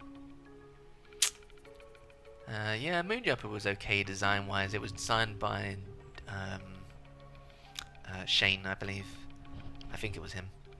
But he didn't get past like a very small cameo. So that was that. Excuse me. Besides his personality, excuse me, Moonjumper was very like Ridley, just said a lot of things in rhymes and stuff. But beyond that, he wasn't particularly that interested. And I believe his theme was all about sort of enslavement and stuff. You know, he lived on the horizon. He used like chains to bind the dwellers to the village or something. And there was a scene where one of the dwellers is like, I hate this village, I want to leave, and then the Moonjumper would use these chains to make him think, no, you love this village, and then he would suddenly go like, oh, you know, actually I love this village. So it was kind of dark in that regard, but once he was cut, all that had to be stripped out. Snatcher was more of a trickster in general, but then he had to be the bigger role in that regard, and obviously became a better character for it. And yeah, the squares and all that. But otherwise, yeah, there's a lot of changes in terms of flow and stuff. In fact, even these firewalls, these were added quite late into development because a lot of people were overwhelmed by the subcom, and so we needed a way to not only just make this this chapter unique and mechanically interesting, but just, you know, it's kind of interesting, like pretty visually as well. Anyway, I think I've missed some stuff, so I'm just gonna scroll up for a second. Let me just Alt-Tab.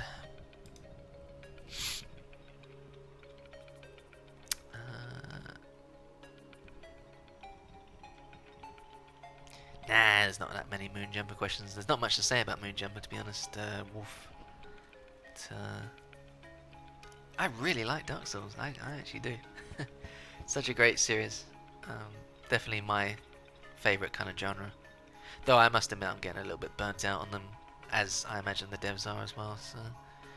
But the Ghost of whatever it's called, not the Ghost, the Sekiro one, that's kind of hype. Probably pronounced that wrong, but anyway. Stairmaster asks, why did you decide to cut the third floor entirely instead of remaking the puzzle?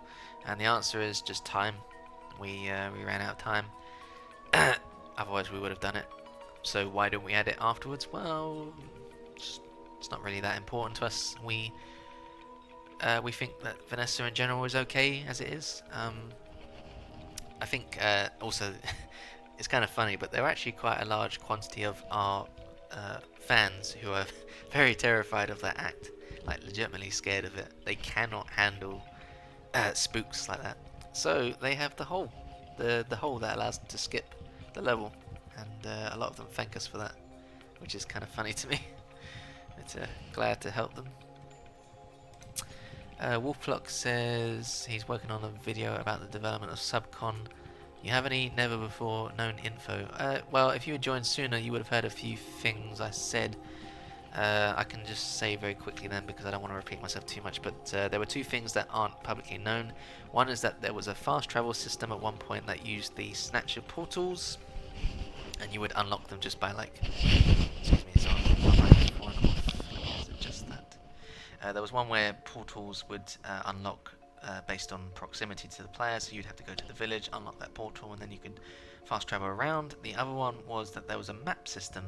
I believe it used the idea from They Starve. I think that's the game, They Starve or something. It had a very creepy look to it, and it was just a way to help people navigate, because a lot of our playtesters were struggling with this level. They were overwhelmed by like how many trees there were and stuff, and all the visuals and stuff.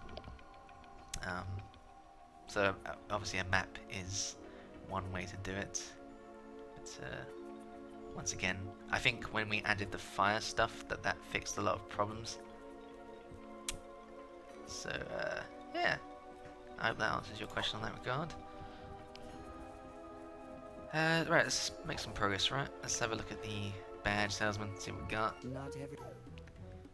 No bonk, which I can afford, but I should probably save it for the parade or whatever it was.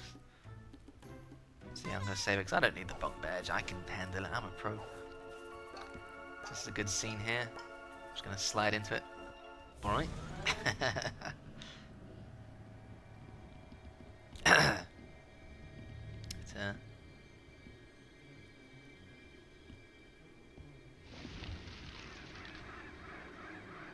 Classic scene. A lot of people are like, what do I do? But, yeah. So what was Snatcher like in his 2D days? Well, I'll answer that after this scene, because we're actually in a good spot for that. But anyway, Snatcher, bless him, but he talks too much. And I've heard it so many times. So yeah, you sell your soul to him. That seals the deal. Cough, cough. Foreshadowing. Whoops. There's some more dark humor. Yeah, blah, blah, blah, blah, blah. Good old Snatcher, I love you, but you talk too much. He likes to hear the sound of his own voice, I swear. Right, anyway, so Dan asked what the heck the 2D guy was like. So Snatcher at one point was 2D. That was just a stylistic choice, I guess. We had an outsider make the animations like a GIF almost, or GIF as some people call it. We imported that into the game, set that up, and it came out really well. Like, honestly, I thought it was really cool. But unfortunately, it kind of limited us in terms of like, you know, like positioning and stuff. He always had to be against a flat surface, for example. And I guess there were other reasons as well that I don't really know. But there was actually a rock, funny enough, right here. There was a rock right here, a giant rock, and his shadow would be right against it, and you would talk to him here. In fact, where is that flower thing? Was my flowers removed? Oh, I think they were removed, but there was a flower. There were a bunch of these flowers that signified where the rock was. I think it was around here because there's like a big groove here, I think. But, yeah, so that was the 2D guy. Beyond that, the 2D Snatcher was on the 3rd floor of Vanessa's mansion. Once again, got cut. And so we went with 3D Snatcher, and he uses a cool technique. I can't remember what it's called. But it's a cool technique that makes him move in a very jiggly way, and very, very cool. So the artist learned how to do that, and that came out really well. So that is that. Mabel says, I thought of a cool scene where 2D Snatcher grabs the timepiece. Yeah, that'd be pretty cool. But, yeah, morph target. Thank you, Zara. Wow, you're so knowledgeable. So right, this is obviously the first puzzle. A lot of players eventually work this out because what else can they do? Just exhaust it. And I believe you can just do this as well, right? You can just throw it out here. Oh no, that's been patched. Fair enough. So, yeah. It's kind of funny actually, because I think at one point the dwellers didn't come back or something. So I think it kind of signified that you actually killed them. I don't know if that was actually a thing or not, but that's certainly something I would have done. But yeah. Yeah, wacky, waving, inflatable arm flailing tube mechanic. Classic. The flesh. Flesh. Classic. Also, what the heck is up with this where I'm trying to dive right now, but she's not doing it? There, like now it's fixed. That's weird. But, yeah. Is there anything else really? There's obviously the classic Rest and Rip. That was a funny meme for a while. Rest and Rip. But there was some interesting mechanics with the Dwellers. Not too much to say in that regard because that's more Jonas's area, but there was at one point where you would combine like colours of Dwellers and stuff, and I think we even discussed like what the lore implications of that were. Like was that some kind of like mating thing? You know, just weird questions like that. But once again, just ramblings and ideas and stuff, silly things. It's yeah. And it's funny. This actor's got so many freaking signs. There's like signs, and then there's like people telling you where to go. It's pretty funny. But yeah. Anything in chat? No. Yeah, there were a lot of cut enemies from Subcon. Yeah. That's unfortunate, but it is what it is. Sometimes they're done for the right reasons, and sometimes it's just time as well. Like let me think. The light plants, they were okay, but they didn't really do much. You know, just went just bit you. It's nothing particularly interesting about them. The rough patches, once again, they just chased you. Nothing really that interesting. But yeah, I would have liked to have seen a few more enemies in this one. But so goes development. That's just how it goes.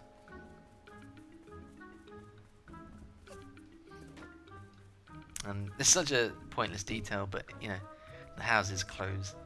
I like that. It's just such a basic detail, and that was there from like the alpha days. That's an oldie. Also, this is kind of funny, but the way this scene works is that it overlays Snatcher on like the top frame of the camera, and so because of that, things like the mushroom become giant because of the way it like overlays it. It's so stupid. Check it out. Anyway, this is not dialogue day. Oh fuck. That's so dumb that it disappears during the cutscene, but there you go. Okay. Let's see. Yeah, Wolf Clock, that was my addition, I believe. That was kind of like an idea where I just left them in there, but then they just got like no use in the end. I don't know if you know, but those decals were used for the toilet boss at one point, where you would have to fight a bunch of enemies inside formed arenas, and then those decals would light up on the side of the toilets, and then eventually he would wake up, and then he would be like, "Who dares, wake me up," sort of thing. So that's that. There's footage of it. You can probably ask the booth about it if you really want to. But that was that. Was there an idea of sectioning before the fire spreads? It used to be open, right, Janice? It used to be like the whole level used to be open, and a lot of players got overwhelmed by that, I think. And then obviously we needed a lot more structure in that regard, something that gave this entire chapter some kind of unique theme, because that's kind of like what Hat is in general, right? It's like a platter of ideas, and each one is a surprise, one after the other, sort of thing. So in this regard, the theme of this one is obviously the contracts and the firewalls in general, and it helps distinguish this entire chapter essentially. So I think it came out pretty damn well, actually. It was a good idea, and I think Jonas said in the commentary at some point that we actually considered walls for Mafia Town. But at the time, I think it was like invisible walls, and you know that's not very fun, right? But it's a good idea in the end. I do like it. Right, let's get the next painting. Also interesting that the masked salesman is in the painting. Just very unusual. So does that suggest then that there is more than one? Just food for thought. Especially, hey, is this a mirror or a painting? But, yeah, there used to be a shark in Mafia Town. That was pretty funny. It's a bit buggy as well. But yeah. Let's see what else was there. I think there was something else I was going to say, but no, I've lost my train. Oh, that's right. So this is a pretty obvious one, but the shape of the river is very suggestive. I suggest you look at it sometime from above. Right, let's get the next pane. Once again, some nice tight platforming, love it. Alright, let's try and do the trick shot. This is what speedrunners love.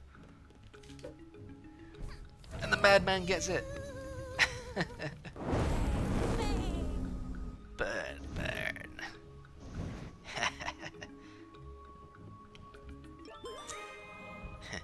Yes, it's good law. It's right. And here comes the guy that doesn't know when to shut up. Yeah, I know, dude. This always cracked me up because every streamer that I watch, you know, they do this and they go, ooh, spooky manor. But what's the other one? Deliver 10 packages? Heck no. And they always go for this one. That always made me laugh. Good choice indeed. Anyway, he explains it all, blah blah blah. I'm a dev, don't need to be explained. Thank you. So, yeah. There was actually, here's a fun fact. So I think some people knew this, but at one point this section here was blocked by 2 walls. One was an ice wall, the other was a rose. Well, I don't know if it was a rose, but it was a pink flower with lots of thorns kind of wall. And you blew up the ice wall. That was the puzzle. And then after that, the snatcher would be like fire or ice or whatever. It doesn't work on this thorned wall, so you're going to have to get something stronger, I think he said. So that's implying that you needed to get something later on, I believe, and that led to the toilet boss. There was a lot of freedom to this chapter in general, I think. But yeah, let's do this.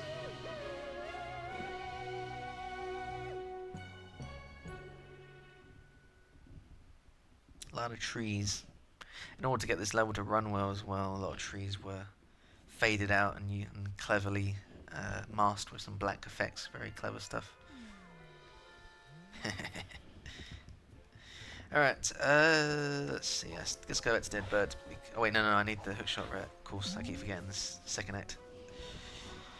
It's kind of weird that it's the second act, but I guess it makes sense, I guess, in that regard. But I remember watching a streamer recently who was kind of confused about that. Because he thought, well, where's the hookshot? And didn't realise that he had to do the second act. It is what it is, I guess. Once you load it up, you're like, ah. Anyway, so Dan asks, did Snatcher Boss ever have a different version? Kind of like how the toilet was different. No, he didn't.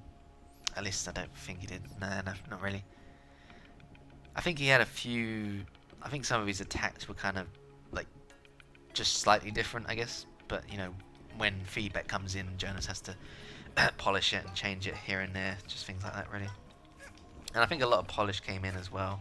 For example, the winking attack for Snatcher, I believe it had a sound applied to it as well as a particle effect to help players recognize it. So that's that. So anyway, we're introduced to the swamp. This was a last addition to Subcon in general. One of those last things. You actually watched Jonas develop this on stream. That was really cool. And it didn't really change too much, really. A lot of his puzzles remained. Ultimately, it was just art that came in, obviously. And this is a fun fact, but how many lily pads do you think there are, guys, in this entire swamp? I'm just going to take a drink while you guess.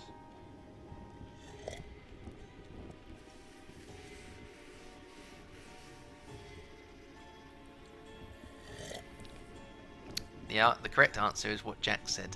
And you know why? Because each one of these lily pads had to be manually placed. And you're probably thinking to yourself, well, why the heck didn't you use the paint tool? And the problem was that the paint tool didn't recognize the swamp. It didn't recognize the swamp as solid ground, and there was no way around it. So, yep, all these lily pads, all these plants, all these roots manually placed. And I almost died doing it. It was so boring. That's a little fun fact for you.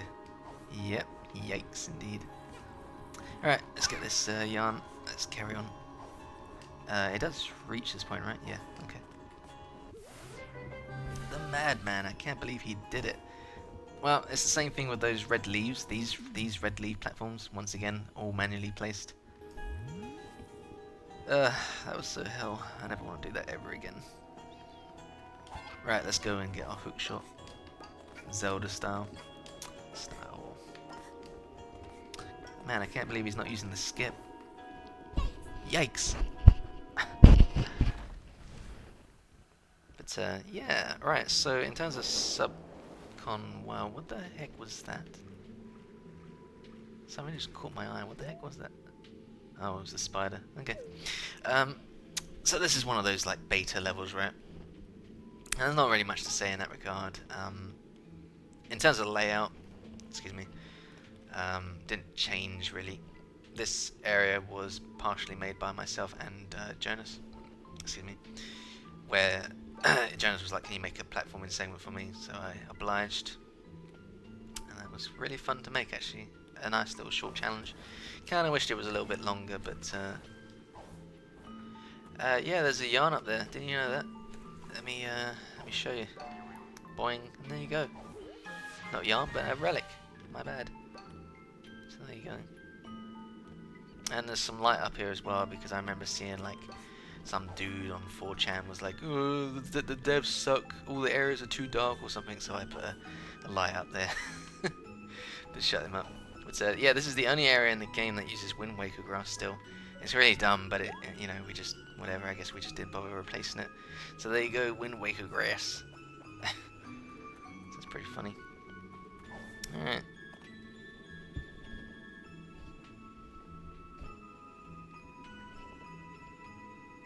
Yeah, I fixed the, well, I've mostly fixed it. I think it's still a little too bright. Why is it so bright? Fuck's sake. I turned this down, this... Oh, it must be reflections. I guess I didn't test from this angle. I'm gonna have to look at this at some point, but yeah, this... Some shader changes were made, I think, and so it kind of broke the ice or something. But I did try and fix it. It's a little bit darker than what it used to be, but I guess the reflections are causing that. Anyway, so Flame says the air pump jumps affect both players in co-op. Yeah. I would assume it would, unless you mean it doesn't. But anyway. Oh my god, nice meme. Nice meme, kinda. But yeah, not much to say about this room really. Just this, the treasure room obviously for the hook shot. I remember a young Dan getting excited when the beta came out, and he was like running towards this going, hook shot! And so that was that.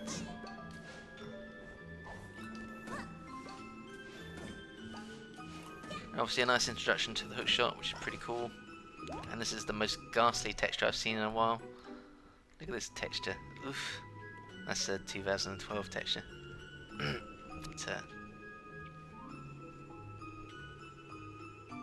Oh really? Well, that sounds like a nasty bug. Okay.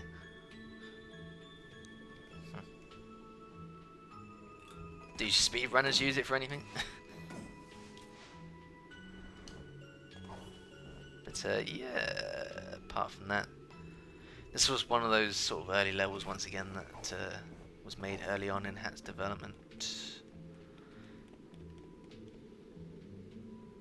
But yeah, once again has the Dark Souls treatment. The ice. I'm not quite sure why she wasn't hanging on there. I did hold down the button, but there you go.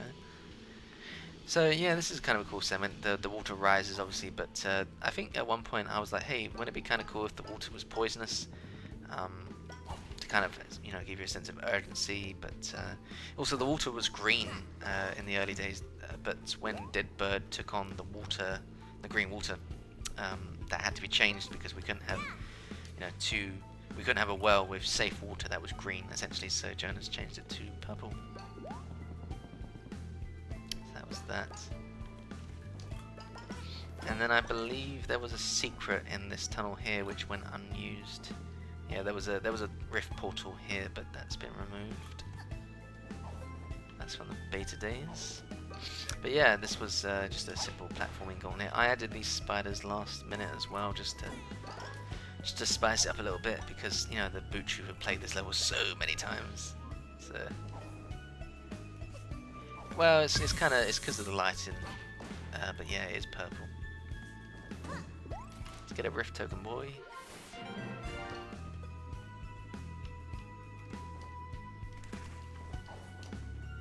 I haven't actually played Deathwish, so I have not known the pains of this level. Alright. In terms of this, the beta ended here, but obviously now we've added it so that it floods.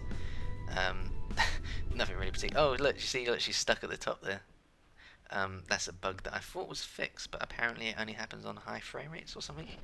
So, pretty funny.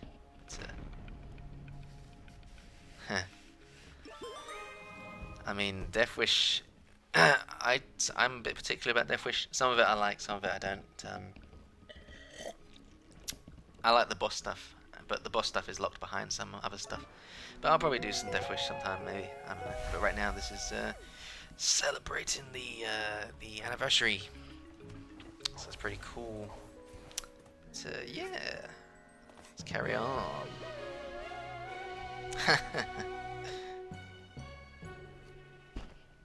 You didn't miss much really, just talking about the cave was one of the earliest levels.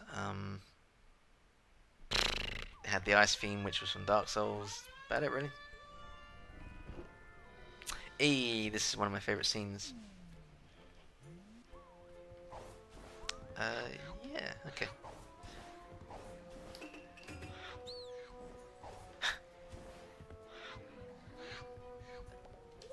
So we meet again. My arch nemesis. So I believe this was a continuation on the idea where I was like, wouldn't it be kind of cool if Hat Kid wasn't, you know, because she's an alien, and that she collected samples of the bosses that she killed. So obviously the mafia became a jar. And then I guess Jonas wanted to repurpose this character for this. It's a great gag, obviously. Boss of the mafia. I love the reactions to this because a lot of people just go, "Who the heck is this?" I'm without a body. I should be furious, but it is okay. But it's okay. The past is the past, and I'll accept your carcass as an apology. Oh my god, he's dancing around. Look at that. You won't hand it over.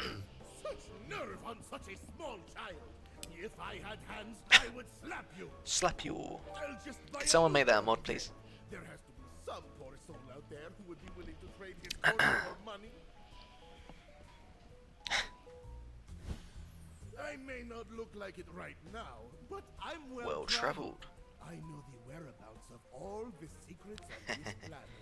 Buy my map badge, and I will show you where you can find relics. Sorry, my dude, but I can't afford that. But yeah, he had a lot of attention put into him, obviously, with this whole situation, and then the music as well. He has 2 different songs. One is this one, and then obviously the one where you talk to him. So Pascal, pretty crazy with that. But yeah, once again, to echo what I said way back, is that each room has elements from each chapter. So here's the laser gun from what was originally Trainwreck of Science, and then you got a couple of little like moon stuff as well. I also like this magnifying glass, although that's hella broken.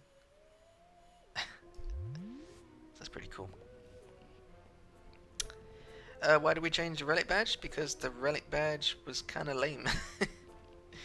I mean, I personally didn't like it myself because the map was kind of obnoxious, the way it sort of popped up all the time. But as for why it was changed, that's more on Jonas' side if he wants to answer that. He doesn't have to, obviously. But yeah, I believe it was an answer to finding tokens in Deathwish and stuff. But not allowed to talk about the DLC too much, so... Yeah, the map was kind of weird in that regard, but yeah. Alright, let's go this way for a sec. So this is the art room, obviously. This was a nice addition, I'm glad we got this in. In terms of like its significance, not much really. I think the 2D artists just wanted to flesh out the spaceship a bit more, and they did a fantastic job putting all these art pieces in. Really cool. You know, it's been a while since I played this. Have I got enough for this? I can't remember what one this is. What one was this one? Is this Deadbird? It must be Deadbird, right? 'Cause it's a train.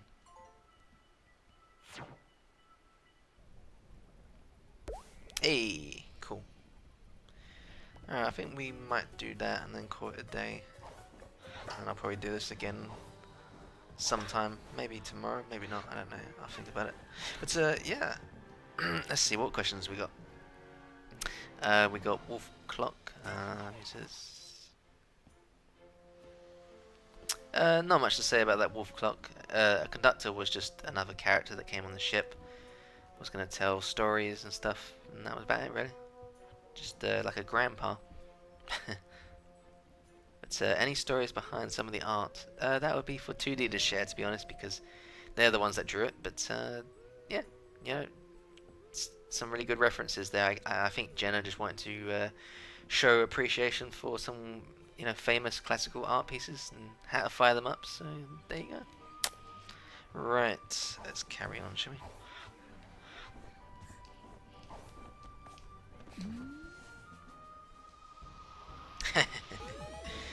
You're so funny, Dan. Right, so this is murder, right? Oh, it's not. Okay, that surprised me. What was my favourite thing to work on with the 3D team? God, so long now. So long. Let me think about that for a bit. So there was Mafia Town. Mafia Town kind of sucks now. I don't really like it. I mean, it's okay, but it's one of my first earliest levels. Dead Bird is awesome. That was pretty fun. The moon, I loathe the moon, but I really liked the studio. That's definitely, I think the basement is probably one of the best parts. I loved working on the basement. That was definitely one of our strongest levels. Alps is okay, but Alps was one of those products that had to be done very quickly. Thus, I didn't have quite the attachment that I do with Dead Bird. But what else is there? The finale. The finale is a bit of a weird one because I made the finale on a really crappy laptop initially, so I have really weird, really weird memories of that.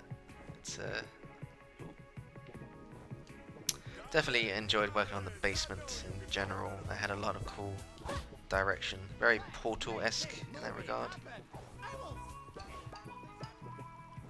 I was very excited to see people find out the basement as well. The basement is a good twist. Alright, there we go. Hey. Right. So Wolfclock asks, well, not really a question. Sure, if you wanna. Are you on the main Hat Discord? You should post it on Modern General. I'm sure a lot of people would like to see it. Anyways, we'll end off, I think, tonight on this rift. And this is one of the first cave rifts that I've shown tonight, but it's not the first cave rift. This is, was this the second one? I think it was the second rift that we worked on. Wergazel was responsible for this, and Wergazel did a fantastic job. I don't want to say too much because this is his work, so that's that. In terms of like direction, see, obviously Cave Rift is set in a giant cave. Can I look up, please? There's like a little face there. But otherwise, yeah, the concept art was just like a giant cave. It had like a giant mural, but that was cut with some text on it. Certainly an interesting challenge to make something this big and make it look good. I think Unreal, does it still do it? Whereas some of the, like, the crystals flicker because of the distance, because Unreal does not like giant distant stuff. But alright, let's have a look at some questions, because we got some coming in. Kian Red asks, what was the worst thing you had to model for Hat? Do I have to answer that? I mean, it's obviously stairs, right? The worst thing, I think the worst thing was the planet. That was a really stressful task for me. because I had no idea how I was going to accomplish that, and there was a lot riding on that, so I had to make sure that worked. So the planet was certainly an interesting challenge in that regard. I think there was something else, but I can't remember what it was. It was something else that was quite large, but okay. Amiga asks, for time rifts, is there a reason lore-wise on why they take the underwater appearance? Lore-wise, I honestly couldn't tell you. That's Jonas's area, and I don't think there is any particular lore. I think Jonas just wanted to create something that was very calm and relaxing, and he did a good job there. So that's that. I don't know, maybe you have an idea on why it's underwater? It looks like there's a city underwater. Could it be Hat Kid City or something on her home planet? Could be. But that's just a game theory. So Flame asks, the air pump thing that I was referring to was a bug. Yeah, I already got that. Someone explained that it's some kind of weird bug where it shoots the other player up even though they're not on it. I get it now. Sounds kind of useful for speedrunners. But that's that.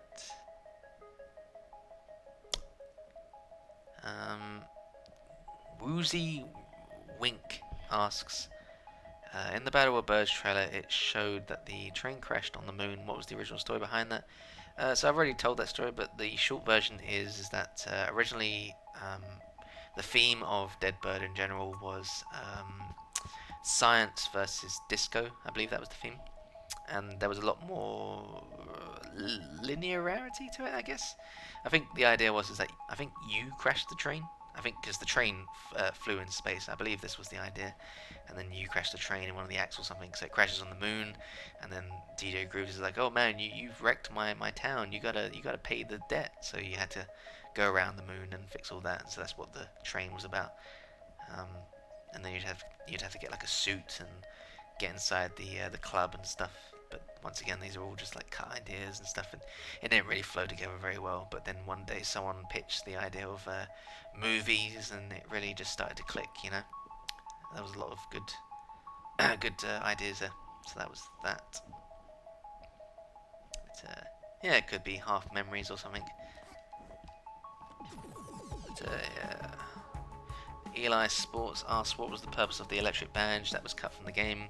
It was, so as I mentioned before, Hat in Time had a lot of RPG elements. In the early days, you would see like damage numbers when you attacked enemies, and there were like badges and stuff that would give you element powers. In this case, the Electro badge would give you an electric defense, where if you got punched or whatever, they would take 1 electric damage back, sort of thing. It was kind of lame, to be honest, but there was promise there as well. I think actually, excuse me, I said in an interview once that way back that you could like put in elemental badges and stuff, like a poison badge, and poison the Mafia boss and watch his health go down. And the idea was that there would be freedom in how you played, sort of thing. Obviously, once again, Jonas's love for Paper Mario in general obviously had a big influence on that, but yeah, Hat's changed a lot, as you can imagine. So.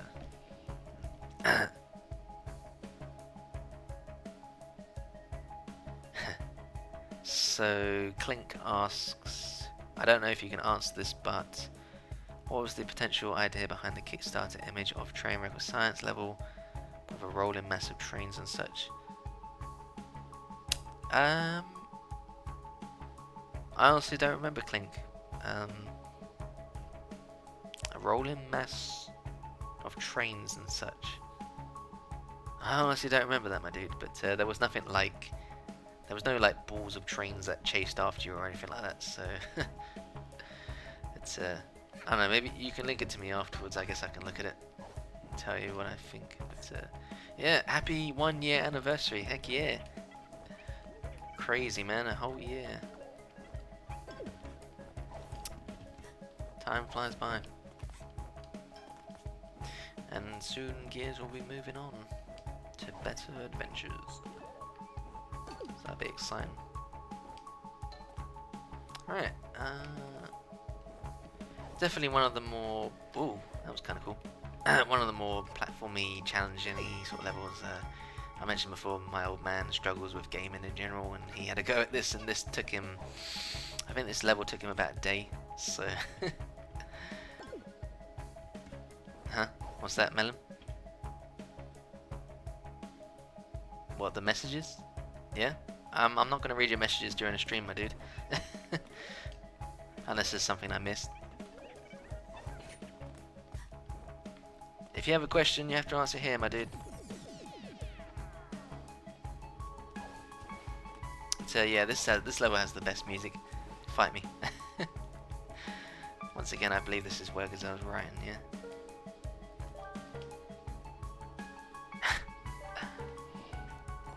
Nice one. The question was yes or no. No. It's better to play it safe and say no. But, yeah, right. Yeah, I love this music. You know, some people's first experiences of Deadbird was this rift before they actually did the basement, so I always found that kind of funny. Because I always felt that this was meant to be played afterwards, but that wasn't the case for some people.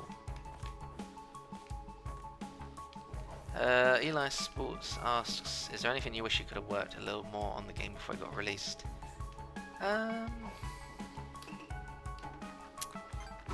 Man, it's been a year, so it's really hard to remember a lot of stuff, but I can definitely remember, like, there were certain things that were like, man, I wish we had more time, but I don't know, I guess from an art perspective, I kind of wish that we just had a bit more time to polish some things, but, you know, it becomes a never-ending list of things that you got fixed, and at some point you got to stop and just say, yeah, this is good enough.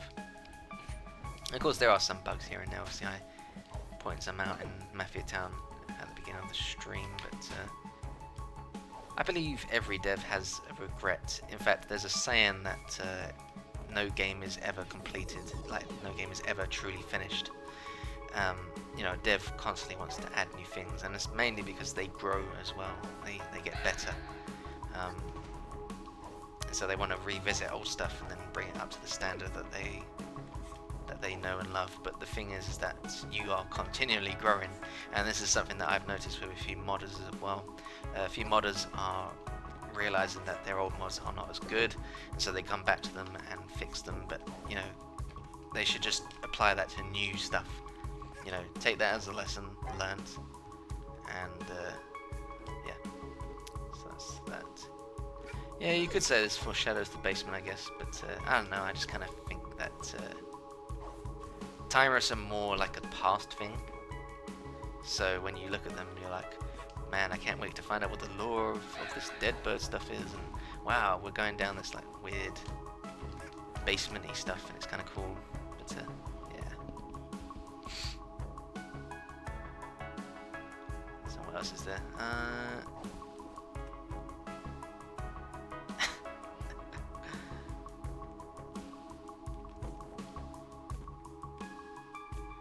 Yep, Zara's getting pretty damn good now actually with shaders.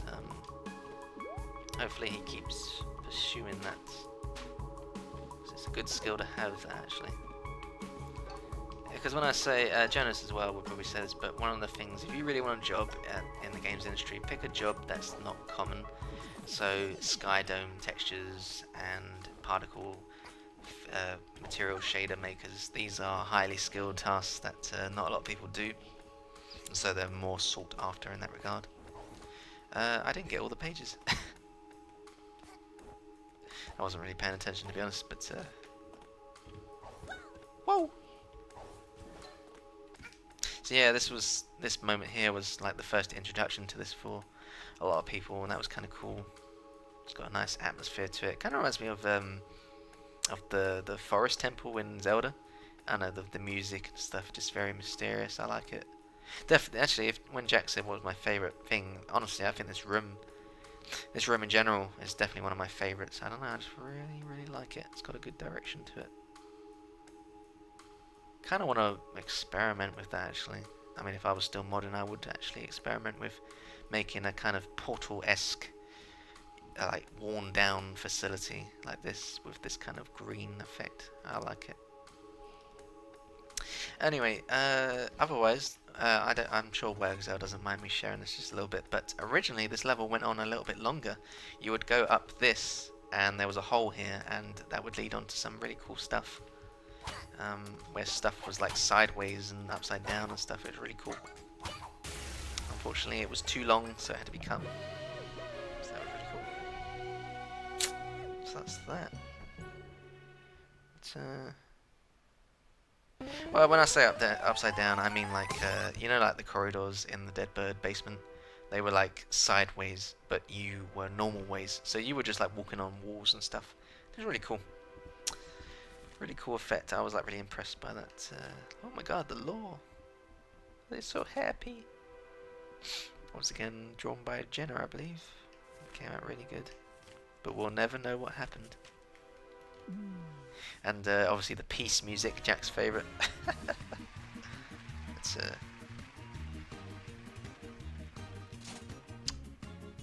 no.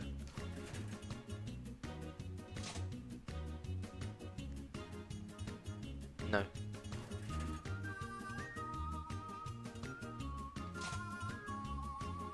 Better than those two.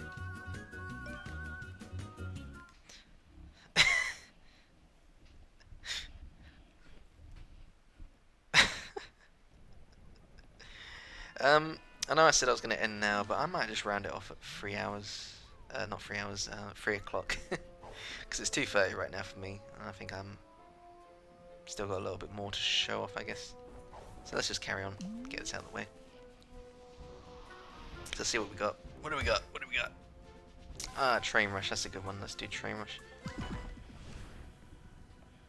Yeah, self-teaching is very important if you're doing school stuff, because the school stuff is there to guide you, but it is not necessarily there to completely teach you everything. And that's where a lot of students fail, because they don't push themselves beyond what the school is teaching them. And so the ones that do push themselves beyond the school, you know, self-teaching, YouTube tutorials, etc., they're the ones that end up getting the jobs, because they're the ones that actually have the dedication and skill to do what is required. So, alrighty. So yeah, there was a lot of people at my university that were like that, where they just played games all day and just did the bare minimum, and they're not in games industry anymore now. They're just working jobs that probably don't entertain them as much as the games industry might have. But it's gonna be the bomb. So great. I mean bomb in the good way. Picnic. That's a good mentality to have. Now don't stop, Happy. You gotta keep going. What is with the double volume? Anyway. Scooter Badge, don't really care for it. I remember when everyone was really hyped for this thing. But it was nerfed a little bit, so it's a shame. Alright, lassie. Listen up. I have some bad news. That lever you just pulled, it starts the train self-destruct sequence, and that is no joke. It'll blow up. I need a movie with some real intense action. So that's what we're gonna do. Yeah. It's gonna blow in a few minutes. But you can save us all, lassie. Wait, why is it suddenly quiet? Turn it off. And you better make it in time, alright? I don't care about the owls or yourself, but you don't dare blow up me train. In fact, I actually used a few mods, not hack mods, Half-Life mods, for some of my university stuff. Cameras are gonna be rolling, lassie. You hurry now. Go. Oh. Alrighty, let's go.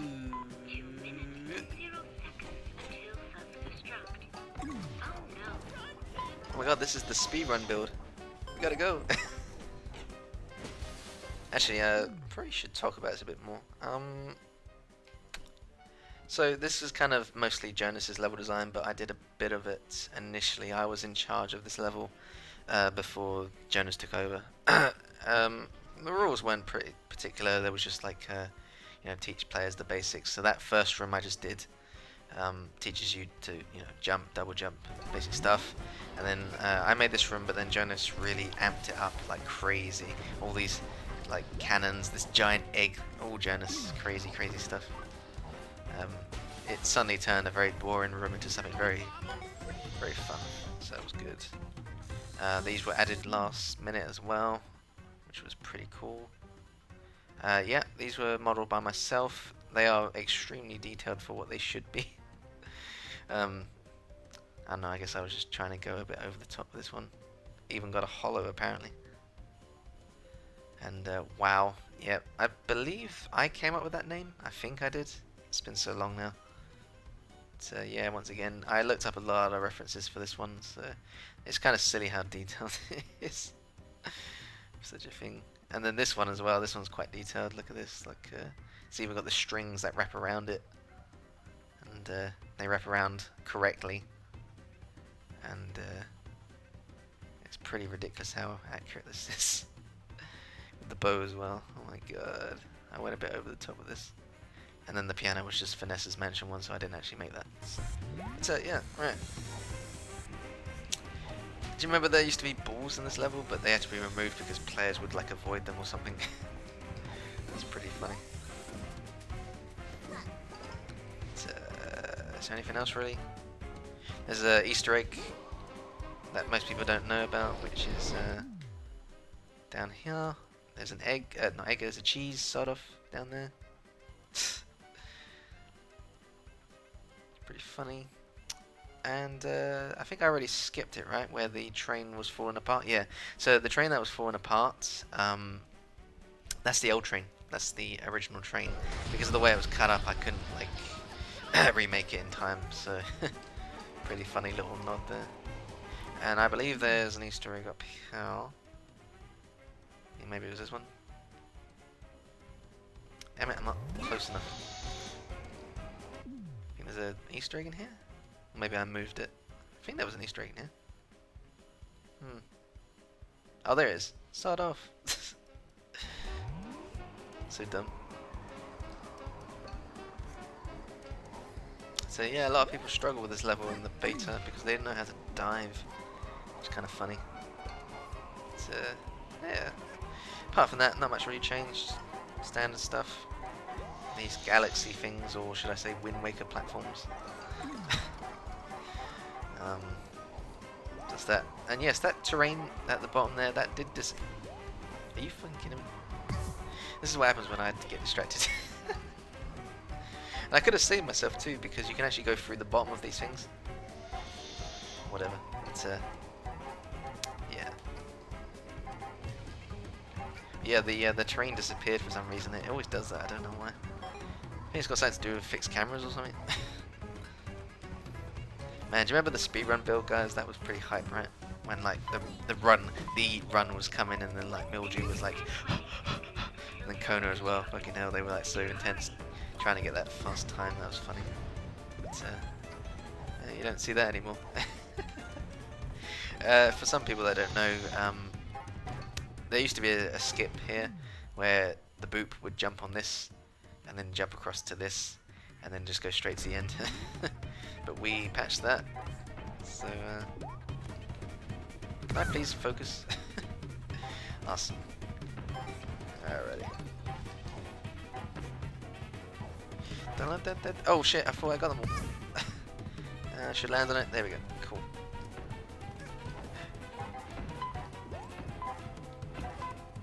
Pretty straightforward, easy platform. Man, Death Wish is easy.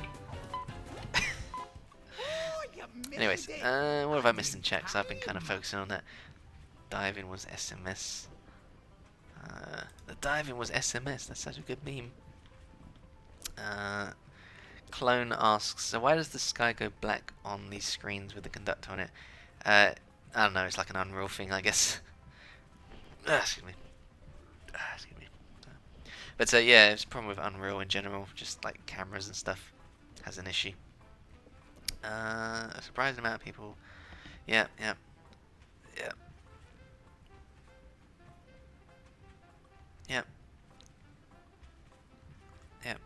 Don't slack. Basically, don't start.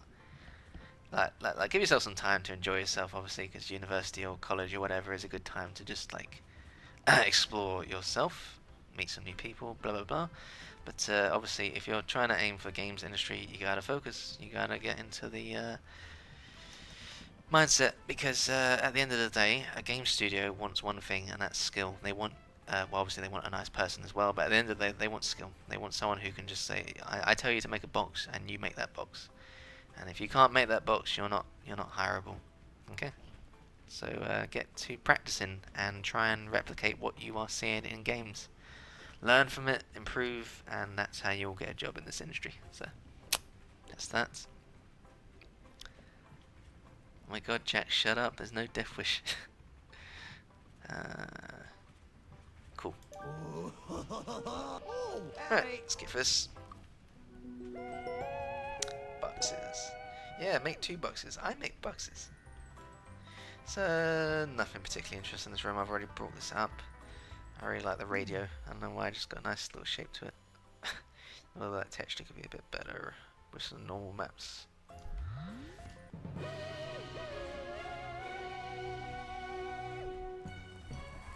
Whoa, I've never seen the camera angle go this way. It's kind of weird. Oh, look at the light bulb's like black or something. That's kind of weird.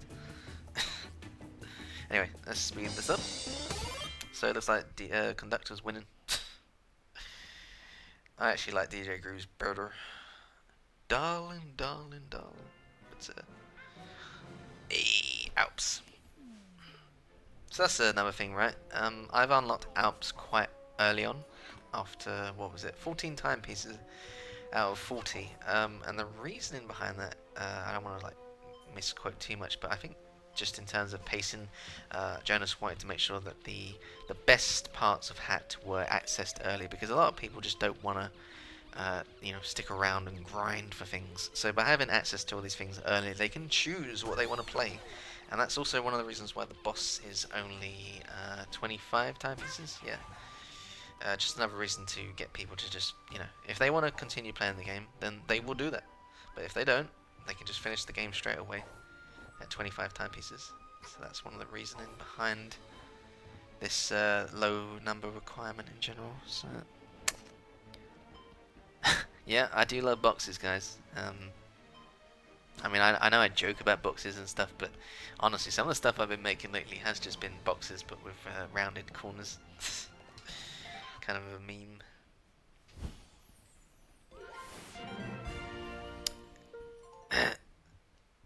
Alright, let's carry on with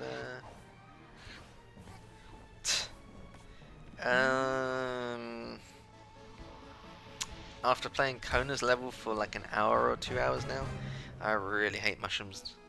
I really hate mushrooms so much. It's boxes are awesome. Sorry, Kona, but have you played your own level, Kona? Because it's just, it is something.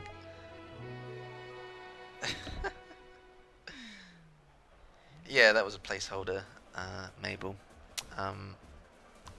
I believe we were aiming for that, but ultimately it was mostly just a placeholder. And I don't know, I think 40 is a good number. And DLC should bring it up, I hope, so pretty cool. Right. Everyone's favourite.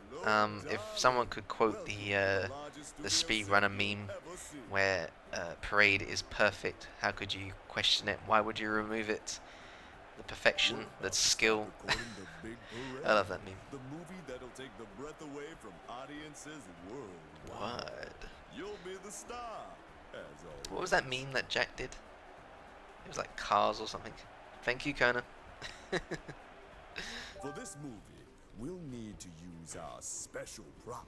What did Jack do? It was like car or something. He said car. Your current outfit really isn't fit. There was a fun bug recently where this box here, it goes away after you get the costume, but the collision wasn't turned off. So you would bump into it, and I think Jack lost a run to it or something.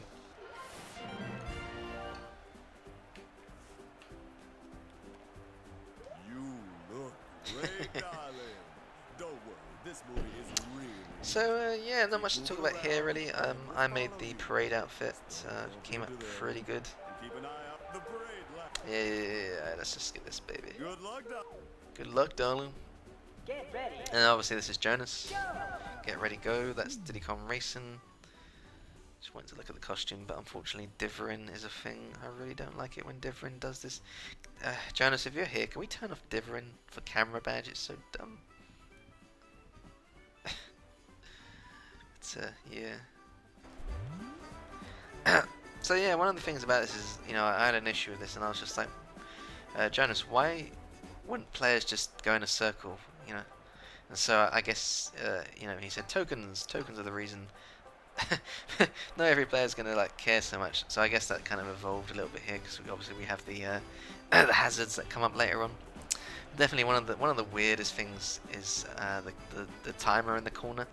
A lot of people didn't really pick up that that was a timer, and I guess I can see that. It's kind of weird design, right? But yeah, let's get some DJ grooves going. Let's get some tokens. Bam. Obviously, low gravity is a novelty on this level as well, which is important because every level needs a little novelty, little gimmick, as they call it. Whoa, that was kind of cool. Can you turn off different? I didn't know you could turn off. No!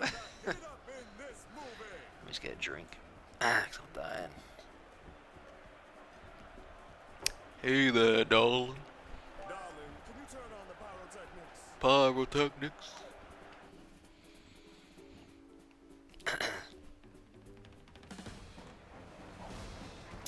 So yeah, pretty standard level. Nothing really to say. Just I've already brought up most of the moon stuff. You went into the club with a suit. In terms of parade, is there anything really to say? I mean, obviously the audience is pretty cool. I like that effect. Just a series of 2D images, but it works really well, I feel.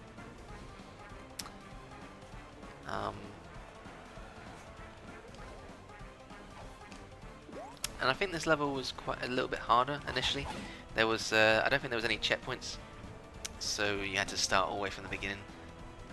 Excuse me, and that was added last minute as well. I believe there was a huge issue as well, where a lot of the collision was per poly, and because of that, you would get stuck on a lot of things like railings and stuff. Because you know, if you look at these railings right here, you know they're right on the edge, but there were times when they were hanging too far, and so when you wall climbed, you would get stuck, and then that would cause you to fall and stuff.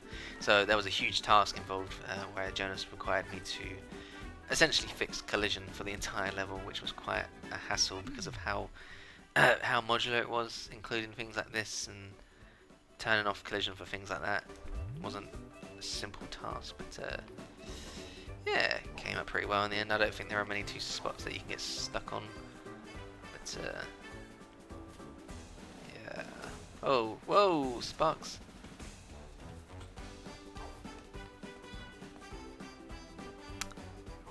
Yeah, Papoli. In terms of art direction, I believe I already mentioned that. So that's New Orleans was the inspiration. I designed this using references off Google, and for some reason, I don't know why I put this in reverse. Hats by. Oh shit! I'm not paying attention. It's such a meme. Hats by. What is collision? No, but the thing with collision in Unreal is that you have a certain prim limit of about, I don't know, I think it was like 13 or something, and then it would like moan. And I don't know if we ever worked out whether that had an impact on performance or not, but I was kind of told to avoid going too many prims. So there were situations where Papoli was the only option because there was just too many. There was just no way I was going to collision some of these models with the way they were built up. Man, my frame rate is dipping. Obviously streaming isn't helping, but on a high-end PC like mine, that's pretty depressing. Okay, it's a good thing I've got depth. Okay, cool. Uh-oh, uh-oh, uh-oh, uh-oh! I love that Mario clip. Such a good beam. Yeah, we started doing that too, Flame. It is a good fix actually, but obviously very time management. You have to put boxes everywhere. Ah, it's so annoying. There's like a thing where she does like a backflip or something, instead of jumping. I think that's like a new bug or I don't know. Kind of annoying though. But, yeah, just trying to think if there's anything else in this level really.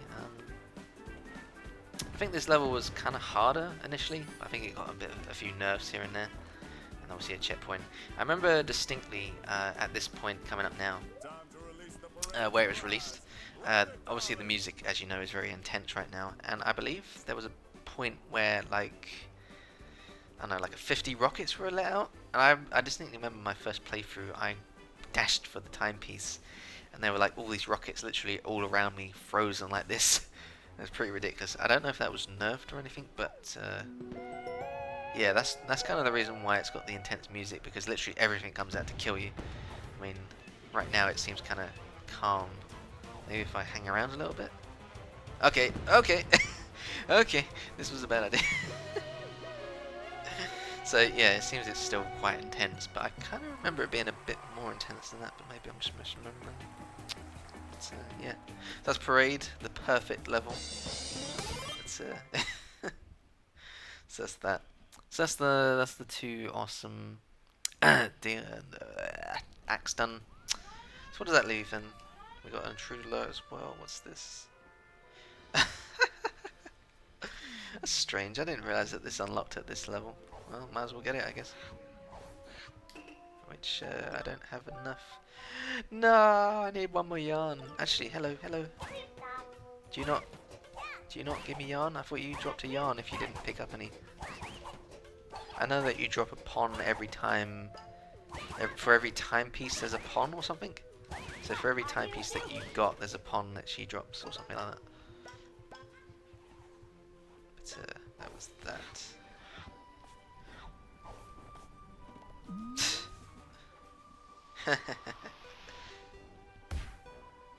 So I think I'm done now, just the final boss, and that could be kind of a good place to stop actually. I think that will be, I mean we'll stop here, so we'll do this and then call it a night. So Conductor's won, and he's pretty smug about it. Obviously Conductor is most people's favourite, so it's not surprising. And I always enjoyed watching this. This was a good fake out. I can't believe some of the boots actually believed it. Man, their faces, you should have seen their faces. They were like, what the heck? And also there's a cheese behind here, but I don't think I can actually show it with the camera badge. So there seems to be like an invisible wall, but I don't recall adding that. But, whatever, there's a cheese behind this this stretch. Thank you. Oh, you're too kind. No, please. Keep going. Oh, Lassie, it's you. I did it. I won the annual Bird Movie Award once again. Oh, you did it, my dude. Face DJ Grooves must be pulling now, eh? Okay, oh, of course, yeah, you can click the camera. Alright, I'll try that in a minute. Yeah. E-Bird, dimes and nickels. Oh my god. What a grandpa. So good. What? Expecting more or something? Forget it. Go, shush, get out of here. I never want to see your ugly mug again. Damn. Anyway, let me just try and... I don't think it's going to work, Jack, because there's like 2 walls or something. It's not that big a deal, it's just a cheese. But yeah, the main giveaway sign that there's something up is obviously the music, if you listen real closely. And her face as well. I don't know if that was planned or not, but her face changes at that point as well.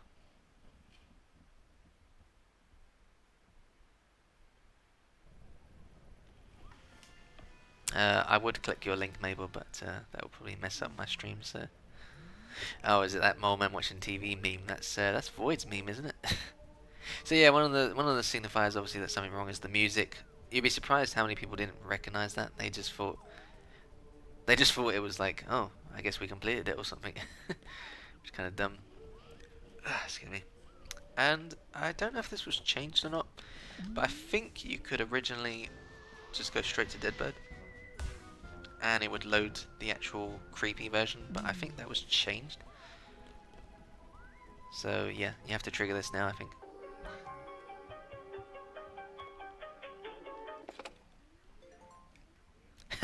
Yeah, I remember your reaction, Dan. That was an interesting one. There was a lot of open mouth face memes. So many shocked faces. That was great.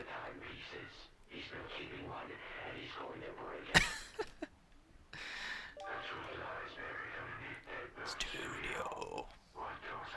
Debo Studio when no one's around. It's Finn Darling. So that's obviously another Paper Mario reference to Glitzville, I believe it is. As I said, I haven't played Paper Mario, but I've done some research on it because that's important to Jones, so it's important for me to understand. One thing I didn't bring up actually, guess I could bring it up now because things are going to get hectic, I guess.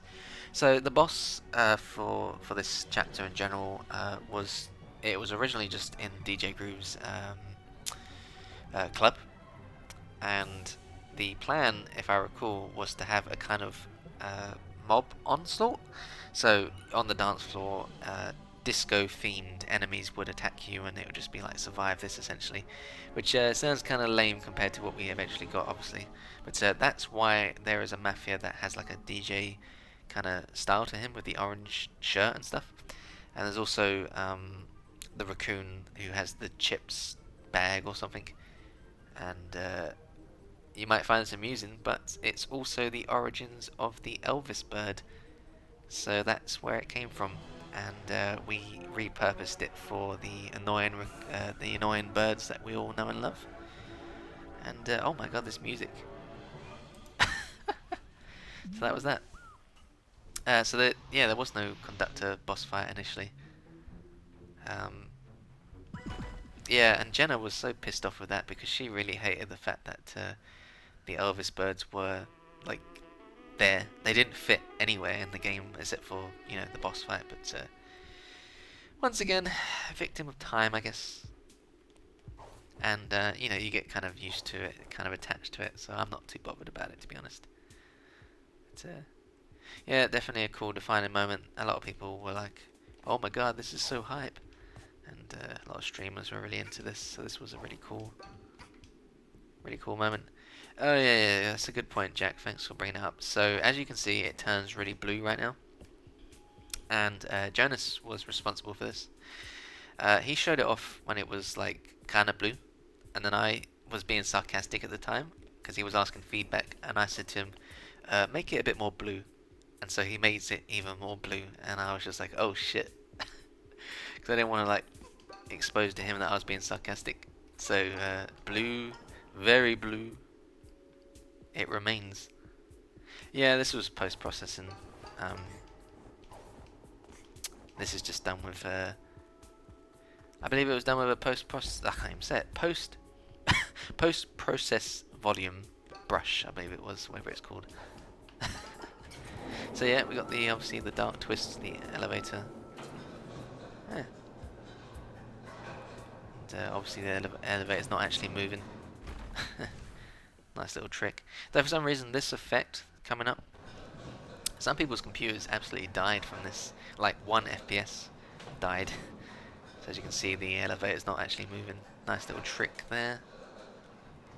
But yeah, it's really cool. This camera goes through all the areas that you're about to go through. It's kind of, it doesn't really make sense, but it's, oh, god damn it, I need a good angle. Right? It certainly builds up a good tension. And yeah, it's pretty cool. I enjoyed working on this elevator. So yeah. So yeah, I said this before, but this is one of my favourite levels to work on. I tend to enjoy industrial, like dirty environments, and so this one was begging for it.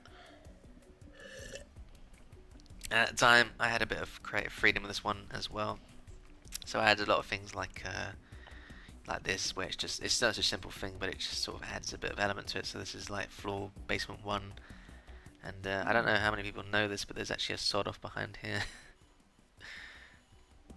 Originally I was just going to put sod offs everywhere, but that's what the cheese became. So, but, yeah, I went to town with this level. There's a lot of junk, a lot of details on this one. and this is really stupid, but this wall here, I made the original wall, and then Vincent made this wall that's in the game right now. So we had two of the exact same wall, which was pretty freaking dumb. I always remember that. So I just said, fuck it, we'll just use yours. So dumb. But, yeah, pretty cool stuff. As you can see, I utilized KO's particles everywhere I could. KO did a good job adding all the particles. This is where, I think this was the point where KO really shined, you know, adding particles everywhere, and then I just went and took more and just placed them everywhere, little drip drops and stuff, and just really tried to flesh this out. Definitely one of our strongest in terms of things. Anyways, I want you to remember something. So this is the first floor, right? This is the first level, and on the other side of this window is the box room, right? So this is the top of the box room on the other side. So if you could remember that for the moment, it's kind of funny. So here we are in the first film, and you get this kind of great view. This was actually one of the concept arts, this angle right here. In fact, the concept was like this, with Hat Kid standing like this, like that. The actual concept itself was kind of different visually. It had a much more brownish look to it. The tubes were very futuristic, like lots of bluish glows and bronze and stuff. It honestly looked like something out of Portal. Like, it looked really good. As for why we changed the direction, I honestly don't know. It just ended up like this. A lot darker and grittier. So that's that. Is there any questions? I sure did, Wolf Clock. I was 10 years into Half-Life modding. Started out with Half-Life 1, moved on to Source. Did a bit of Team Fortress 2 stuff, which making hats and things. Haha. Irony. And then I moved on to Unreal Engine because, you know, Source Engine is kind of old as heck. And I was teaching myself that for fun. And then I was working on personal projects. One of them was recreating what was it called? A scene from Chrono Trigger. The idea was that if I remade it with a cool style, that some news website would pick up on it, and then I would get noticed for a job. And funny enough, it kind of did and didn't work. It got picked up by Kotaku, and people were like, "Oh, that's pretty cool." Didn't get any job offers, and then eventually I did. Jonas reached out to me, and he was like, "You want a job?" Yep, Zeal, that was me. And then a fan sent that particular scene to Jonas, so he reached out to me and said, "Do you want a job?" And I said to him, "No, I don't want a job."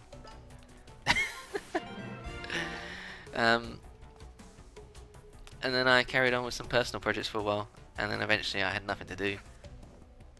And so I reached out to Jonas and was like, "Hey, is that job still around?"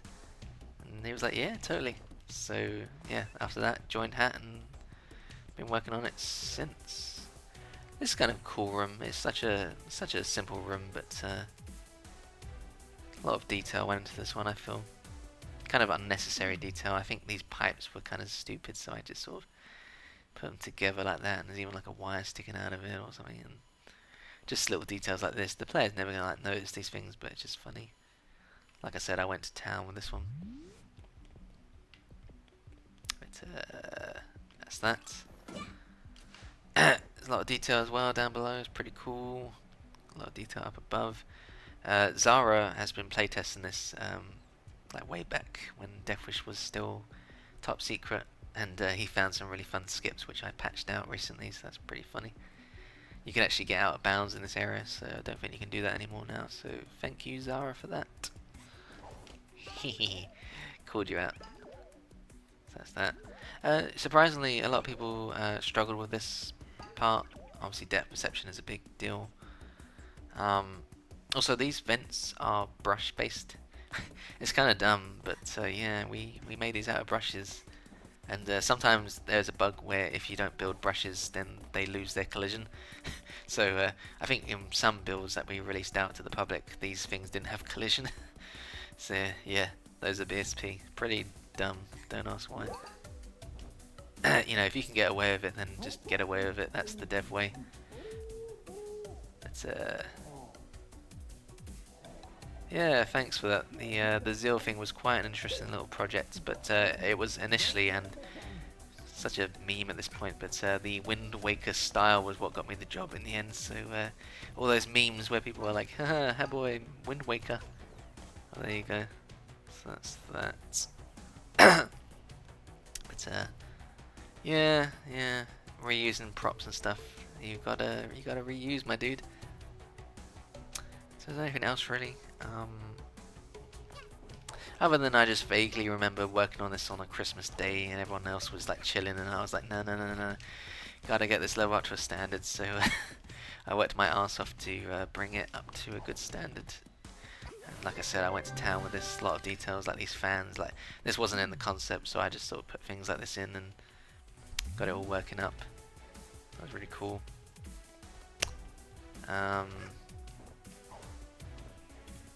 And the other artists did a good job bringing up all this stuff. This was all animated by the team, so that was really cool. So yeah, that's about it really. About it for this room. Don't think there's many hook shots that use actual environment, which is kind of funny. We kind of broke our rules there, you know, hook shots. But that's that. It's a good joke here. Haha! Oh, so funny. Yes, I appreciate the. I'm assuming there's irony there, Jack. I don't know, maybe coincidence. But yeah, these are Wergazel's jokes, but a bit too complicated for me. I understand that they're like movie terms, movie making terms or something, which obviously as a game developer I don't know those things. But yeah, little secret up here. Get yarn. Actually, I can afford the ice hat now, can't I? Bazinga! Presto! Since that call. For some reason you can't turn the camera here, which is kind of dumb, but there you go. And then there's just this like random area down here, which really doesn't just serve any purpose whatsoever. So I guess Wergazel just added some more memes, red herons, everyone knows that one. But, yeah, just a really random hole down here for some reason.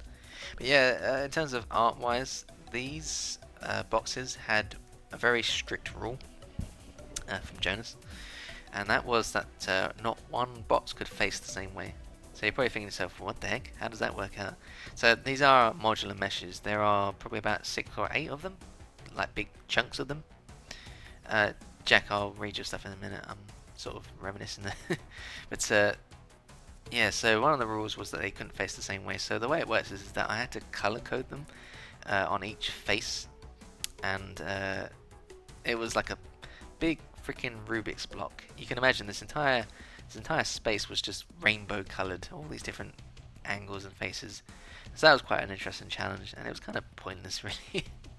I don't know why I was tasked with doing that, but there you go. That was definitely one of my least favorite things to work on besides the planet. I think that was what I was trying to refer to last time, so that's that. Anyways, what's Jack saying? What's Jack offending us with? Huh? No, Jack, you can't offend me, dude. No one can offend me. Like, I'm pretty radical. Like, you could call me any name under the sun and I literally don't care. Words are kind of empty to me, so... But I'm not the only one. I mean, Kona's pretty good at being calm in general. I don't think you could actually piss off Kona. I've always wondered what would piss off Kona.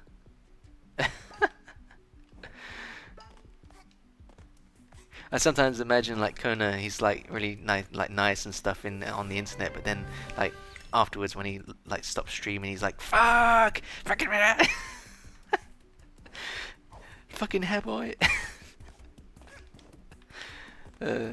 Anyways,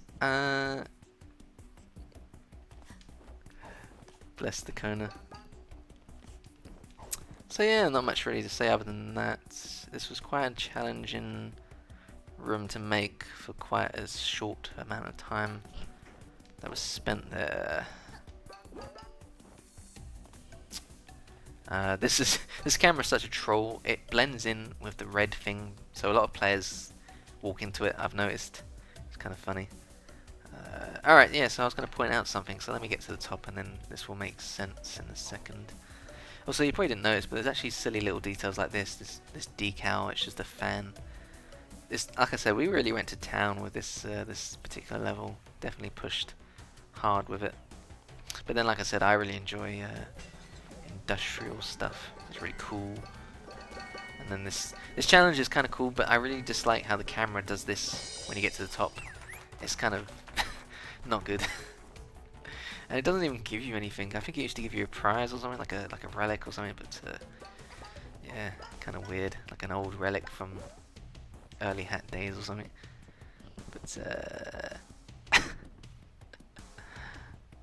anyways, it's kind of dumb, but you can actually like do this and wall climb on this, and I noticed a lot of players did this and they were like, huh? Like this, and got stuck, so that's kind of dumb. But, right, so one thing I wanted to point out, ugh, goddammit, mumble. Let's get this. Alright, so do you remember when I said that we were on the first floor, right? And that this side was also on the first floor. Now, if you remember, if I can do this, maybe I can do this. Yeah. So this staircase goes down, right? And then you have to climb way, way up, right? And then when you go for the door, you're at the bottom. You're down there. It doesn't make any sense. I actually at one point pitched to Jonas. I said to him, "Can we just like add a staircase, like a really long staircase segment?" And if you've played Final Fantasy VII, you'll remember that there's a really long staircase scene, and that's kind of what I was going for when I pitched that. Just like a little meme where Hatkid climbs a really long staircase, and gets like tired or something. But yeah, that was that. So that is that. This was kind of cool to playtest. I vaguely remember this. Like really cool. And Jonas worked on this particular area live on stream at one point, but at the time people didn't know what it was. That was kind of funny. So that was that. Let me just check my notes. I want to make sure there's nothing I'm missing. Oh yeah, there's some generic stuff actually. So this attack, this blue attack, that was one of my one and only particle effects that I worked on. Jonas was encouraging me to expand my skill set, and I guess he wanted me to learn it. So there are actually 3 different versions for each attack, and it was heckin' hell to make. I tell you what, because the way she attacks, it's not actually even speed. It's kind of like she swings really fast and then slows down.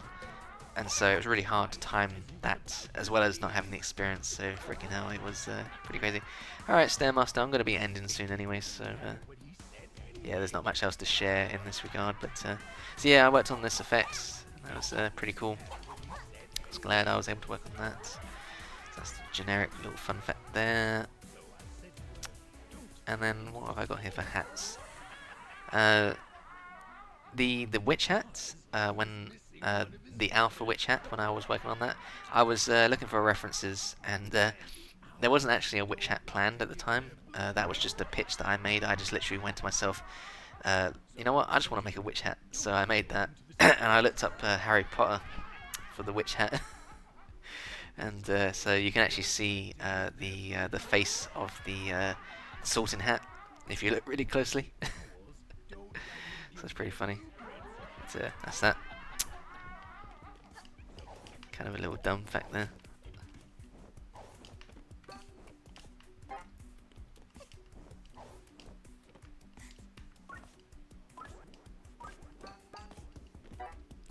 Yes, it is. No, the original. Okay, for a second there, I really derped. I really fucking derped. That structure down there, I was like, what the heck? Why is it down there? I thought it was like up here. That really fucked me over just for a second there. That was weird. It's why does that have a collision? Yeah. So the prototype one, yeah, that one was based on the sorting hat. It's a good meme. There's actually a mod that you can download to wear that hat if you really want to look at it. So that's that. Alright, cool. Yeah, Jack, I'm gonna sleep soon. So now we're on B3 once again. Some nice little lore. So that's pretty cool. And then once again, my favorite room, although I really liked the one in the Time Rift. That was really cool. And I was kind of sad, but I actually had a water puddle here. For extra detail, you can actually see the water puddle on the other side. And the idea was that these sandbags would just block the water from leaking, but Jonas was like, please remove that because it was catching players' eyes too much or something. So, you know, that's the artist versus the designer. That's the common struggle. But yeah, I like this room over here because it kind of reminds me of Portal, just overgrown stuff. I really like that, so that's really cool. But yeah, that's that. There's Mr. Broom. So you're supposed to go down here, but a lot of players go up there for some reason. Don't know why. It's just a really weird thing I noticed. A lot of nice detail here. You know, even things like this with the glass breaking is just silly little details like this. That was a separate model that was that I made. Excuse me, sorry about that. Otherwise, yeah, 2D went really good with this. These posters are amazing. Wouldn't mind some prints actually. I would actually pay money for that. That'd be kind of cool. And then of course there's lore here, right? I don't know if you guys ever noticed this, but there's actually lore. 2 birds disturbing the peace in an all-out bird brawl. Afro found. Bomb workshop. And then I think over here it tells you a bit more. 42-year long streak broken. So that's the lore in regards to what happens next.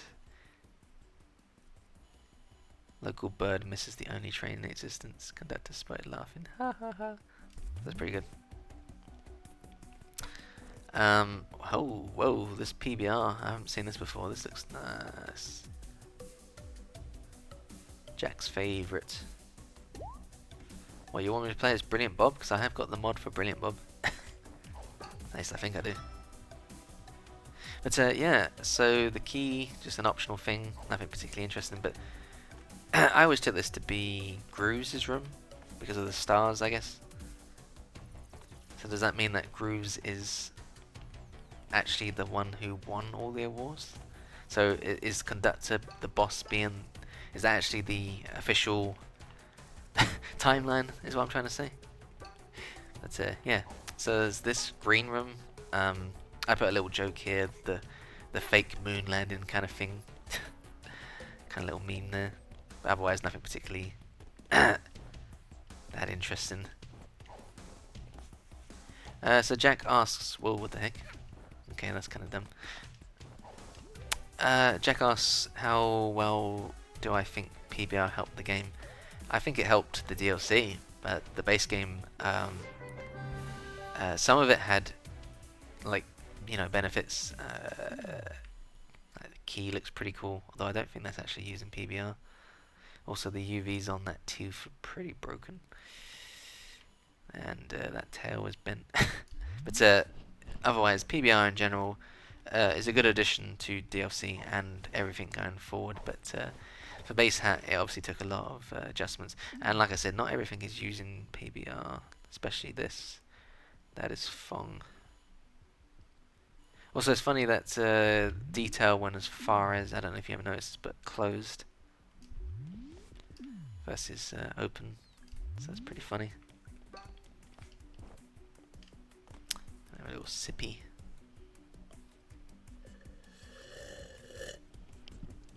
How you doing, Gary? Good to see you, mate. How goes Bob? I don't suppose you saw Bob's Brilliance, did you, Gary? That's a mod that myself, Jack, Dan, Happy, I think that's it, worked on. So yeah, this was moved outside. Originally this was in this room, but people got confused because the camera was locked and they were looking at the whiteboard, so that was a good change, I felt. Now here's something that most people probably don't realise, and this is actually kind of interesting. There's a door here that's open, and you can actually see inside of it, and so it's like a little empty room. But I don't know if you noticed, but there's like a hole here, and you can actually see through, and it's like a little peek hole. So there's like a meeting room in there, I guess. and someone was peeking. Kind of like a little interesting little lore there. So that's that. I really like the ceiling in this one. I don't know if I can actually zoom in or not. But yeah, that's a decal. I really like that because it's like got depth to it. Something that Jonas made. Like you can see it's got like the fake cube map effect to it. But it looks really cool. I really like that. Yeah. Why is the camera locked there? That's so dumb. So yeah, it's that. Don't know if most people know, but you can actually interact with this. I feel like that's Jenna talking to herself. But yeah.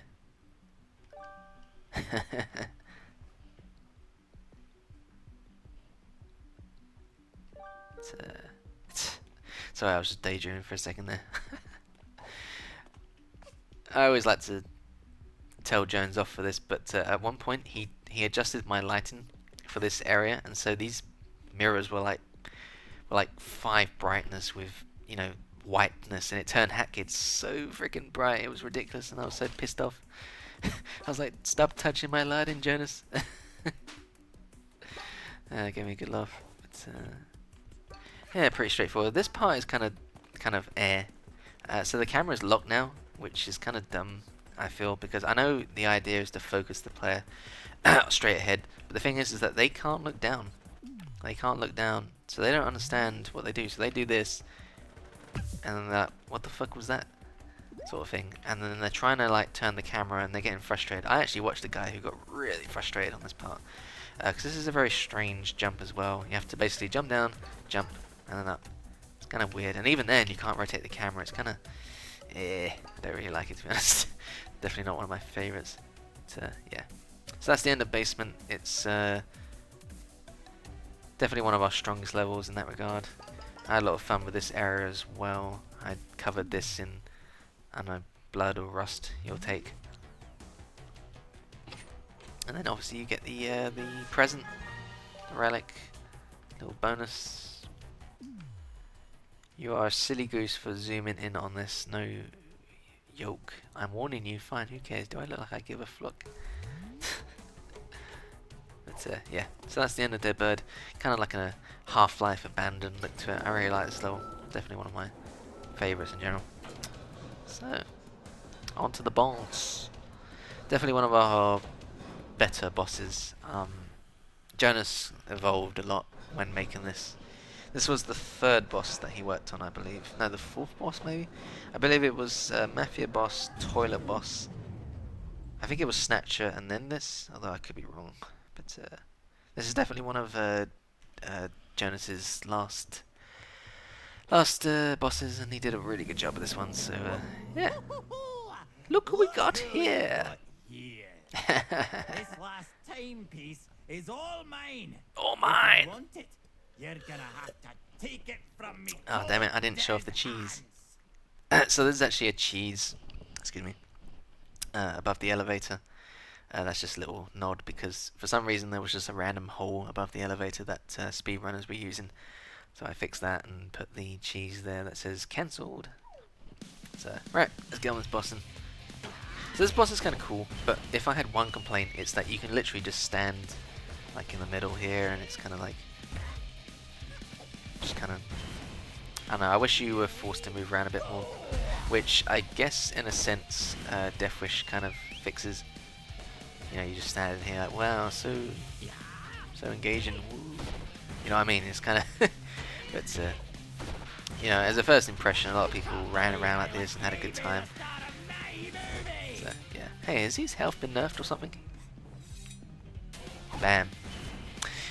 In terms of, actually, before I carry on, in terms of thingy, not much to say really. Obviously had a lot of work put into it, but a lot of this work goes unseen actually, which is kind of a shame. But you know, we like to pride ourselves on the detail that we create, so I'm pretty happy with how it came out, although I'm not quite sure why there's like blue there. That doesn't look good. It looks like Unreal texture. But anyway, oh, I got baited. Oh yeah, also there's don't know if I can show you. There's a here we go. There's a cheese up here.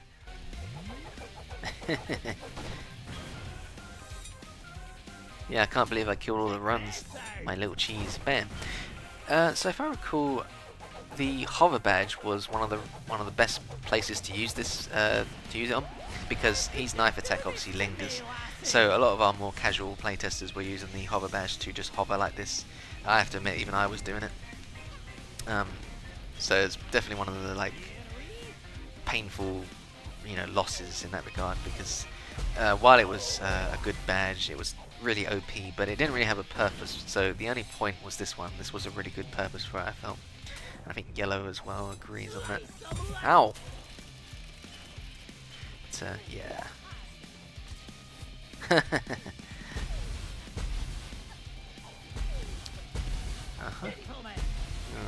Yeah.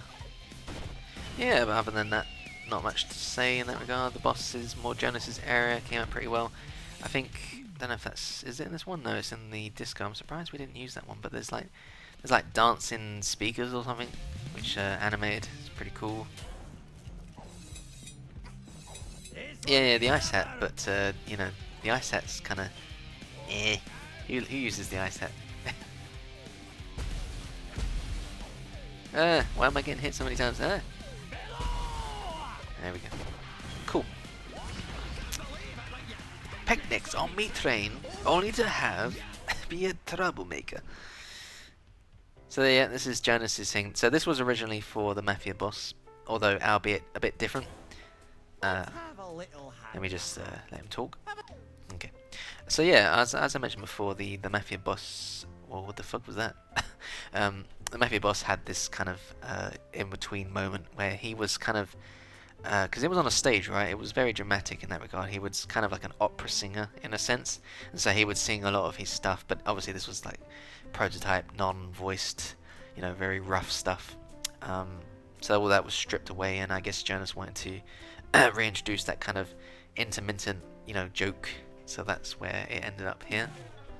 Pretty cool. Since you arrived on this planet, these timepieces have been falling from the sky. Now, I can understand if you feel they belong to ye. I get it. But did you know I can rewind time? With one timepiece, I could reclaim the trophy that belongs to me. That's right. The Loss of Award 42. I got second place at the 42nd Annual Baird Awards. Me! Can you imagine? DJ Grooves managed to get the first place trophy. Wonder if that was him sort of doing it on his own rather than having guidance, because obviously the text doesn't say Grooves, it just says Grooves. I need just one timepiece to fix this mistake. Can't you spare just one timepiece? Nah. You're damn right I am. Greedy, young lass. Greedy. I just need a single one, and you won't share. Well, if you want this timepiece back, so come and get bad, it. Come and So this was a good twist. Very, very clever of Jonas to reuse elements. Probably not known, but at one point this had physically modelled end to it. But Jonas was like, take it away, and put a particle instead, so you can actually see the missing polygons. So as I say to Zara, cap your models. That's that. And the model itself is pretty actually detailed. And I believe there was a timer, but for some reason the timer's not working. Unless it only starts now, maybe? Let me have a look. Remember this little bomb? Yeah! This time, it's attached to you instead of me little train. Okay, so is there a timer? No, so that wasn't actually applied then, that's kind of funny. That screen was meant to have a kind of timer on it or something, but looks like Jonas just turned it off. So, that is a good model. I really like the wires are really cool. That was fun to make. Anyways, let's carry on.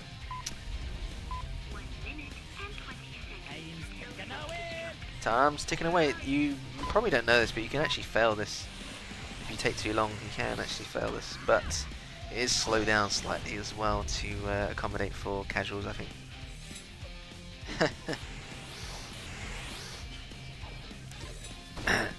And he has this kind of bullshit thing where he like pushes you away sometimes. Don't know if that's actually intentional or not, but I guess it's to stop you from just doing this, where you just hug him all the time. Darling, darling. Nonsense, darling, nonsense. Like that. See, I wasn't anywhere near him, but that's kind of bullshit.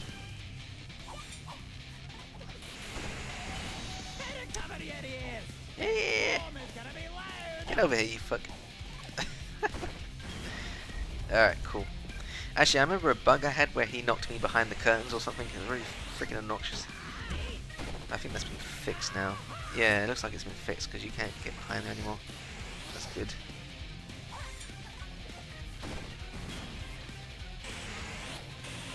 Check this out. My diffuser is ready. Come here. So the funny little thing about this is that I don't know if you ever saw, but there was a pair of blue scissors, and I'm pretty sure those scissors were downloaded off Google or something. So I don't know why they were in the game at some point, but yeah, we got our own scissors. So bit of a naughty naughty there.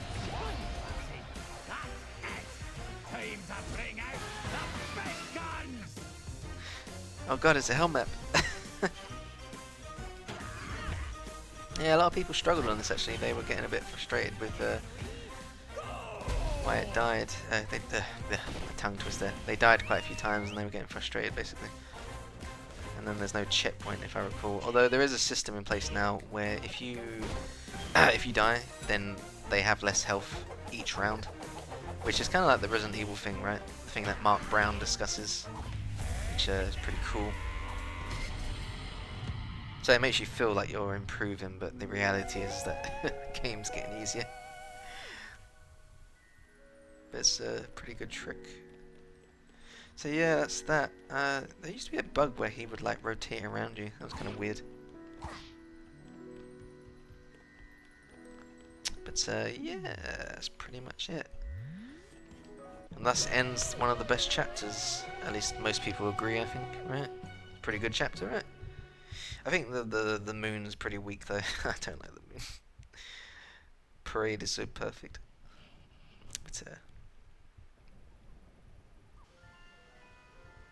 yeah, I don't know what that is for. I guess I wonder if there's like if you were to whack him like 100 million times, he would like die or something.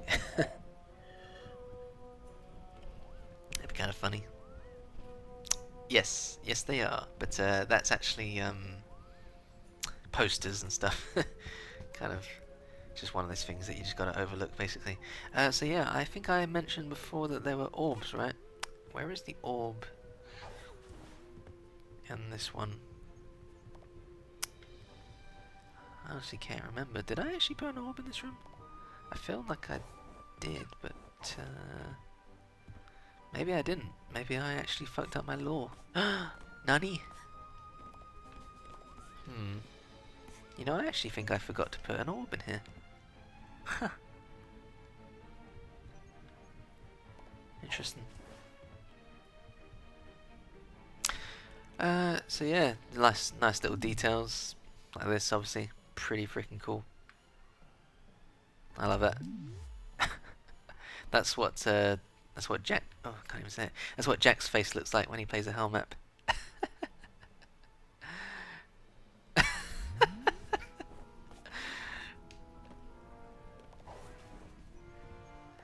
It's yeah, there's a corgi quest here, but I obviously won't play it. It's in the corner of the railing. I mean, oh man, really? That's kind of weird. But then there's one over there as well. I mean, I guess. Yeah, I guess that counts. So yeah, I mean, there's one in Alpine as well, obviously. Let's put that on. Wait, what? I didn't put that on. There we go. Thank you. So yeah, there's one here. Obviously, this represents the... Oh, that's right. Yeah, I changed it. So this one's green for Alpine, and then I changed this one for the DLC, which is pretty cool. So I have to do one for the final DLC as well. But, yeah. I think that will be it for the stream, and I'll probably carry on at some point, maybe tomorrow. Maybe I'll just get it over with, because we're about halfway through the game, right? Kinda. Bless Argle for this thingy. So the orbs are just kind of like a meme, I guess. It started out with these orbs here, and then I was just trying to like theme them a bit. So each room has an orb that matches the color of the the chapter itself, so blue and obviously, and if you look at Subcon, obviously going to be purple in there, purple.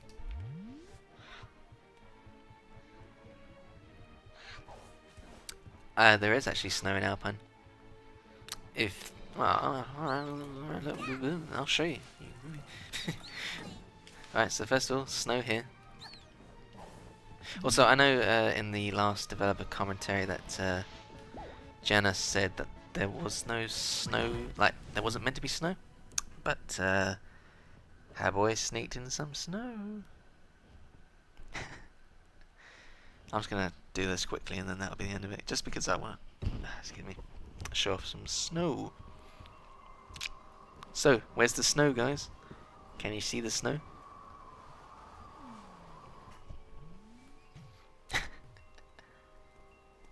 Sure is, Jack. Oof, that's a really bad shadow. Oof.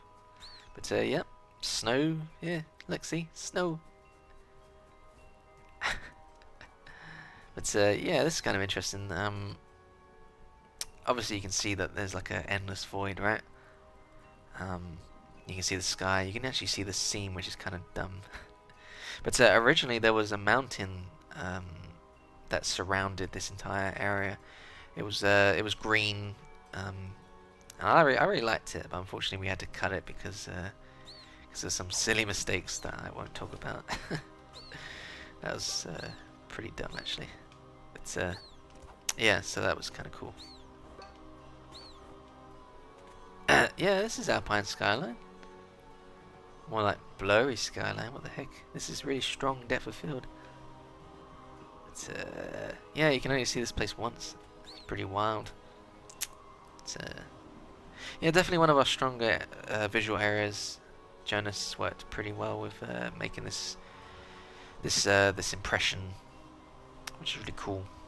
The original blockout was, you know, you can imagine, quite basic, and he was trying to sell the concept to us as a team. The idea of kind of building this sort of mysterious tension.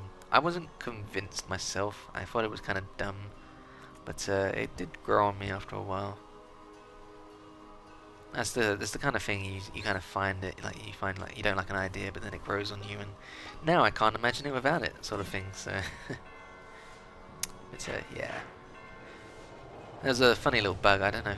Maybe you can do it here. Maybe can I do it here? No, he's fixed that. So you would actually bump against this, and she'd be like bum bum bum bum bum bum, and the bell would be like ring ring ring ring. Pretty dumb. And you don't actually need to open up the gate. I think you can actually jump over it. Obviously that's been I think that's been patched, but I'm not entirely sure. But, yeah, a little bit lore here and stuff. Someone was obviously living here. Were they living here and did they die here, or were they living here and eating people? Also that light map. Holy shit, that looks horrible. But yeah. Yeah, it's definitely one of our stronger areas in that regard. A lot of cinematic introduction, the flags and stuff. That would be correct, Mabel. Alps is literally sand and sails without the sand, and if you could see the videos that I've got, you would be you'd be surprised at the transformation. I can't show you, but I can tell you at least. Sand and sails, near the end of its lifespan, Jonas was experimenting with ways to make it more interesting. The driving was not fun, so he was looking for ways to make traversal more interesting. One of those was running really fast, a bit like the Postman in Zelda. But I don't actually know. It wasn't running. It was like skating on sand or something. A bit like Mario Galaxy on the ice kind of thing, but not as fabulous, I guess. So that was kind of cool. But once again, just didn't work out.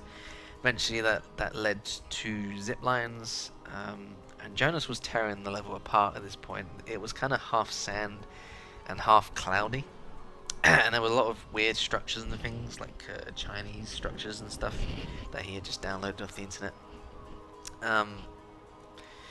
And then he went with a kind of glitchy direction, where all the islands in Sand and Sails were floating in the sky on these kind of glitchy sand islands, and the music, especially the placeholder music he had chosen, had a very grindy kind of glitchiness to it, which is what he was going for. And I was kind of game for that, because I always like weird stuff, and I think that's what he was trying to pitch. It was like glitchy or something.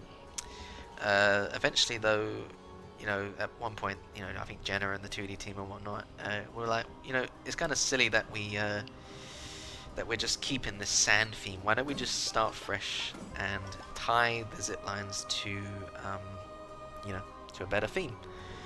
So that's what led to Alps.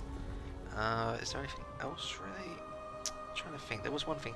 The zip lining was actually like way crazier, because I was watching a video today, because I've got all the dev videos, and I was looking up all my stuff for notes. And the crazy thing about zip lines in the old days was there were a lot of points where they would just end like with a gap, and then that would cause Hatkid to fly in the air and flip like crazy, like do a cartwheel like 50 times, and you would guide her to the next zip line and then zip again with the X button, and it really created this kind of wild web of kind of like zipline maze, kind of race course, if you will. And it's very explorational as well in general. There were a lot of islands that you could, you know, you would see in the distance, and you go, I want to go to that, but you would have to unlock it by using the telescopes. So that's another thing. So Alps uses the horns, but originally it used the telescopes, those robot telescope things. You would look at a distant island, and then it would like zoom in, and then it would name the island like, you know, like Candy Lava Island or something, and then that would mark it, and then it would like unlock it or something, like the path would open. So that was a very prototypey stage, but in general the zip lines were very different to what you got in the end, I felt, which is pretty cool. But so goes game development, it always changes. For the better, for the worse, you decide. But yeah, pretty much. So I think this was changed slightly. This was moved because players didn't see these things or something. But otherwise, yeah, this is my creation detail-wise. Once again, I had a lot of freedom, so I just put these little monoliths here. There was a point which Jonas removed. I think they were graves or something, and they each had an interaction point where you would interact with them, and it had something like, here lies the descendants of the goat gods or something, and may they be forever, I don't know, banished to the lands of the clouds or something. There was some kind of lore there in regards to a hidden cloud kingdom or something. A bit like if you've watched One Piece, the anime One Piece, there's like a cloud city in the sky kind of thing. And the civilization that lives above the clouds, banished behind some kind of curse or something. So that's that. And obviously, I mean, let's be honest here, this was obviously inspired by the BioShock opening, where you fly above the clouds, and then right here the music goes with the piano, dun dun dun dun dun dun, you know. So I added these bells because the climb was kind of boring. So Pascal was a genius. He added bell sounds to the climb and synced them up. So that's really cool. This came out really cool. Adds that kind of cinematic. Hey, Pascal did a fantastic job. Do they really? I didn't notice that. Jeez. Oh well. You win some, you lose some. But yeah, that was the opening to Alps. Alright, so I'm going to wrap things up now, because it's like 3:40 in the morning, and I will continue this probably tomorrow or something. But yeah, it was pretty fun. And I mean, there are a ton of stories I've got, but a lot of them I've forgotten. Some of them come back to me sometimes.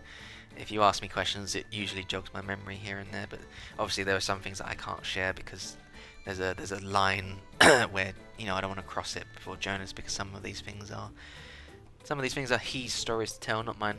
But little fun facts here and there, I don't mind sharing.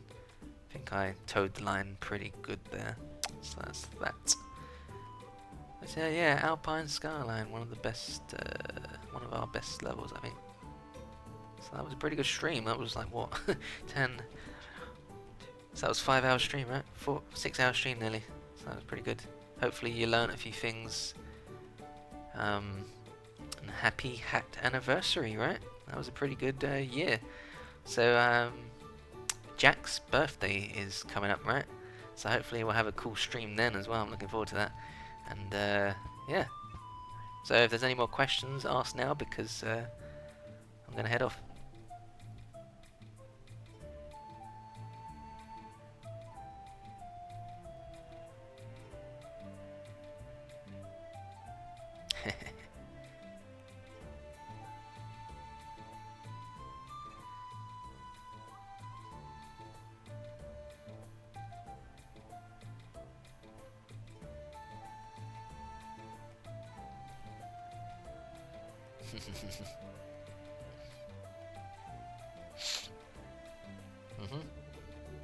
Yeah, I've already explained those, Kona, but I will repeat myself. So entrances to levels went through several iterations. There was the clocks, with the actual chapters tied to the, written on the front kind of thing. But then the clocks got removed. Do you remember the clock, Kona? The clock in the alpha in the bedroom? There was like a clock, a red clock sitting on the bed. After that, we switched over to realistic entrances. So if you remember in Sunshine, there was the escape pod, not the escape pod, the cannon that led to the festival, the theme park. So we had a similar idea, obviously, where you would hop into the escape pod underneath the kitchen, and that would have an animation that would send you down to the planet. The tube in Deadbird was the same thing. I guess it would just like teleport you Star Trek style or something, but obviously didn't go beyond that. But obviously some of it like kind of remained, obviously, because when you finish a chapter, you respawn outside these tubes. So in a way, they kind of lived on in that regard. So that's that. Yeah. I will check Discord. I will check it. So, is there any more questions? Dun, dun, dun, dun, dun, dun, dun, dun. Okay. I think that's it for all questions. Awesome. Alright, well, I'm gonna probably continue this tomorrow. It's weekend, so I've got the weekend off, obviously, so that will give me more time to just wrap it up. And play at my own good pace, but I've been working all day and I'm tired. It's yeah. Actually, yeah, I actually owe Jonas an hour. That's a good point. Right. Cool. See you later, guys. And let me get my OBS. Close that. And now Jack will be streaming. See you later, guys.